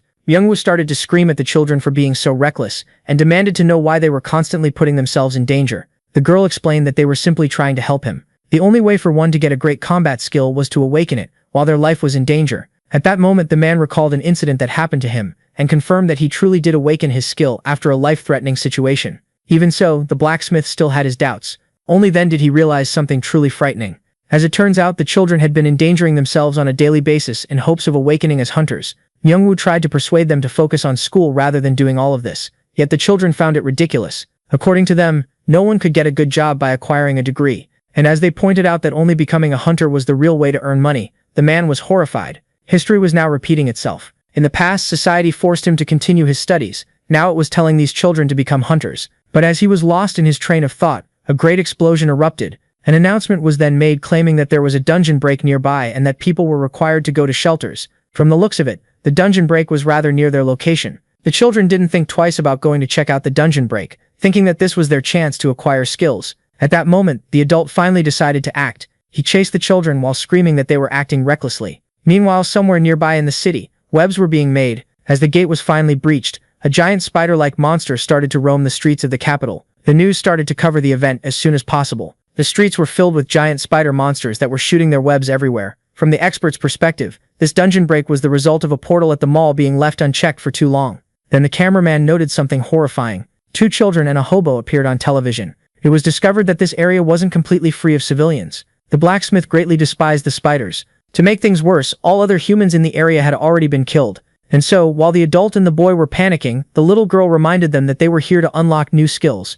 At that very moment, they were finally found by the enemy. Only the little girl stood up to face it. She had gathered all of her power and braced herself to unleash her newly awakened S-rank skill. Yet after waiting for too long, the spider finally shook her away. Just like that, the little girl was sent flying into the air. She was left devastated. Even in the face of danger, she was only focused on the fact that she didn't unlock any S-rank skill. Just then the blacksmith got her out of the way, just in time. Myung-woo decided to take the children upstairs. As he pointed out that they needed to go upstairs in order to seek help, the boy asked him if he could truly carry his sister. Yet the man affirmed that he didn't have many options. At that moment, the girl claimed that there was no point in carrying her any longer. For some reason, she seemed to have given up on life. The child had awakened, yet to her horror, she was now F-rank. Only then did the boy warn them about incoming danger. The spider had quickly caught up to them. Just like that, the 3 of them were left horrified. With that being said, the legs of the blacksmith had almost given out. The girl blamed herself for this entire mess and demanded to be left to die. She explained that they would be better off without her, seeing how she was nothing but a miserable F-rank with no combat skills. And as the child began to scream that she was a failure, Myung-woo found himself unable to take it any longer, and so he decided to drop her on the ground. He then proceeded to pull out a knife from his backpack. Myung-woo decided to man up and hold his ground. Even so, he couldn't help but tremble. His plan was to buy enough time for the kids to escape. He screamed that at the end of the day they were still children, so they had no right to give up on themselves, much less be left behind. In fact, their lives had barely started. According to him, even if one fails as a hunter, life was still majestic enough to be explored. For that reason, he urged them to get going already, and come back with backup. Myung-woo asked the children not to leave each other behind and to be as quick as possible. And with that being said, the children started to make their escape. They promised to come back with some help and urged the man to stay alive until then. Yet things were far more difficult than that. Youngwoo's feelings had gotten the better of him, which led to him now facing a creature that greatly outmatched him. And just like that, he was easily flicked away. The man had been thrown out of the building. He had already expected this outcome. At that moment, the blacksmith thought that he had reached the end of the line. Since the light was near, he assumed that his mind was making up images of his best friend. Yet, as he felt glad that the last thing he would see was an image of Eugen's gentle face, out of nowhere, the hallucination got extremely close and started to speak to him. As it turns out, this was no hallucination at all. At that moment, the blacksmith couldn't help but cry. His friend had finally gotten a hold of him. Youngwoo didn't know what to say. Somehow, Eugen was always there for him when he needed him the most. After this, the blacksmith's memory became somewhat hazy. He only remembers his friend defending him from the spider monster. Yet, in between the chaos, he noticed something intriguing. There was definitely something different about Eugen. Youngwoo tried to bring up the tentacles coming out of his friend's back, only for him to gaslight him into thinking that they were hallucinations. The last thing Youngwoo remembered was his friend knocking him out and shooting him up because he was asking too many questions. Shortly after, he finally woke up. The man quickly realized that he was now back at the dorm. From what he had seen on the news, the children he was with had been rescued. In other words, the spider incident was very real and no dream. Only then was he confronted by an angry protagonist carrying a hot plate of food. Youngwoo wanted to ask our hero about the tentacles, but like any good boyfriend, he gaslit him into thinking that he must be confusing reality with his dreams. Shortly after, the housekeeper was grabbed by the collar. Eugen was furious at him for putting himself in such danger, and claimed that if he hadn't shown up on live television, he wouldn't have even known that he was there. Our hero sternly forbade his friend from running away like that ever again and causing him so much trouble. Upon learning that his friend was worried about him, the crybaby couldn't help but tear up. Eugen panicked, thinking that his friend was in pain, and offered to get a healer. But little did he know those were tears of relief. Myungwoo asked the custodian if they would be able to maintain their friendship in case he obtained a pitiful skill after finishing sharpening knives. Yet this greatly infuriated Eugen. Upon hearing this, he realized that his friend had run away for nothing. The hero explained how the scale of the skill didn't matter, seeing how he even received a full-time job offer at the armory. In fact, Eugen revealed that he should be the one asking Myungwoo to stay with him. He even claimed that everything pales in the face of his cooking. For that reason, he asked him to come and make him a meal once in a while if he ever decided to move out. Eugen claimed that he would eat anything and even offered to pay Myungwoo, who couldn't help but smile. After the city-living conversation, the blacksmith finally came to a realization. It would be pointless for him to talk down to himself. In fact, there was nothing to worry about. Back in his workshop, he tied up his hair, fixed up the grinding wheel, and started the process. While sharpening the knives, he began to think about his friend. Eugen was always there for him at the end of the day. Back then, when he had hit rock bottom, Myungwoo finally got his awakening. He had acquired his one and only E-rank skill inside of a dark and forgotten place. That day, he had plans to end it all. Later on, upon registering as a hunter, he was given 700. He didn't expect much, as even the receptionist urged him not to enter the hunting field, seeing how useless his skill was. It had been days since he had seen the sun. Now, with the money in hand, Myungwoo wanted to pay off his debts, as he had never expected himself to be anything. On that very day, Korea was blessed with another genius S-rank hunter. Not one to mix with the crowd, he decided to go through the back door. Myungwoo truly believed that it was his destiny to remain in the dark. He hated himself and considered himself a waste of a human being. His awakening had made him strong enough to live on for a few more days. Even so, he was convinced that there was no point in him continuing his existence. When, all of a sudden, everything changed. Myungwoo was suddenly grabbed by a complete stranger. He had finally met the protagonist. At first, the man had his doubts. In fact, he didn't think himself worthy of all of this. He always felt a mixture of thankfulness and anxiety, as he wasn't very knowledgeable about dungeons, nor did he have the potential to be an S-rank. And even when asked to sharpen 10,000 knives, the man didn't dare to imagine himself getting a powerful skill. Yet upon learning that the little girl had awakened as an F-rank and wanted to end it all because of it, Myungwoo gained a realization. After hearing his mentality come out of a child's mouth, he realized just how wrong he was. He also understood something that was very important. Myungwoo was and never cared about his rank. In fact, the protagonist had never pushed the blacksmith into fights he wasn't built for. He simply allowed him to do what he was good at. There is no mistaking it. Myungwoo was and had always been on Myungwoo's side, as even in his darkest hour, the protagonist kept his faith in him. Seeing how his smile was a light that got him out of the dark, the man decided to cast aside all of his worries. At long last, Myungwoo knew who he was supposed to be. He wanted to become as strong as his friend. Even if he might not ever become a strong warrior like the Ice Witch, Myungwoo refused to give up. His goal was to embrace the greatness of his own path. As soon as he finished sharpening the 10,000 knives, Myungwoo dropped the blade to the ground. He couldn't believe his eyes. Finally, the SS rank skill, Master of the Golden Smithy, had been unlocked, and the Master Blacksmith had awakened, ready to pay back his best friend. The next morning, screams were heard in the armory. One of the workers was in panic, as something had happened to the SR rank Mana Stone. She assumed that someone had stolen it. Yet her co-workers reassured her that it was the buzz that their precious ore had finally found a worthy owner. Seeing how expensive this weapon looked, its new holder assumed that all S-rank weapons must appear fancy. Yuram was now floating above a lake while being filmed by drones. She was here to proceed with the first field test of the Parnimi Frostwood Trident that was crafted by the housekeeper. The selected practice target was the lake. At that moment, the teenager grew eager. She was finally about to see how powerful the trident really was. The results left her amazed. Seeing how the entire lake had been frozen, Yuram found herself quite pleased. Only then did she notice something intriguing. The ice had frozen much more than a simple lake. For that reason, it was concluded that the weapon truly had S-rank ice attribute powers. Now, with the trident in hand, Korea had 16 S-rank weapons, with this one being crafted by a blacksmith instead of being discovered inside a dungeon. The test confirmed even further that this was an S-rank weapon, and Myung-woo had received the rights to his invention. When asked how strong he could make his weapons, the blacksmith confidently replied that he could make them as strong as he pleased. All were left stunned, as it turned out that after some practice, he would be able to create S-rank items. At that moment, it was speculated that they should get Myung-woo his own bodyguard. Yet, according to the report, this would be unnecessary, as this wasn't the same fragile homeless man from before. It then came as a shock to Sunggan Kim to learn that upon awakening his skill, the man became as strong as a C rank. The ability for one to strengthen himself was rather rare. In fact, it was safe to say that there wasn't anyone like the master blacksmith. A few hours before the presentation, Yujin was left completely stunned, as his friend, just upon awakening his new ability, crafted an S-rank weapon. Young-woo explained that in order to make it, he fused the mana stone from the forgery with the materials inside his stash. The stash referred to a pocket dimension that contained countless S-rank and SS-rank materials. Seeing how they simply spawned with the skill, the master blacksmith had used frostwood in it and combined it with the mana stone. On top of that, Young-woo received an instruction book that taught him how to make the trident. While the blacksmith got an overpowered skill that was clear and easy to use, Yujin only got a lower rank skill with embarrassing keywords. And so, as he started to cry about how unfair the world was, Young-woo offered him a tour of his own workshop. This greatly intrigued the protagonist. As it turned out, the name Master of the Golden Smithy wasn't just a simple title. After opening the gate to the Golden Smithy, Young-woo revealed how he could invite people to enter it. At that moment, the custodian realized that, on top of not having to worry about getting kidnapped any longer, Young-woo now had all the potential to become the main character of his own novel. Upon entering, the hero was greeted with a bright light. But after taking a good look, he was left utterly stunned by how huge and magnificent the smithy was. The pair found it rather interesting that, despite the workshop being made out of wood, it didn't get damaged with all of the heat around. Young-woo also noticed that the fire wasn't burning without fuel. Yet as he got closer in order to take a better peek, the fire changed its form and emerged from its resting place.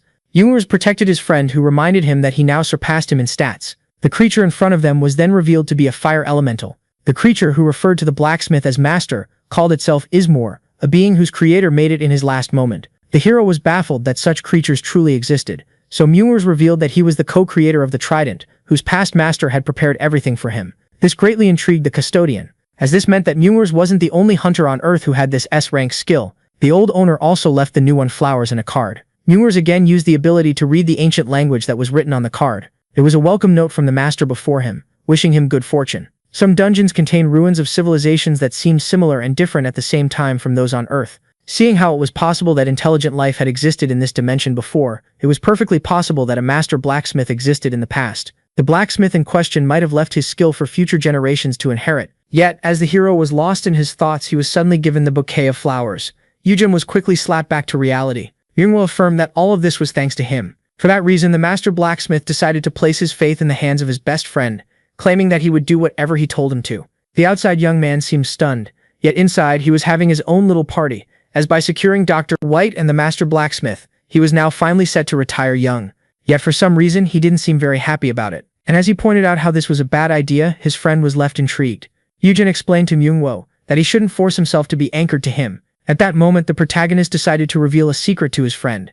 And just like that, he finally told him that they had never truly met before. Yujin claimed to have approached him because he had mistaken him for someone else, only for him to turn out to be a complete stranger. And so, as both didn't know what to say, the protagonist tried his best to present his apology. As in the end, he was a complete stranger who had directly forced him to become his housekeeper, which is why Myung-woo should focus on living his own life from now on. At that moment, Yujin realized that he was ruining his only chance to retire young, yet seeing his friend finally bloom was giving him all of the relief that he needed. According to our hero, the best move would be to let the blacksmith he manipulated finally spread his wings. Myung-woo didn't know what to say, and so he recalled the words of his friend regarding this skill being so overpowered that it would make him more influential than the big guilds in Korea. And so Myung-woo claimed that he was aware of what must be done. First, he gave him the flowers, which might catch fire if they stayed in the workshop. The master blacksmith made up his mind and decided to live as he pleased, without worrying about anyone but himself. Back in the present, Myungwoo decided to present his first creation as a gift in front of everyone. He had generously donated it to the youngest S-rank hunter in the country.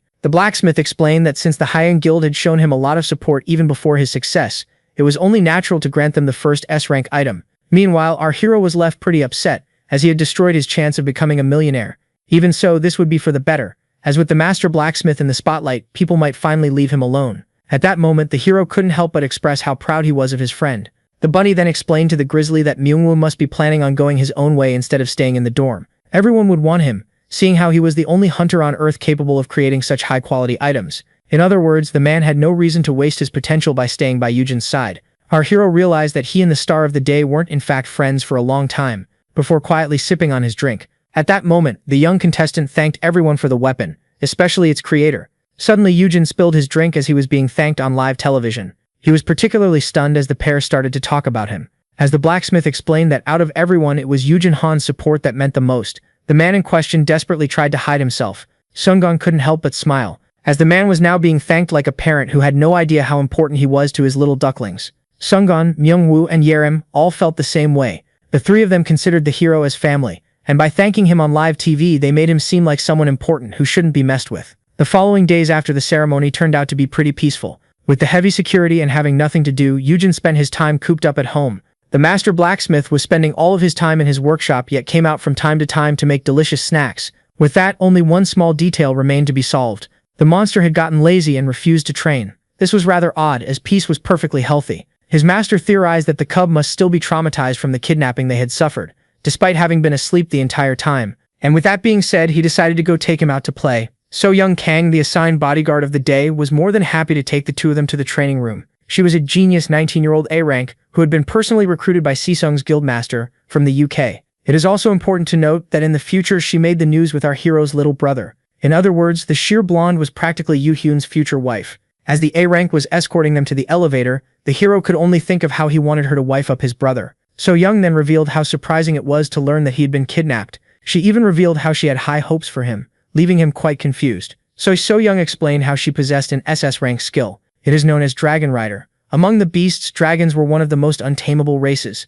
It was practically impossible to domesticate a dragon, which was rather a shame, as it would be perfect for the A-rank hunter, who would gain a lot from it. The girl then started to explain how annoying it would be to let her powerful skill go to waste. She then explained how Sesung sometimes finds dragon eggs inside the dungeons, and how she would have a dragon of her own if they could make it hatch. Her wish was to have her own baby dragon, whom she would raise with a lot of love as if it were her own spawn. Yujin found the future girlfriend of his younger brother to be rather adorable. Yet the moment was ruined as she then called him her breeding partner. That term that our hero hated a lot was now on everyone's tongue. He started to blame the tall woman for all of this mess, as the phrase became popular slang after being heard on television. Later on in the gym, the manticore refused to move. It seemed unusually lazy. His owner was very sick, while the bodyguard theorized that it must still be traumatized from the kidnapping incident. Yujin tried to get his creature to play, as he pointed out how it was a shame that they couldn't take Peace out for a walk. Seeing how he was still a monster, Yujin suddenly got an idea. She explained that there was a safe spot where Peace could finally get some fresh air. Yet to our hero's bafflement,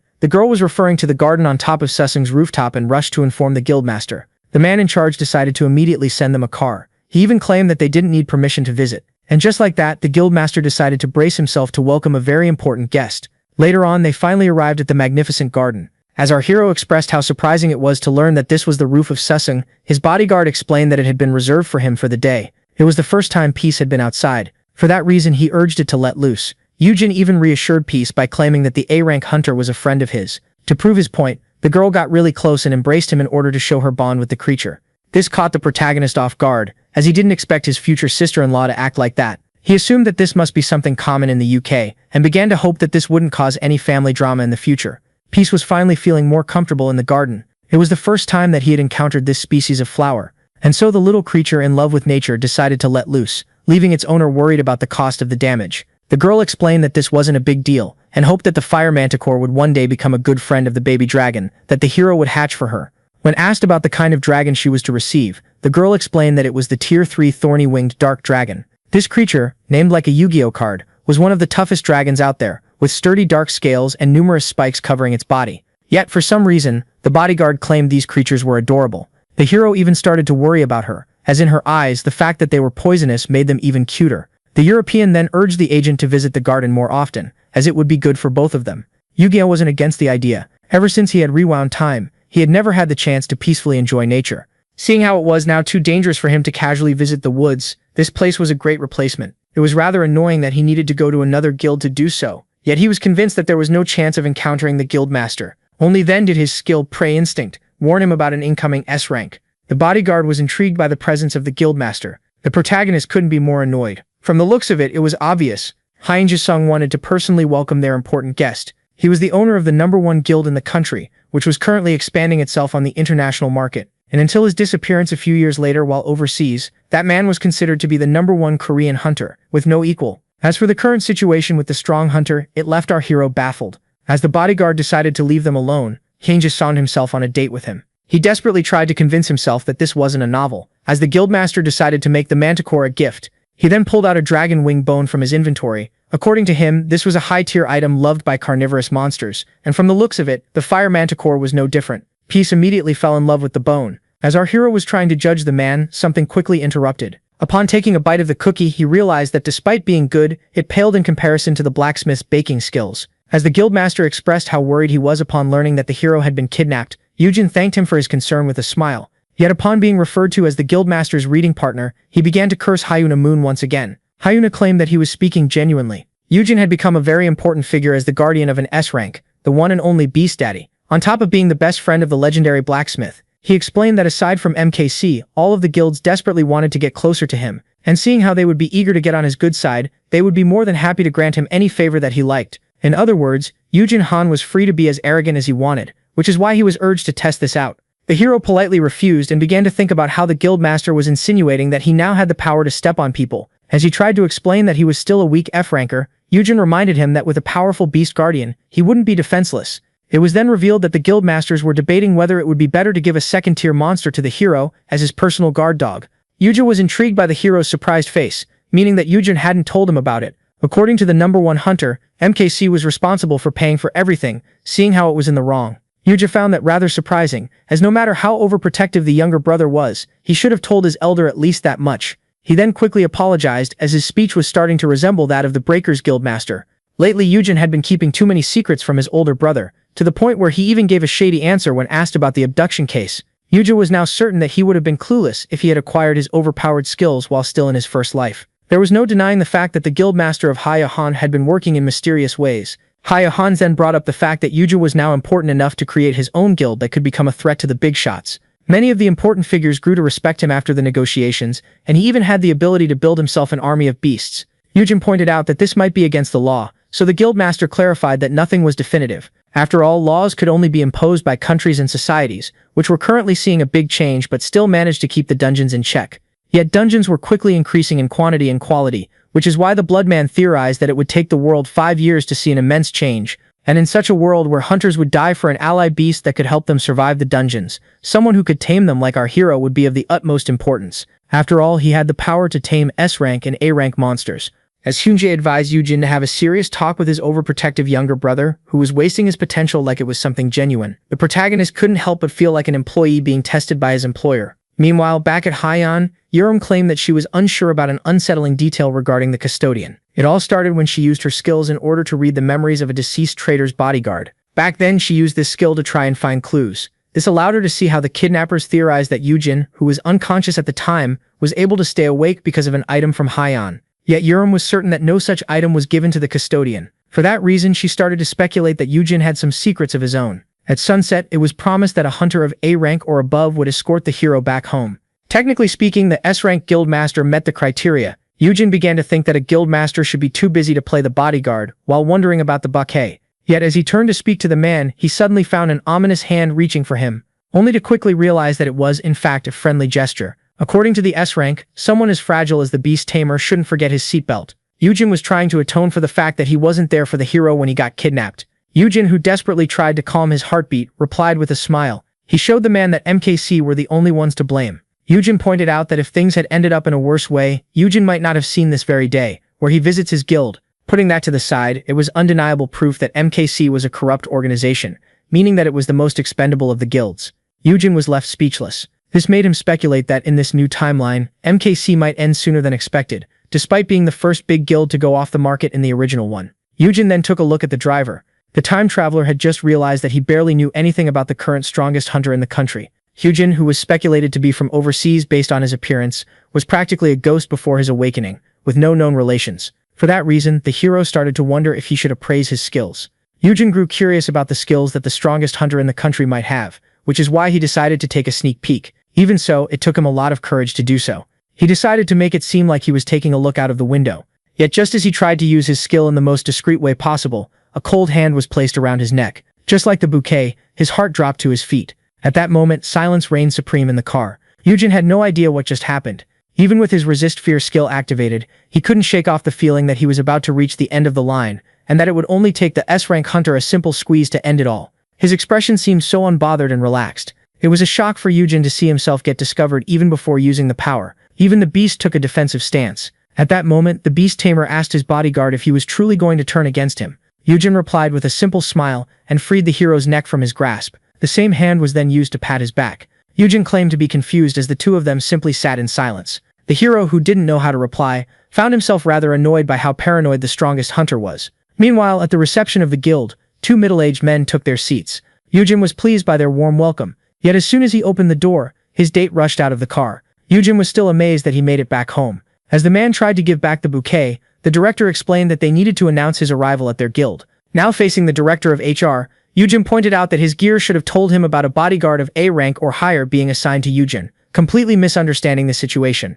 Director Seok explained that guilds were practically armies, making it extremely rare for an S-rank guildmaster to visit another. And as it was explained how these rare visits ended up in conflict, Hyujin began to wonder why Hyujin insisted on driving him back home.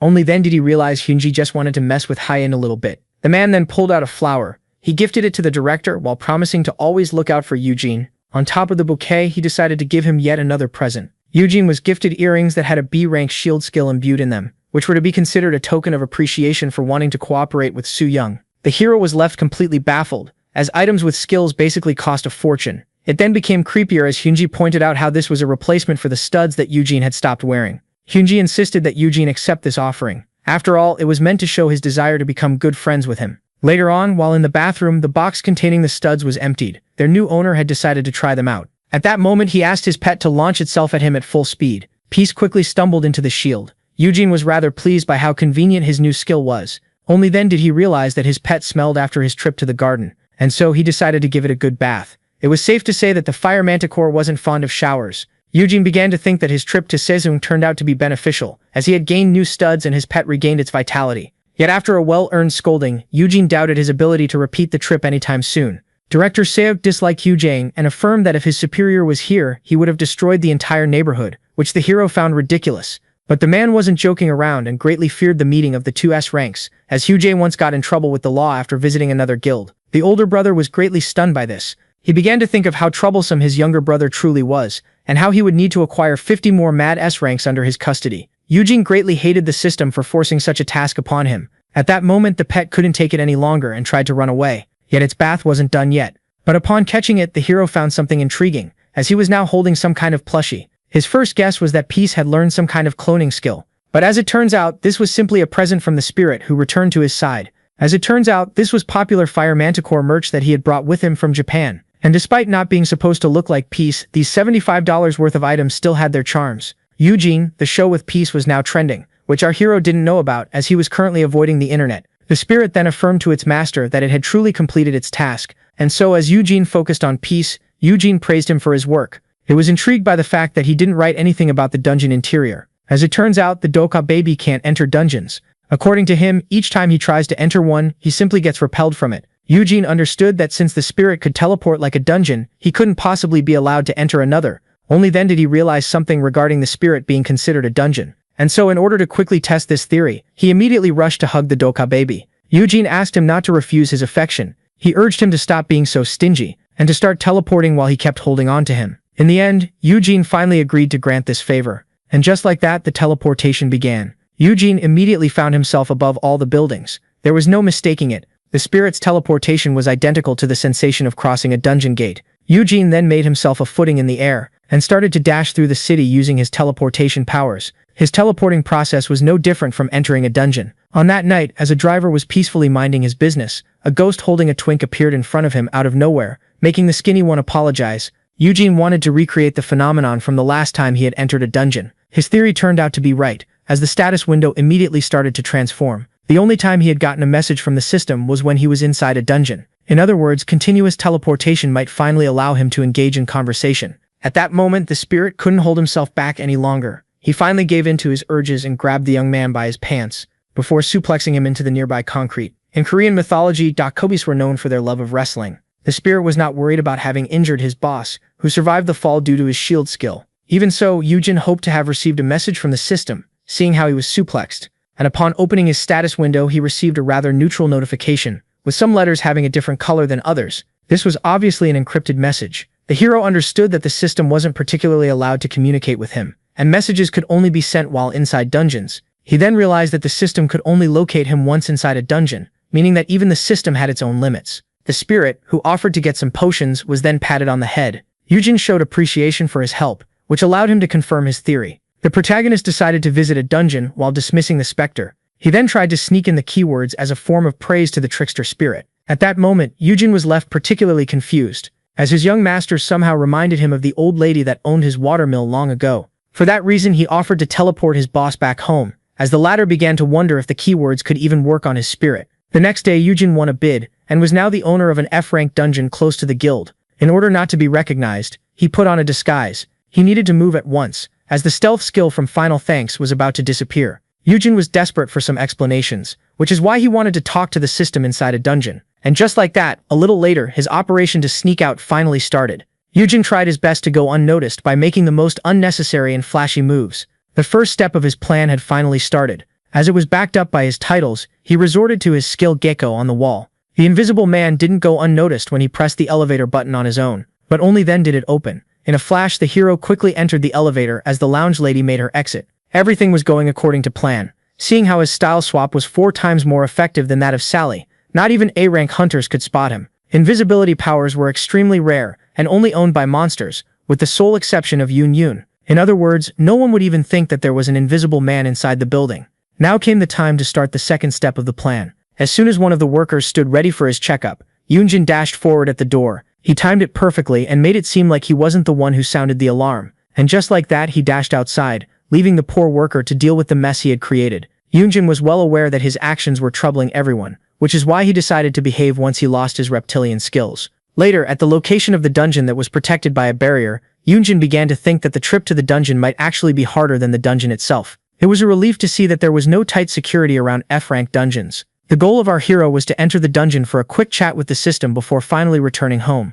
Yoonjin did one last checkup to make sure he wasn't missing anything. He even made sure to take a gatestone with him. This was the same one that his brother had handed to him back when they were facing the boss in the last dungeon. For the sake of his younger brother, the hero wanted to live peacefully after settling things inside. Yet he wasn't so sure about it. And just like that, he finally entered the F-rank dungeon. Yoonjin quickly started to progress inside this Amazon-like forest. Yet according to him, this place was more of a jungle than it was a forest. The hero started to look for the meeting point with the system, and as he began to complain that they should have at least given him the coordinates, the local monsters spotted him. At that moment, the yellow monkeys started their ambush. Yet things didn't go as they had planned. Yoonjin was more worried about the system taking a long time to find him than the monkeys.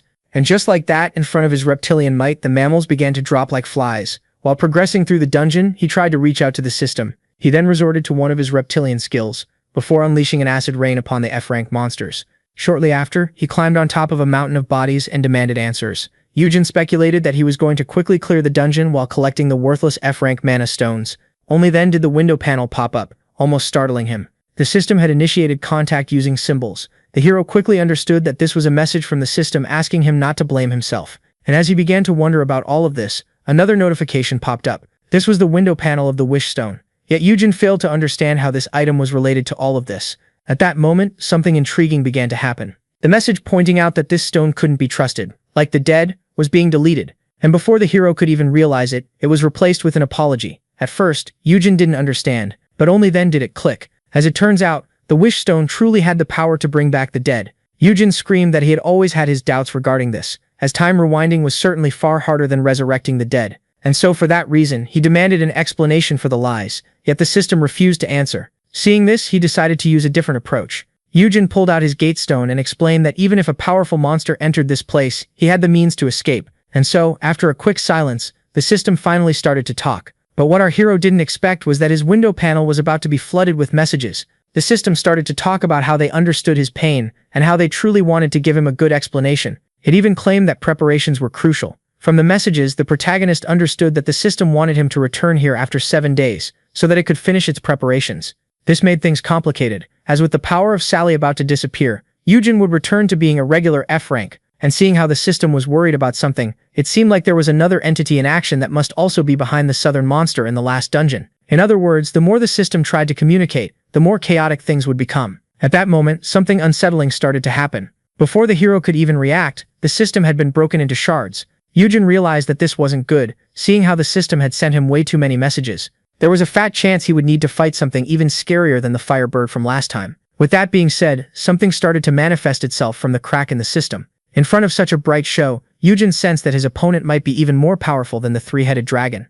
Only then did he hide his eyes from the creature. He took a good look at it. Eugen was intrigued by the appearance of the cotton ball. He doubted that this creature was a monster to begin with. It was straight up adorable. Even so, Eugen decided to stay on high alert, as the little chick might very well turn into a horrendous beast. His skills revealed the baby bird to be F rank, yet for some reason there seemed to be an error in the system. And just as he began to think that he should try to ambush the bird and kill it, he noticed something horrifying. The bird was about to eat a mana stone that was covered in his poison, so he intervened at the last moment in order to save it. Only then was he horrified as he realized that he had made contact with the monster. Eugen then quickly fell in love with the cute cotton ball that started to cry. He tried to calm the little creature down and explain that he was trying to save it. Yet as Eugen decided to reach into his inventory to find some mana stones for his new friend, the two of them were quickly spotted by a monster. Yet the threat was quickly neutralized. The little cotton ball was now under our hero's protection. From the looks of it, he would need to commit mass murder once again. With that being said, the custodian promised the bird more mana stones if it kept its beak shut. After some time, the exit was finally opened.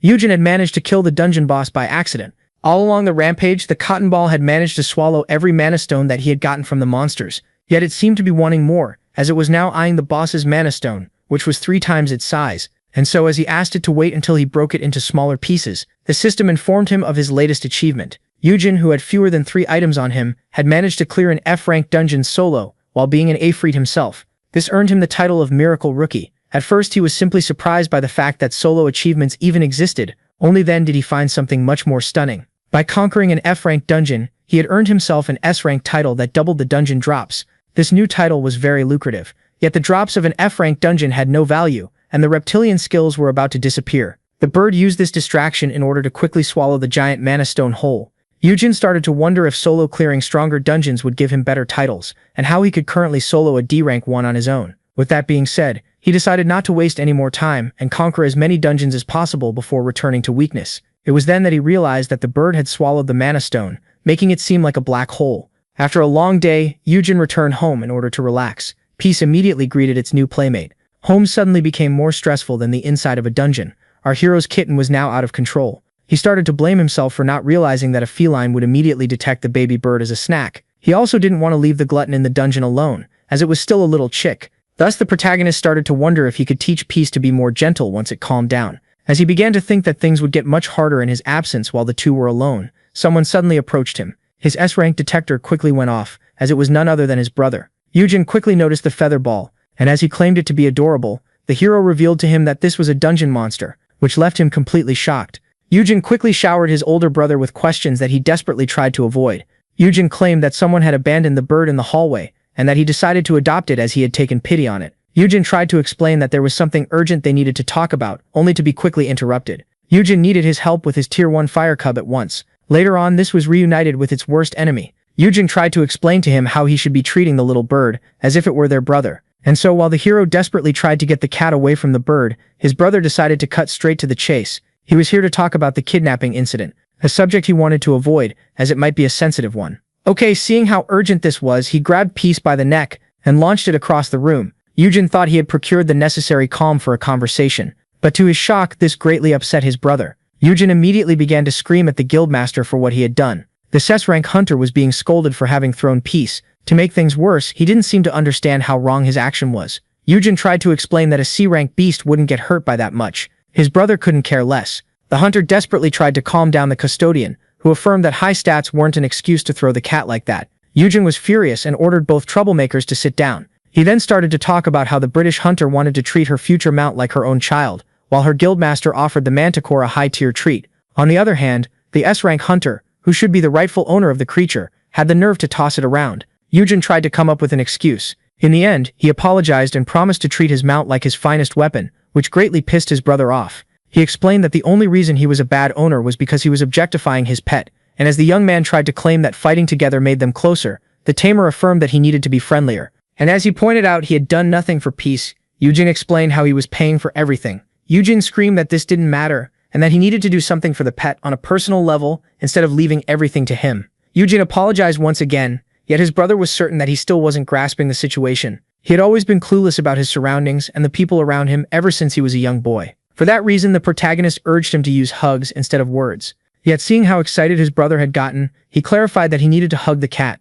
Both the official owner and pet greatly disliked the situation, and as soon as the custodian was happy, they quickly got away from each other. Shortly after, Peace turned towards its real owner. From the looks of it, the little creature was worried that it had incurred the wrath of its master by bullying the bird named Peep. Peep, Eugen quickly presented the feather lump and asked the furball if it was going to behave from now on. At first, it seemed like Peace was determined to make Peep Peep its next snack, but as it turns out, the feline had learned its lesson. While the tamer was absorbed by his beasts, his brother tried to persuade him to get a physical checkup, just to be safe.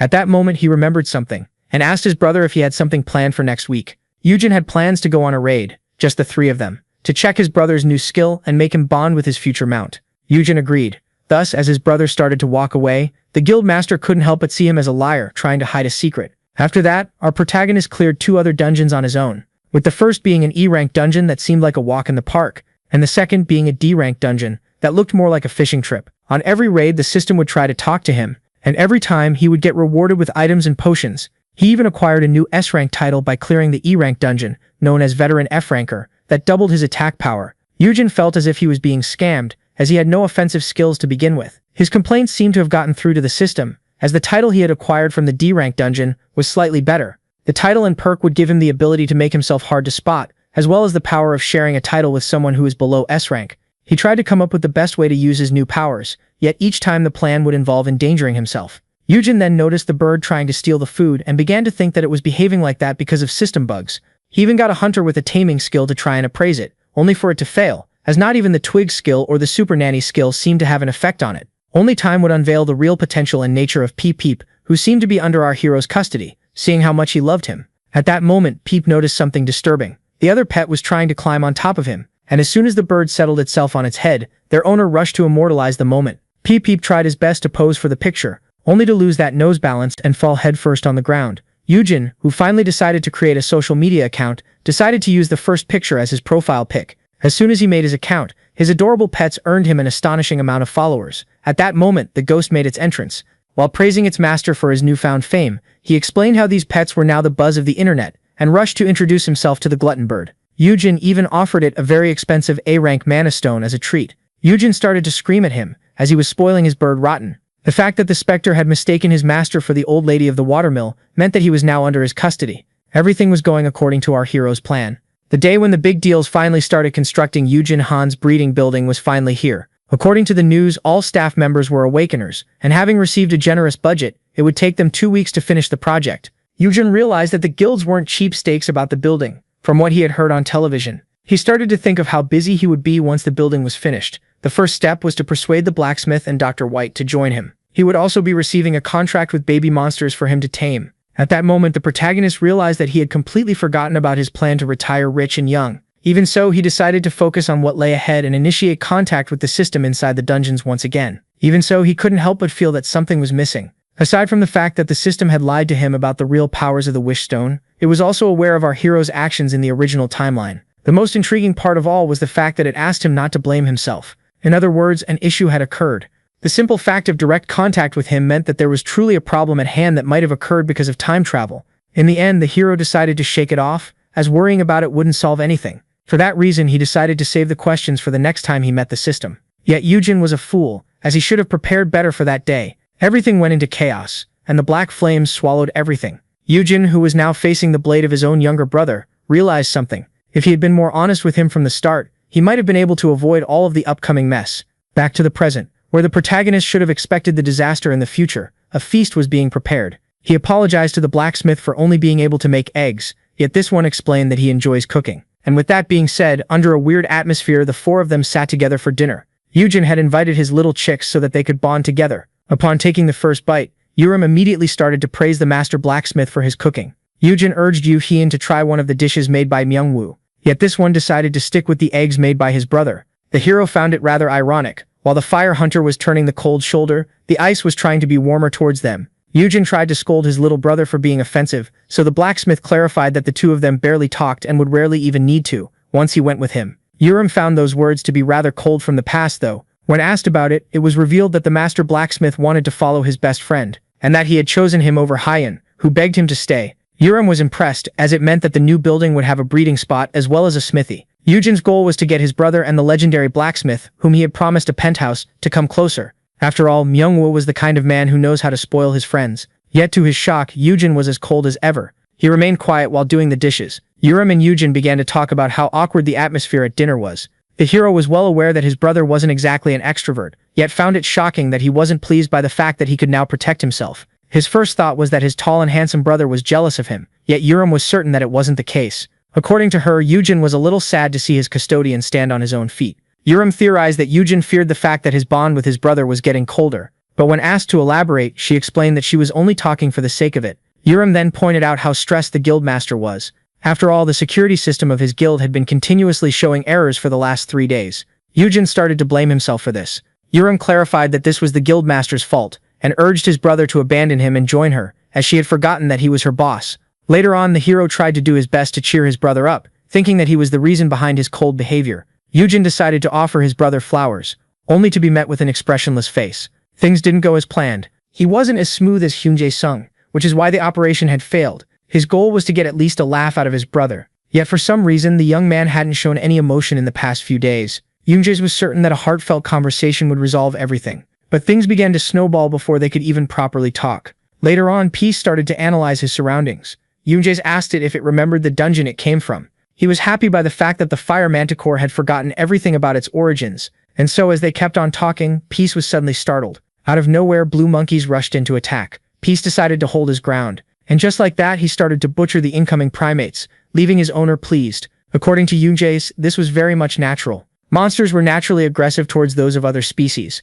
which is why it was common to make them fight each other before killing the weakened winner. Yu Jiao found this a good way for Peace to level up, but the guild master had to simply focus on himself. This cold behavior was starting to get annoying. Later on, while progressing through the dungeon, one of the blue monkeys jumped towards our protagonist, but before he could even take it out, it was entangled in the red wire. And just like that, it was barbecued to pieces. The same thing happened to the next monster. As for the third, it was consumed by the black flames. For the fourth attempt, it got hit in the face by a bunch of blue feathers. Yu Jiao couldn't tolerate it any longer. When confronted about it, Yu Jiao explained that he was simply helping him clear this dangerous place. Yu Jiao then addressed the elephant in the room and pointed out how something seemed to be bothering his brother. He wanted to know if he had anything to do with it, yet Yu Jiao claimed that he didn't want to waste his energy on someone who won't share his secret either. Yu Jiao was stunned. He then pointed out how the whole secret thing was started by his brother in the first place. After all, he had heard about all of the misdeeds that his brother had done while they were apart from people he remembered. Weirdly. And so as he continued to scream at his brother, his sword flew right by his ear in order to stab a monkey in the heart.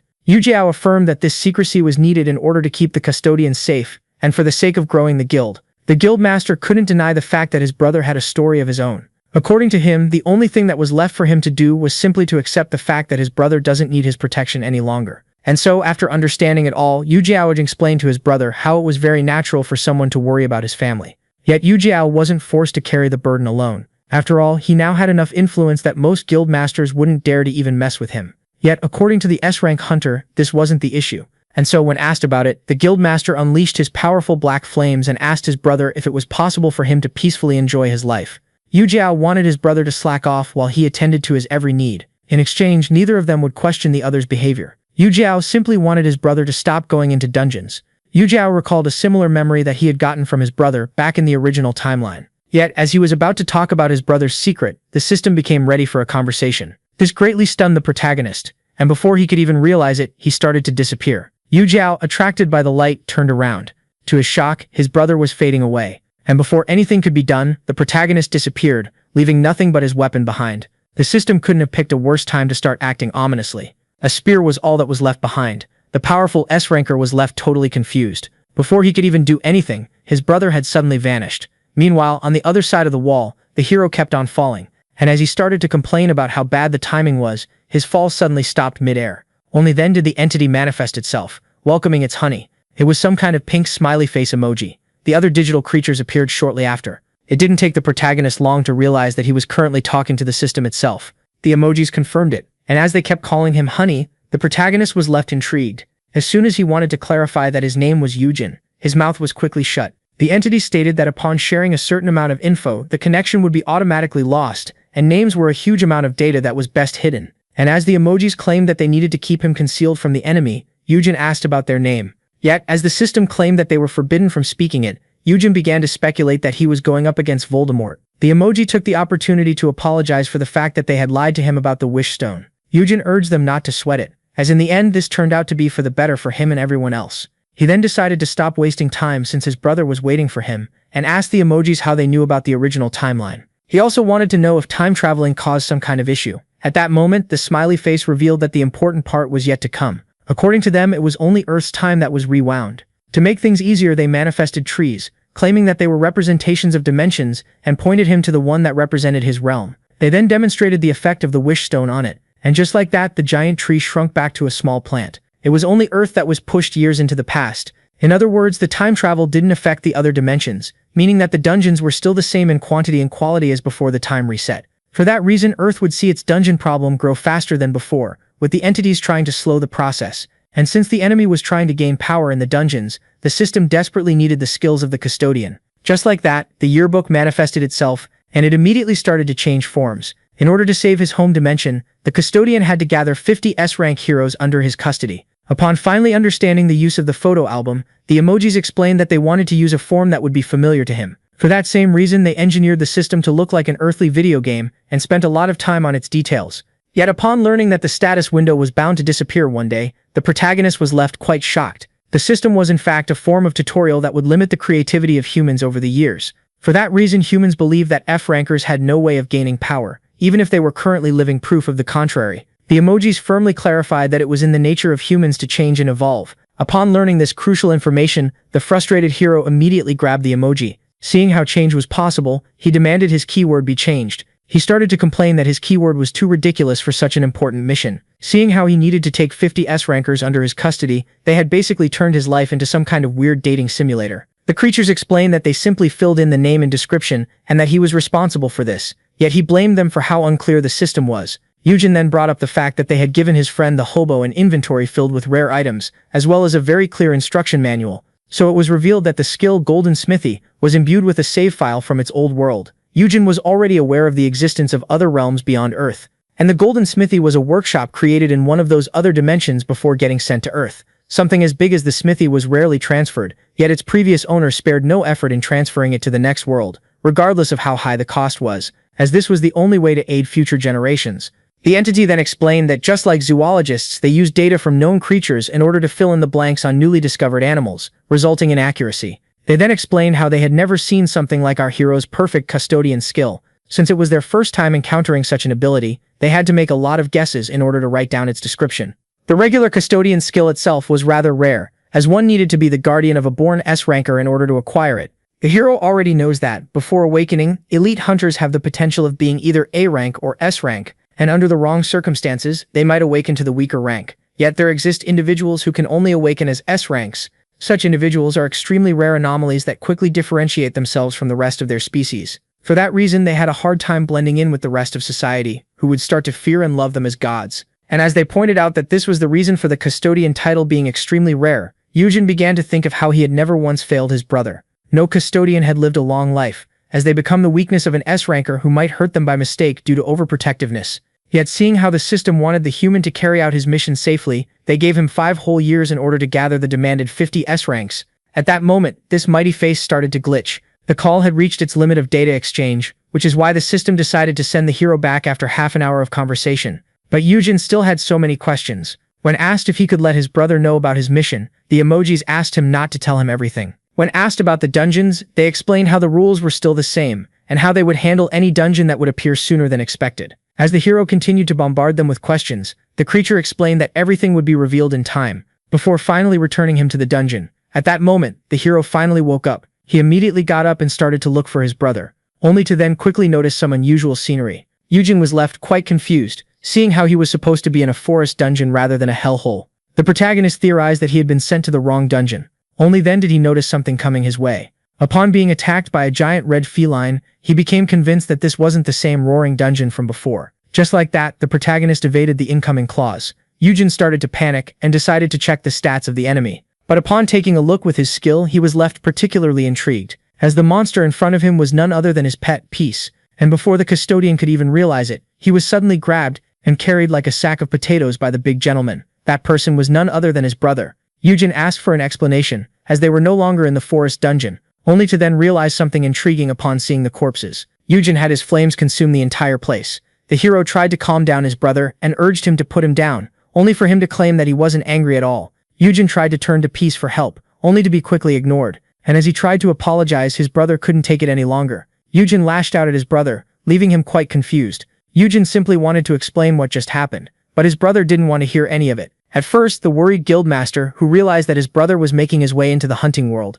decided to give him some space so he could spread his wings. Yet now he was unable to remain calm, seeing how things weren't getting any better. At that moment, Yujin threw his brother on the ground. He then pointed his blade at him, and claimed that he would tell everyone that his custodian had perished inside the dungeon. According to the S-ranker, there was too much risk in keeping his brother in a cage and alive. Yujin wanted to claim that his brother died at the hands of the boss monster, which would spark doubt in some as he was with an S-rank chaperone after all. Thus, he would present the limbs of his deceased brother as proof of his death. At that moment, the protagonist recalled how, according to the system, some custodians might get hurt by their overprotective S-rankers. Thus, as Yujin swore to heal his brother after amputating him, this one was left utterly panicked. Only then did the protective skill of the studs kick in. Yujin used this chance to run for his life. Yujin, who could cut through the shield like butter, hesitated. The hero claimed that he didn't want such protection, and that he would rebuke his brother if he dared to harm him. The guildmaster quickly parried the knives thrown at him. He then grabbed his brother and pointed out that he had been hiding a few things from him. Yujin then resorted to his mark of the master. Just like that, Peace entered the battle. It immediately bit the arm of its official owner. Yet the bite of such a young cub was nothing to the Seth rank, who quickly took control of the situation. And just like that, he suplexed the fire manticore. Peace had been knocked out cold. Yujin lashed out at his brother for daring to harm his pet once again, only to be quickly pinned down on the ground. Yujin was convinced that this was the only way, and just like that, he went for the stabs. He revealed how at first he felt happy, thinking that they would be close like before. For that reason, the guildmaster, who was now demanding to know the truth, had been turning a blind eye to many things. He had a hard time believing that his brother became a tamer at level 10, and he wasn't the type to take care of Peace after learning how expensive it would be. Yujin then brought up the master blacksmith and Peep. Things became even crazier when Yujin entered a dungeon. The guildmaster then pointed out how he was powerless in front of his vanishing older brother, and just like that, he began to cry about his weakness. In the end, Yujin wasn't strong enough to amputate his brother. For that reason, he decided to simply take some of his skin instead. As he was going for the stab, he promised to heal him shortly after. Fearing for his life, the protagonist asked the system to manifest itself. And just like that, a new type of window panel showed itself. Yujin was left stunned as he had never seen anything like this before. Yujin quickly got away from his little maniac and affirmed that he promised explanations. He revealed how he truly decided to raise the manticore upon seeing it, as it had the potential to become S-rank. Yujin also revealed how he had been secretly clearing dungeons on his own, with one of them being where he met the cotton ball. At that moment, the hero declared that he had been helping the creator of the system. Yujin was left stunned, and as he pointed out that he didn't want his brother to do anything that would endanger him, he got punched in the face, as this hypocrite wanted to amputate his brother. For a second, Yujin had forgotten how sturdy S-ranks were.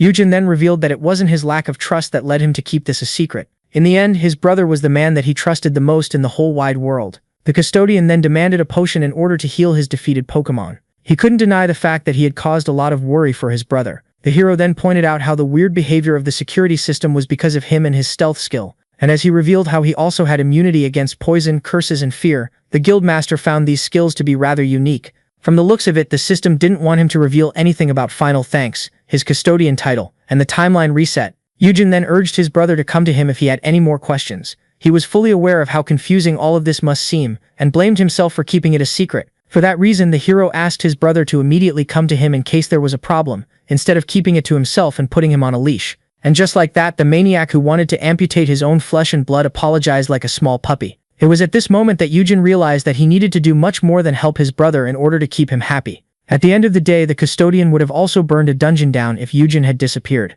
And just like that, the two brothers rushed to hug each other with sincere apologies. At the same time, Peace enjoyed being sandwiched by the two Han siblings. At that moment, the dungeon monster shrank back to its original size.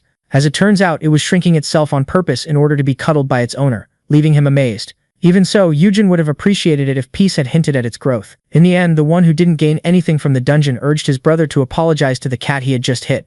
Yujin was then scandalized, as he had taught Yujin to apologize properly. Watching this from afar, the creators of the system were relieved that the worst had been avoided. The lamb began to worry that it was a bad idea to reveal their secret to Yu Hyun, and as the siren pointed out that he was Honey's best ally, who had already given his life for him, the one behind her pointed out that the blacksmith had more potential. And since Myungwoo didn't have enough time to reach his full power, there were plans to get him off Earth in case it was destroyed. The lamb pointed out that they should also try to save the protagonist. Yet according to the siren, there was no way that a custodian would agree to leave everyone behind, meaning that this would end up being a kidnapping. The lamb felt that what they were doing was wrong, but in the end all agreed that this was better than doing nothing, and that small sacrifices were required to achieve victory. The weird-looking bottle was then summoned. The siren explained to the lamb that this was the perfect start for her as the new member, and that they should just decorate Yujin's room while waiting. And just like that, while waiting for the destined day, the prodigal children in exile made a toast to themselves. The following days turned out to be pretty peaceful. The Han brothers had reconciled.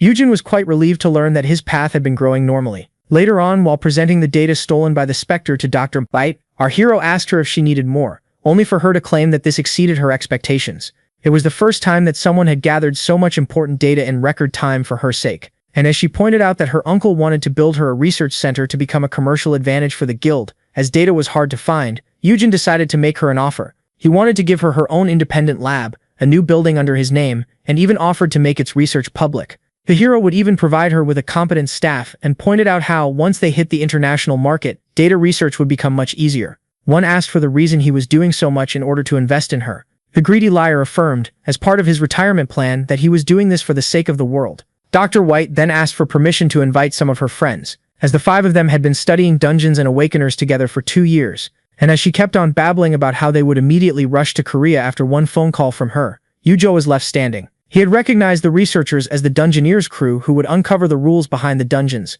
a few years later, and so for that reason he affirmed to the researcher that she was more than welcome to invite her friends. And just like that, the deal was sealed. This was one of the custodian's best investments. In case the spawn rate of dungeons accelerated like foretold by the system, the breathing facility alone wouldn't be enough for our hero. For that reason, he needed to focus on Dr. Seok and her research. Yujo also decided to make his debut in the stock market. He had spent all of his money on a company that would create a cure for baldness in the near future, only for it to turn out to be the worst decision he had ever made. Yujo-al's current priority was gathering more S-rankers. At that moment, 3 high-ranked hunters arrived at the scene.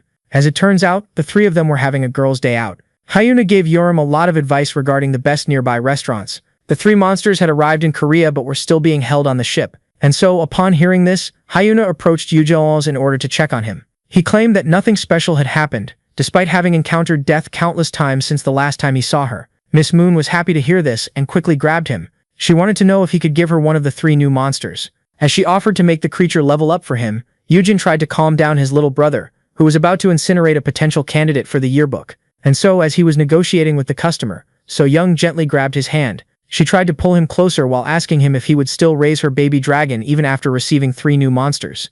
And so, as Yujin was being affectionately tortured, Yuram couldn't help but compare him to some kind of slime. The hero was certain that he couldn't handle 50 overpowered S-rankers like those 3. At that moment, Yuhan approached his brother. He wanted to present him with a gift. This was an interpreting item that would come in handy for the custodian after he started receiving international clients. Yuhan declared that he wouldn't meddle in his brother's affairs any longer, but urged him not to endanger himself. To him, he was the most important person in the world, and while the older brother was overwhelmed by such cuteness, the ladies were utterly disgusted. Thus, now having fixed relations with his brother, and being more motivated than ever, the hero decided to try his best as the cages were unloaded from the ship. Yuhan then started to think of how he couldn't just sit by and let the world crumble. At that moment, the container was opened. In the eyes of the protagonist, this was his chance to acquire an even better happy ending with his brother. But he knew things were much easier said than done. The worker then handed the new caretaker the mark of the master. He explained to our hero how the new incoming monsters would cause him many troubles. On the way to Korea, they had received their fair share of troubles. At that moment, a monster escaped from its cage. A powerful wind emerged out of the container, and just like that, the mystical beast finally made its appearance. It was a griffin. The half-lion, half-eagle creature that only exists in legend was now a real animal, brought forth by the dungeons. Hyuna wanted a pet griffin, as they were unmatched in the air, but as Yurim found the creature adorable, So Young stated that dragons were still superior. At that moment, the creature decided to look down. Because of the custodian title, the powers of the Mark of the Master had been greatly amplified. This caused a surprising burst of affection toward the hero in the heart of the griffin. Yunus was left startled as the monster charged right at him. Horrified, his brother intervened at the last moment in order to smack down the creature and accidentally broke its neck. Just like that, the protagonist was knocked out cold, and so as everyone focused on him, the griffin noticed something that it loved, and just like that, it immediately charged at the incoming package. Hyuna decided to step in. She created a small storm in order to stop the griffin mid-flight. Yet, to her utmost shock, it escaped her ability with great ease. Seeing how the monster seemed to have immunity against wind-based attacks, the Ice Witch decided to step in. The mighty Severinker quickly caught up with the baby griffin, but the teenage girl was immediately smacked by its wings. The girl, who had never tried to approach a pigeon before, found it hard to catch the creature with its huge flapping wings. The easiest choice would be to freeze it, yet they couldn't risk killing the creature. And so, seeing this, So Young decided to trap it using a canvas made from dungeon materials, and just like that, she launched her attack. Shortly after exhausting everyone, the baby griffin found itself quite pleased with how it was cocooned. At long last, the rampage had stopped. It would have been much easier to take its life. At that moment, So Young started to realize that if her future dragon adopted such behavior, she would have a hard time taming him. In the end, humans and monsters had been mortal enemies, which is why some considered making them pets to be an impossible dream. Seeing how it had almost attacked his brother, the guildmaster offered to put it down at once, only to be quickly stopped. Yujin woke up. He explained that although it didn't want to harm him, the griffin might have ended up causing some injuries. After all, this little creature, with the potential to become S-rank and unlock skills, must not be allowed to be around low-rank awakeners weaker than it. For that reason, the tamer urged the girl to release the beast, and asked his brother not to intervene. His goal was to teach it how to behave around others. Yujin was perfectly suited for this task, as he was the weakest person here. With that being said, the custodian raised himself, and thus he asked the griffin to approach. The baby monster rushed to embrace its new caretaker, affectionately driving its claws deep into his flesh. Yujin tried his best to contain the pain, but he ended up startling the beast as he started to bleed everywhere and scream in agony. He had done this on purpose in order to show the beast how weak he was. Yujin then healed himself and gave the monster another chance, and just like that, a stunning carnage began. With great passion, the hero demonstrated his weakness, and while his brother was deeply moved by his heroism, the girl found this spectacle to be utterly stupid. After some time, the griffin finally landed gently on the hand of its new owner. It was then praised for its cleverness, seeing how quickly it learned to control its strength. Yujin then asked Yuram to hold the griffin and cover its eyes, and while she was worried that they might lose control of it once again, the hero explained that blinding it and keeping it away should be enough. After all, it had acted as such because of what was inside the other cage. Upon opening it, 2 baby shadow unicorns were revealed. These were the 2 other monsters on the ship, and since griffins feed on equine meat, it was obvious why the predator had acted as such. As for the baby griffin, eating a certain amount of it would allow him to unlock a new skill. Seeing this, Hyuna grabbed the opportunity to swap some of the monster horses owned by her guild as food for the griffin in exchange for a ride on it. At that moment, Hyuna Moon was left impressed by the F-ranker. At that moment, the man approached the scared creatures. Because of his custodian title and the mark of the master, they immediately grew attached to him. Hyuna was impressed, as Yujin possessed rather unique talents and skills she had never seen in anyone. She was eager to witness his character development, not as the brother of the rival guild master, but as his own person. Before sending the unicorns to the training center, Yujin decided to give them names. But seeing how the best he could come up with for them was black and white, it was safe to say that he was a bad name giver. Meanwhile, somewhere demolished, a brutal carnage had occurred. The tracker wanted to know more. Seeing how Brix had bought her contract, seeing how she was new in this line of business, she wanted to know how someone was able to evade the high-rank binding curse on her contract. Yet the one being choked didn't have an answer. Seeing how his guildmaster perished during the kidnapping incident, he didn't know who destroyed the contract. And so, seeing this, the lady tightened her grip around his neck. Seeing how the man was completely useless to her cause, she decided to rip his head off his shoulders. Just like that, blood stained the ground. Seeing how her buyer had perished and the rest of his guild was practically useless, the savage lady decided to question the one they had kidnapped. It didn't take the monsters long to get used to their new homes. And after a lot of complaining, Yujin was forced to let the teenager name the unicorns, Salt and Pepper. The griffin was named Blue and caused its fair share of trouble. The playful thing turned the tables just by flapping its wings. And as it continued to cause chaos while its owner was forced to clean up its mess, Peace gave it a single look. Just like that, Blue started to clean after itself, as Peace was helping the owner keep things relatively under control. As soon as the manticore met the griffin, he established the pecking order by showing him who was the boss. In the end, all 3 pets finally fell asleep. The hero was relieved. After all, taking care of baby monsters was no easy task. Seeing how only a bunch of them was draining his energy, he began to wonder if he could truly collect 50. With that being said, he started to count the monsters under his name. He began counting the 5 baby monsters inside the facility.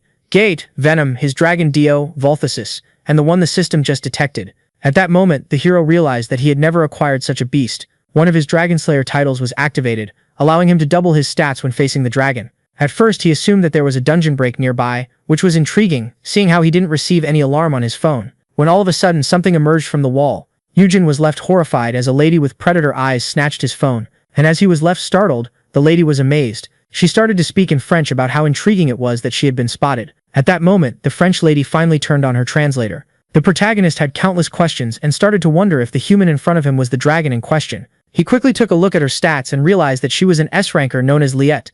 That person was born an S-ranker, just like his brother and the guildmaster of Sisung. Even so, even in the previous timeline, the protagonist had never heard of such a hunter. He quickly noticed that he was reading something. Ferociously, she pinned him on the bed. She had followed the movements of his eyeballs and realized that he was mid-lecture. It didn't take long for the predator to realize that Yujin was reading some kind of window panel about her. Just like with Yujin Sung, this lady who was able to bypass the heavy security of the guild was able to notice his appraising skill. Yujin quickly understood that he would receive death if he didn't provide a valid explanation. Thus, he clarified to Li A that it would have been better if she had called the office in order to request a meeting with him. At that moment, the predator couldn't help but smile at her prey. She pointed out how this would have been rather challenging, with the heavy security imposed by the 5 big guilds, and with Yujin making it public knowledge that his brother wasn't to be messed with, it practically became impossible. So the video ends here. If you don't want to miss the next part, activate the notification bell, and see you next time on Tob's channel.